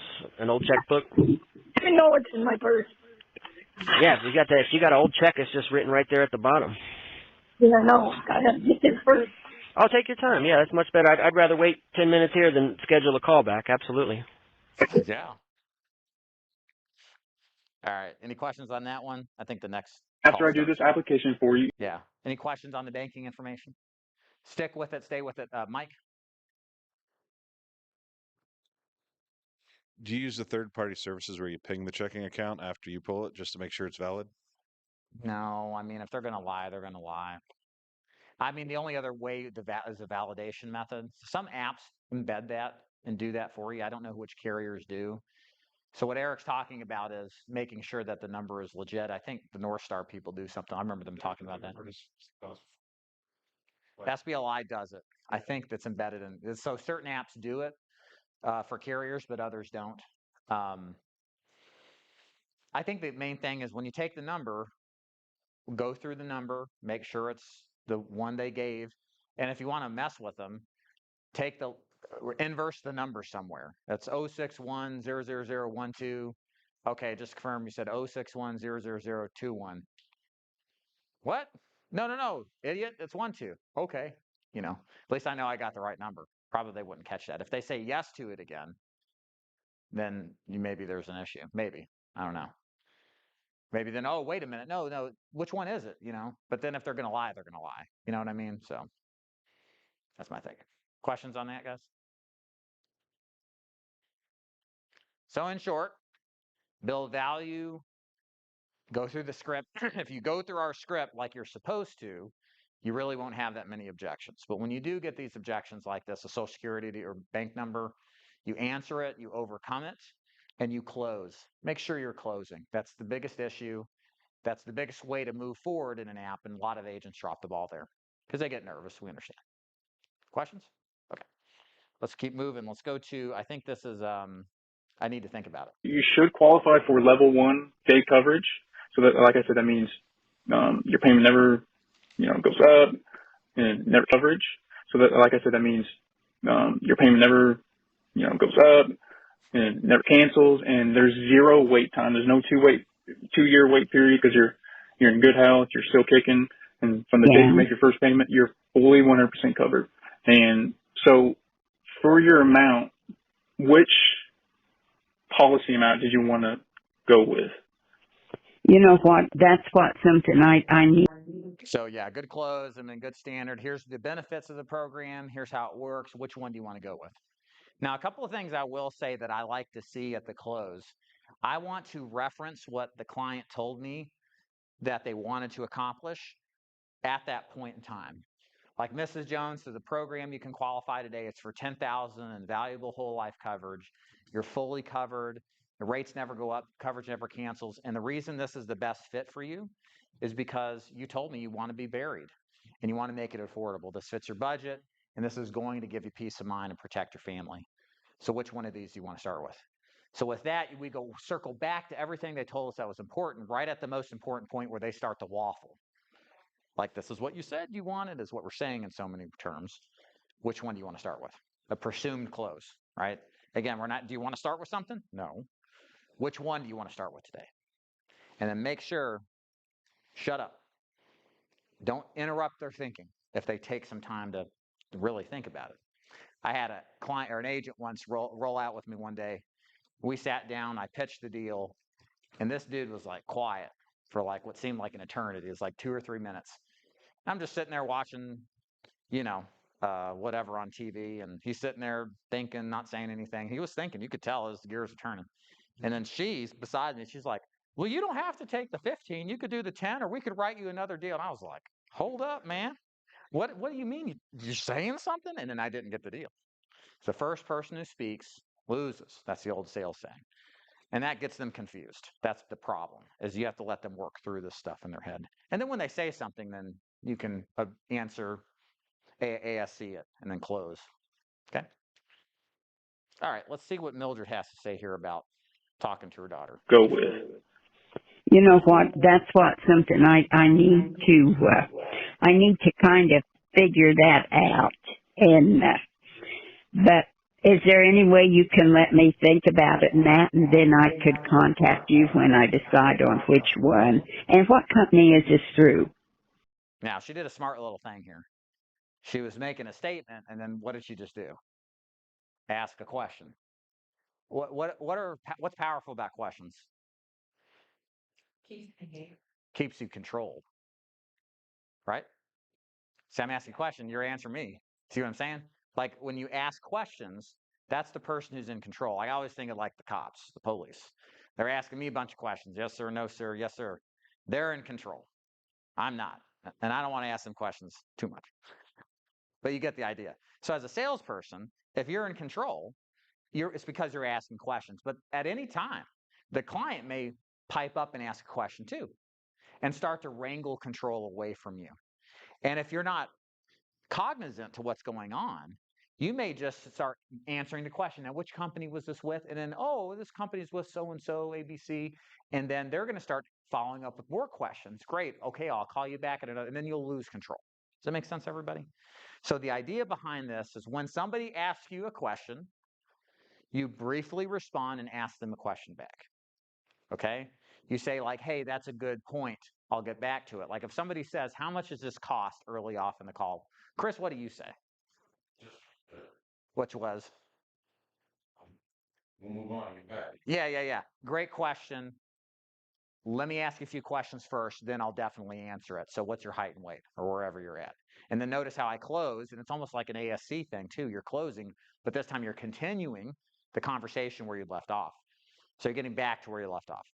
So this is kind of the deal here. You got to watch out for this question at the objection, and you want to say, great, that's a good question. It's with this company, but let's go back to what you were saying. For what reason do you need to wait? What's causing you to wait, right? And you'll see how he addresses it. Does that make sense, though? We don't want to let her or our clients have runaway questions to lose control. That's the idea. This would be through family benefit life. Family benefit. What do you mean, the price? Is it like you can afford it, or tell me what's going on?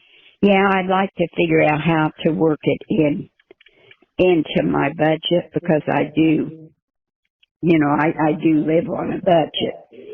And I do have a savings, and I own my own home, and, things like that. So I'm fortunate that way. But I don't want to commit to something until I make sure that's what I want. And I kind of like to talk it over with my daughter. Is this like the truth? No. So what is it? A lie. I mean, yeah, we don't know. It may or may not be true. But the point is, I can tell you this, more often than not, what she's saying and what any of our prospects are saying is not to be believed until it's challenged, okay? It's like this is the mask that she displays and the excuse that she gives, but you have to challenge that because maybe it's a paper tiger. It really isn't anything. And if you just show some authority and some leadership, it was nothing. But maybe it is real, and maybe it's a real objection. But you don't know until you rebuttal it. Does that make sense? So the goal is you cannot ever take anything at face value from your prospects. Likely it is a lie or a white lie, or they're not, well, maybe they are lying outright, but the point is you can't just let them get away with it. You got to challenge it because a lot of times it just isn't real. Now, a couple of things here. What did she say that was an issue? Price, talk to my daughter. Again, these are things which may or may not be true. And there are things we can do, like lower the price, possibly. Maybe he didn't say something clearly in the beginning that got the firm price. Maybe that was the whole, I think that is affordable type of response when he sold the premium. Stuff like that will manifest itself on the back end. And they'll say stuff like, I don't know if I want it. I got this and that, my daughter. But it was really something he did or didn't say early on that got the client, that didn't qualify the client enough. So again, That's why we want to refine our script to make sure we're following our script, because the script takes out the objections that you will eventually hear. Does that make sense? Okay. So let's see how he handles this and discuss. I got you. So I just want you to know you're not paying anything today. So I just want to make sure. Yeah, you're not paying anything today. So you don't have to worry about that. And with talking to your kids, you're talking to your daughter. That's exactly what I want you to do. After all, the money's going to them. But let me make a suggestion for you. And this is not a creative way to make a sale, because the sale's not made until you pay for the policy. And you're certainly not doing that today. So my suggestion is this: we get you medically improved in minutes. So you got this. We schedule out the payment 10 days, 2 weeks, a month from now. That's your decision. And that time, you talk to your daughter, talk to the family, shop around until you're blue in the face. Only one of these three things could possibly happen. One, we're going to stay the course. The ball is rolling slowly. You and your family are good with it. Or two, you can make any changes to the policy before now and when you pay for it. So if you're figuring out you need to go lower, that's totally fine. Or three, God forbid you find something better, just give me the call. I will pull the plug without any pushback, but at least the process has started. You're approved. You have nothing to lose and everything to gain, okay? Okay, yeah. Okay. So basically it was like, we don't know if you can even get this until we can approve you. It doesn't cost you anything. Let's just see what you can get. And then you'll have all the time in the world to talk to your daughter, to what she won't. Do this or do that. Does that sound good? That was the close. The okay there at the end was the close. And she's like, okay.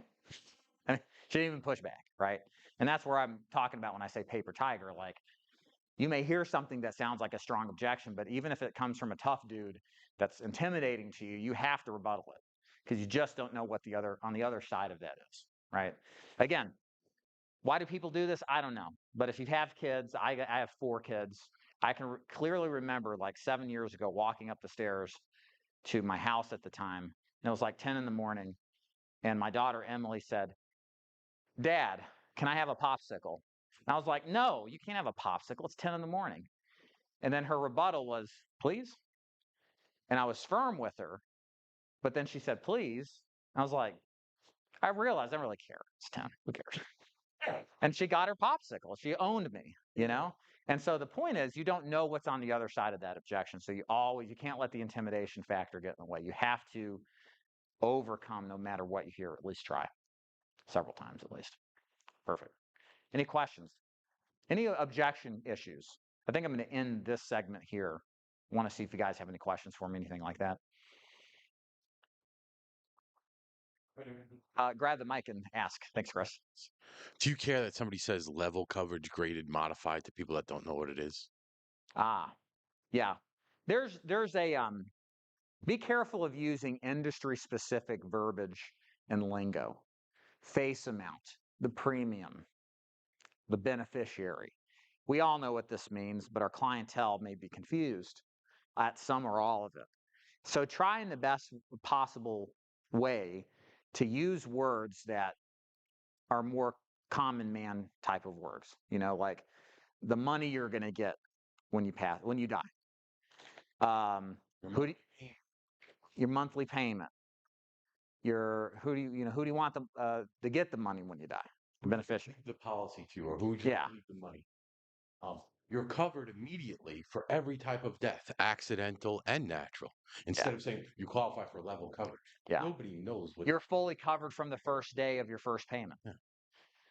Speak in a normal. Right. And this affects a lot of agents. I'm glad you brought this up. Like, you don't know what you're saying. You may be speaking a different language to another person, right? And you are. Yeah. Good question. Yeah, Renee.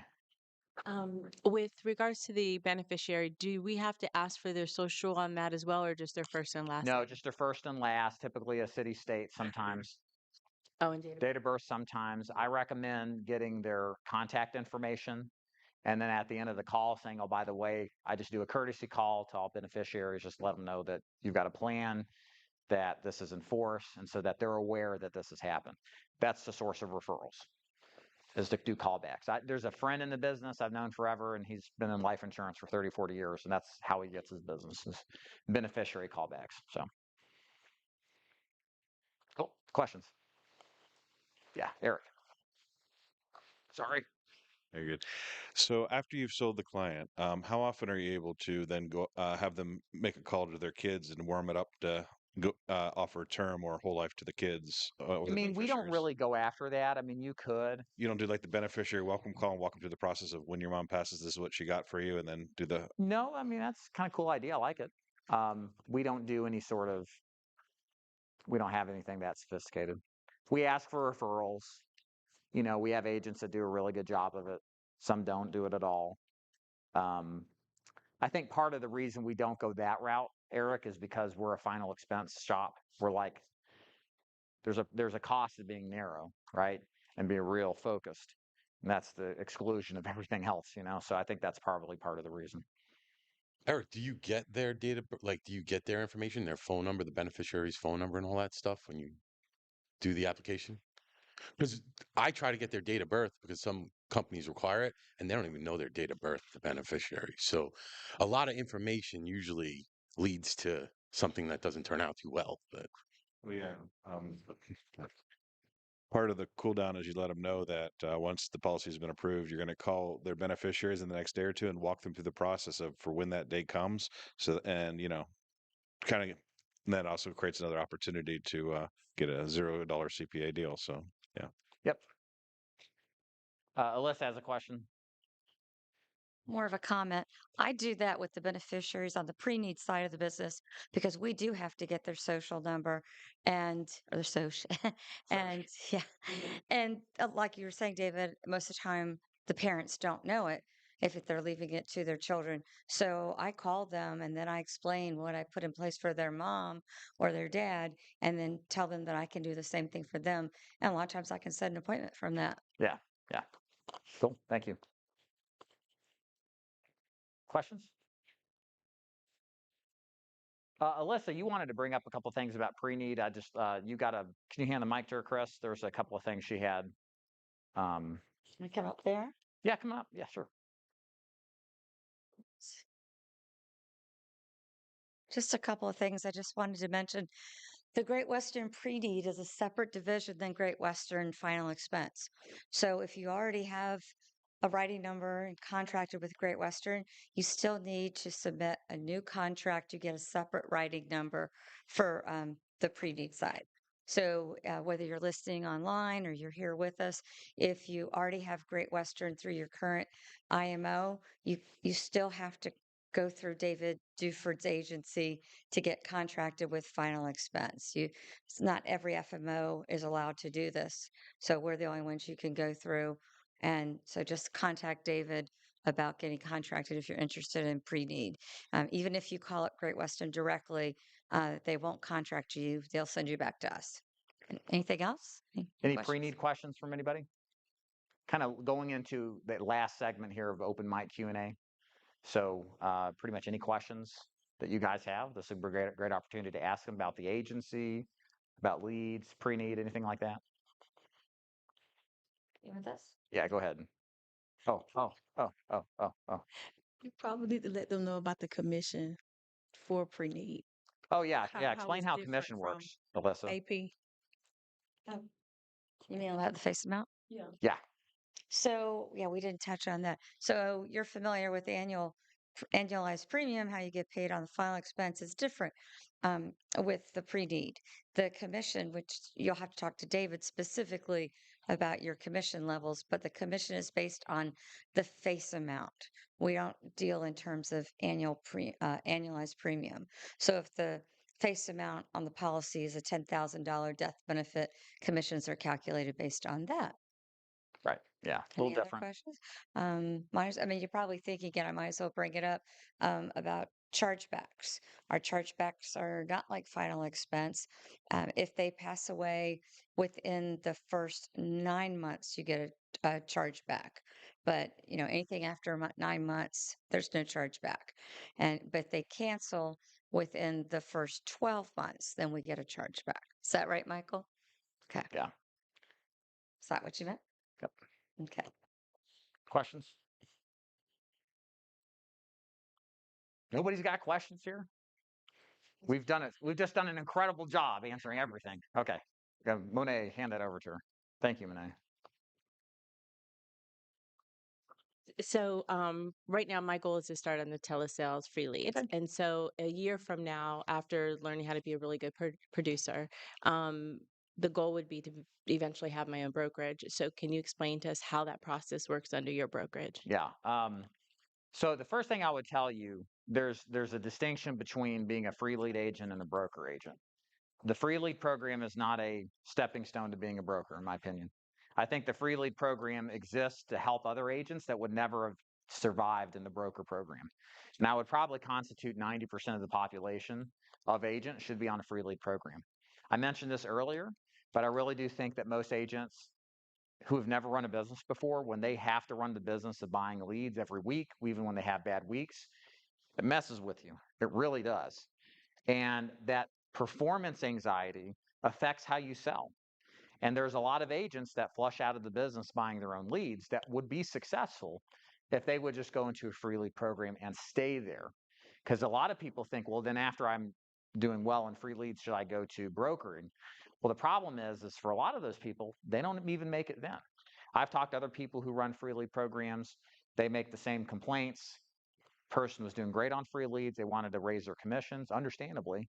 But what they didn't account for is the stress that comes from every week, because every week you start at zero in a free lead program. You may start at a negative 1,000 every week, and you may not sell anything. And when you've got a spouse and kids and obligations, that stuff starts to bear on you, and that affects your performance. So I will say this, we're open-minded to having an agent switch. We're not saying no, but you need to be committed to the program for a good while. Now, is there an opportunity to build a free lead agency within our model?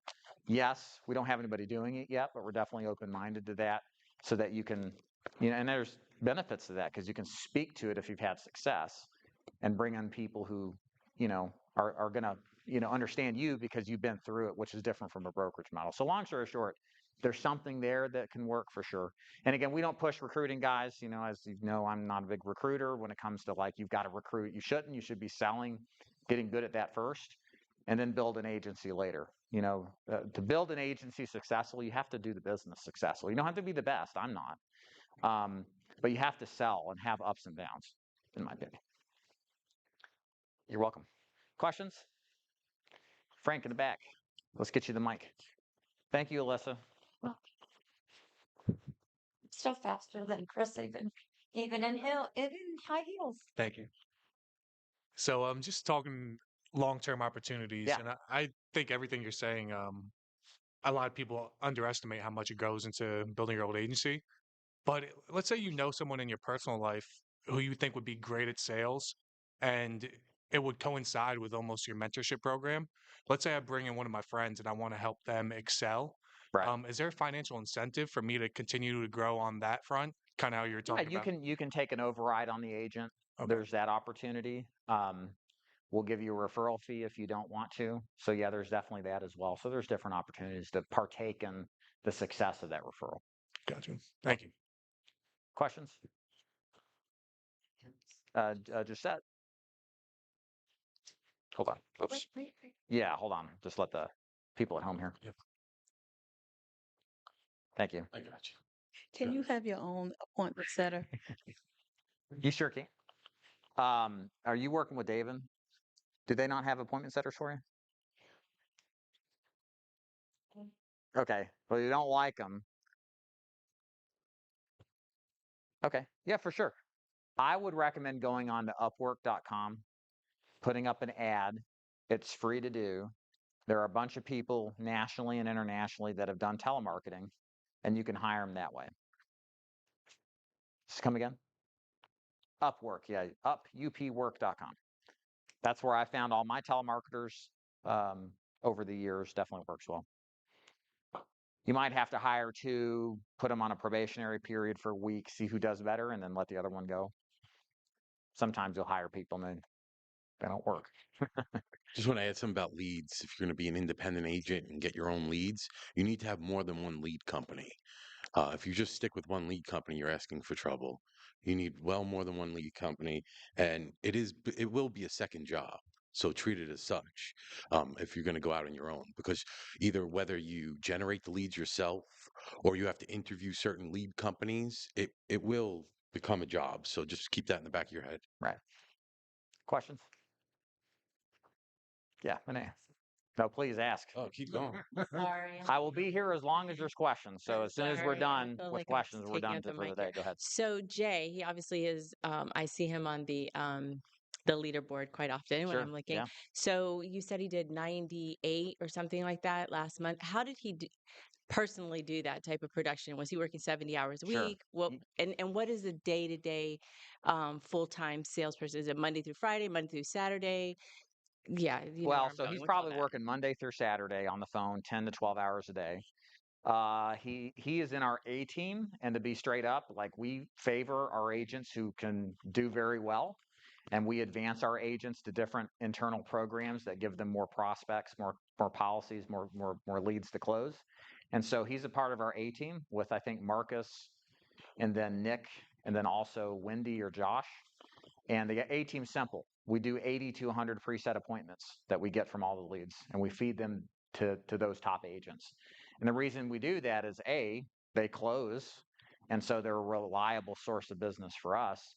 And then B, I mean, they've earned it. You know, they've worked hard, they've crushed it doing outbound, dialing the leads, making sales. And so we want to have some sort of unique offering to retain this talent, you know, and reward the people who have done well for us. So that's something that's available to everybody. You know, if you're doing really well, you know, we're going to migrate you into some different kind of lead or preset appointments as an opportunity because, I mean, hey, if you're crushing it, we want to help you more by having presets to help you set up your day, you know, and do even better. And then Mark, hey Mark. Hey there. The Alpha Lead program, what's the cost behind that? Yeah, real simple. $500 a month. That's the management fee. And $500 a month management fee. This is if you're buying leads. If you're a free lead agent, there's no cost. Okay. But for the Alpha Leads management program, you're paying $500 a month to unlock Oscar's decade plus of talent and knowledge and experience. I mean, it's a cheap deal, but you get so much value for it. And then it's $750 up a week. All of that money goes towards your advertising on Facebook. We don't upcharge it at all. So whatever 750 or 1,000 or whatever the weekly amount is, how much that is 100% it goes into leads, and whatever you get back is what you get back. It's a variable cost. It could be $5 a lead. It could be up to $10 a lead. It's typically in the middle somewhere. But the key point, Mark, is we're not adding more upsell to it. We're not developing it at 750 and then charging you another 750, you know, and profit that we take. So the benefit to you is that as a broker, if that's the route you go, because this is only for brokers selling over the phone, is that you get high quality leads from a legit vendor with experience for half the cost of what you would buy them for from a third party vendor.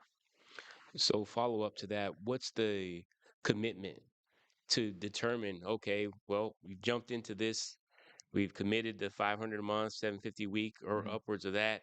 How long do you need to be committed to that to then see a rewashing out of this, or Yeah, is I it mean, a working month out? plus, I wouldn't do it without having a month in. Okay. Okay. I mean, like it takes some time to start getting leads in and then get the flow up. Like this is what you would do if you're marketing on your own. It's not going to happen overnight. So if you've only got like the $1,500 and this is your, you know, prayer, your Hail Mary, don't do it. Do the free lead if you're in that boat, you know. But it's a professional lead program and it needs time to do it the right way, but not an excessive amount by any stretch. Thank you. Yeah, thank you. Questions?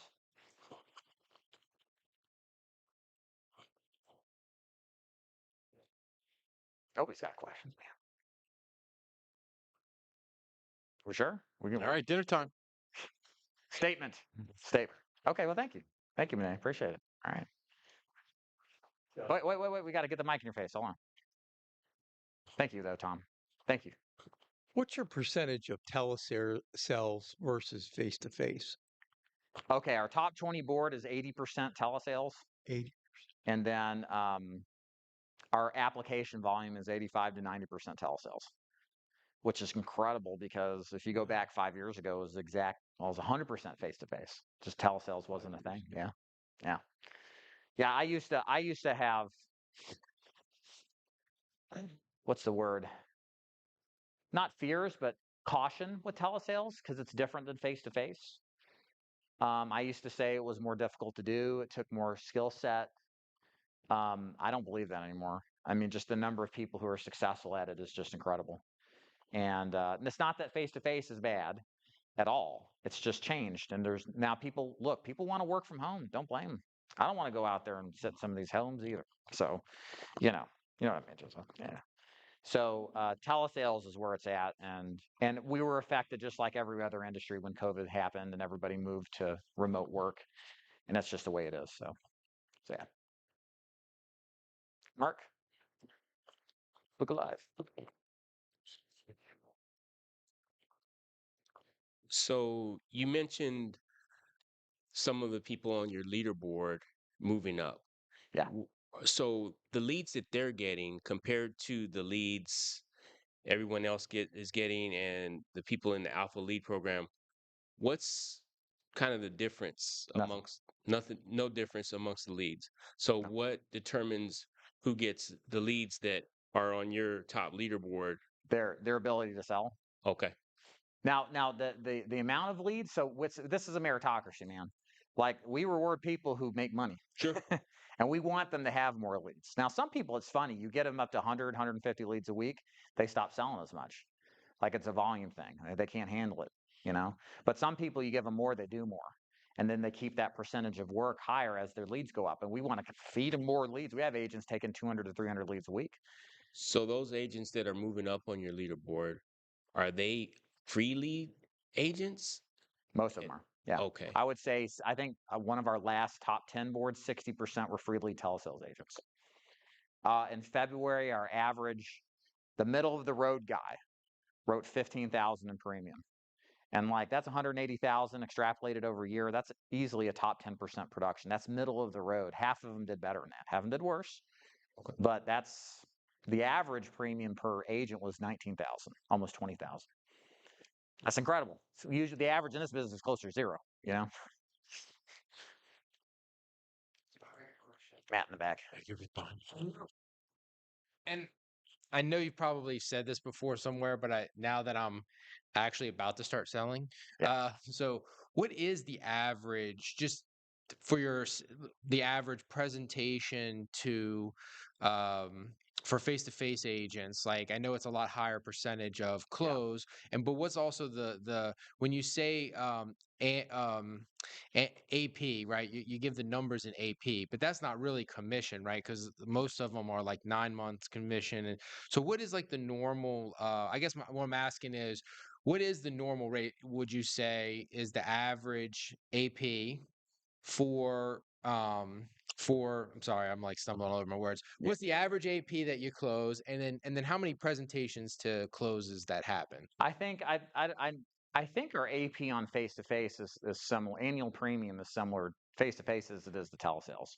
I need to do the numbers. It's probably a little bit lower, but not by much. I think it's like 750 to 800 is probably the floor, right? Okay. Telesales closes at a higher premium, and that's always been that way.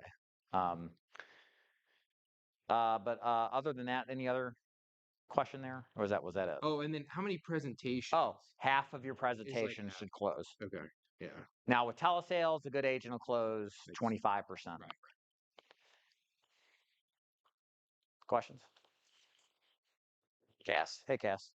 What's up, man? Yes, quick question. Now, can we broker through you? Like you got these 3 companies here and get our own leads? Yes, but I would highly recommend ours. Just because here's my reason behind that. I'm not saying you can't do that, but if you're working with us, hopefully it's because you want us to help you make money. And unless you got a lead source that's making free money, that's different. But we've made all the mistakes, and I've spent countless amounts of money figuring out what works and what doesn't. And we'd rather just get you the fastest route between point A and point B than the route that's too long. That makes sense. So you're saying that so how many leads do we have to purchase to?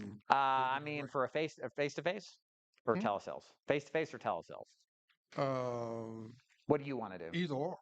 Okay. It's going to be about a 750 to 1,000 a week spent either way. Okay. And that's going to give you, my point is, it's going to give you enough leads to stay busy full time. Okay. Anything less than that's not enough. Okay. So 750 for telesales. Yeah, bare minimum. And 1,000. So that.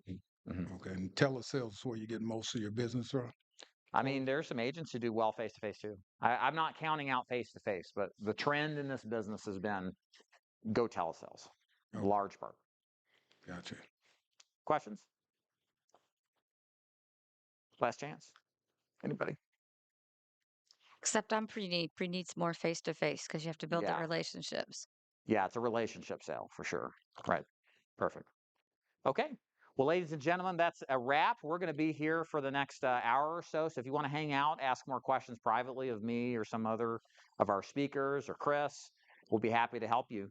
We'll end this by saying thank you to Great Western, Trinity Family Benefit, Prosperity, Best Plan Pro. And then I think the last thing we have to do before we go is we're doing a drawing on a couple of items. So we've got 3 things to give away. All you have to do, if you could start passing up your name tags. We've got a Facebook marketing course and a CRM giveaway from Agent Autopilot, both about $1,000 value. And then also Oscar has a video design job thing. He can explain it if he likes, that he's giving away too. So we're just going to make this real simple and quick and easy. All y'all have to do is pass your name tags up here. I'm going to have Chris draw, so if you don't get picked, you can be mad at him. Bye. And then we'll be done. Perfect. Oh, look, Chris has got his name in here 3 times. Yeah. Don't con the system. All right. All right. So the first one is going to be for the Facebook marketing course. This is from Agent Autopilot. We've done some business with them for their ACA system, CRM, other things. This is just a whole course, business in the box course. So if you'll pick one, and then when you get chosen, it's your responsibility to follow up with me. I won't remember. So email me and say, hey, Dave, I won the course. Give it to me. And then so any of your emails you get from me, just reply to. I'll read them, and then we'll hook you up, okay? So don't look. Don't cheat. Just pick one. Not that one. Just kidding. All right. Frank wins the course, Facebook course. Okay, don't forget. All right. This one is for the Agent Autopilot CRM. I think it's 2 months, maybe 3 months free. It's a go high level CRM. If you don't have one, it does fine. There's automation set up for texting, for final expense, et cetera. So let's go ahead and do this. Let's pick the one on the end. Not that one. Oh. Hey now. You got it. Jeff. Jeff? Jeff. All right, Jeff. And the last one here is for Oscars. What are you giving away, Oscar?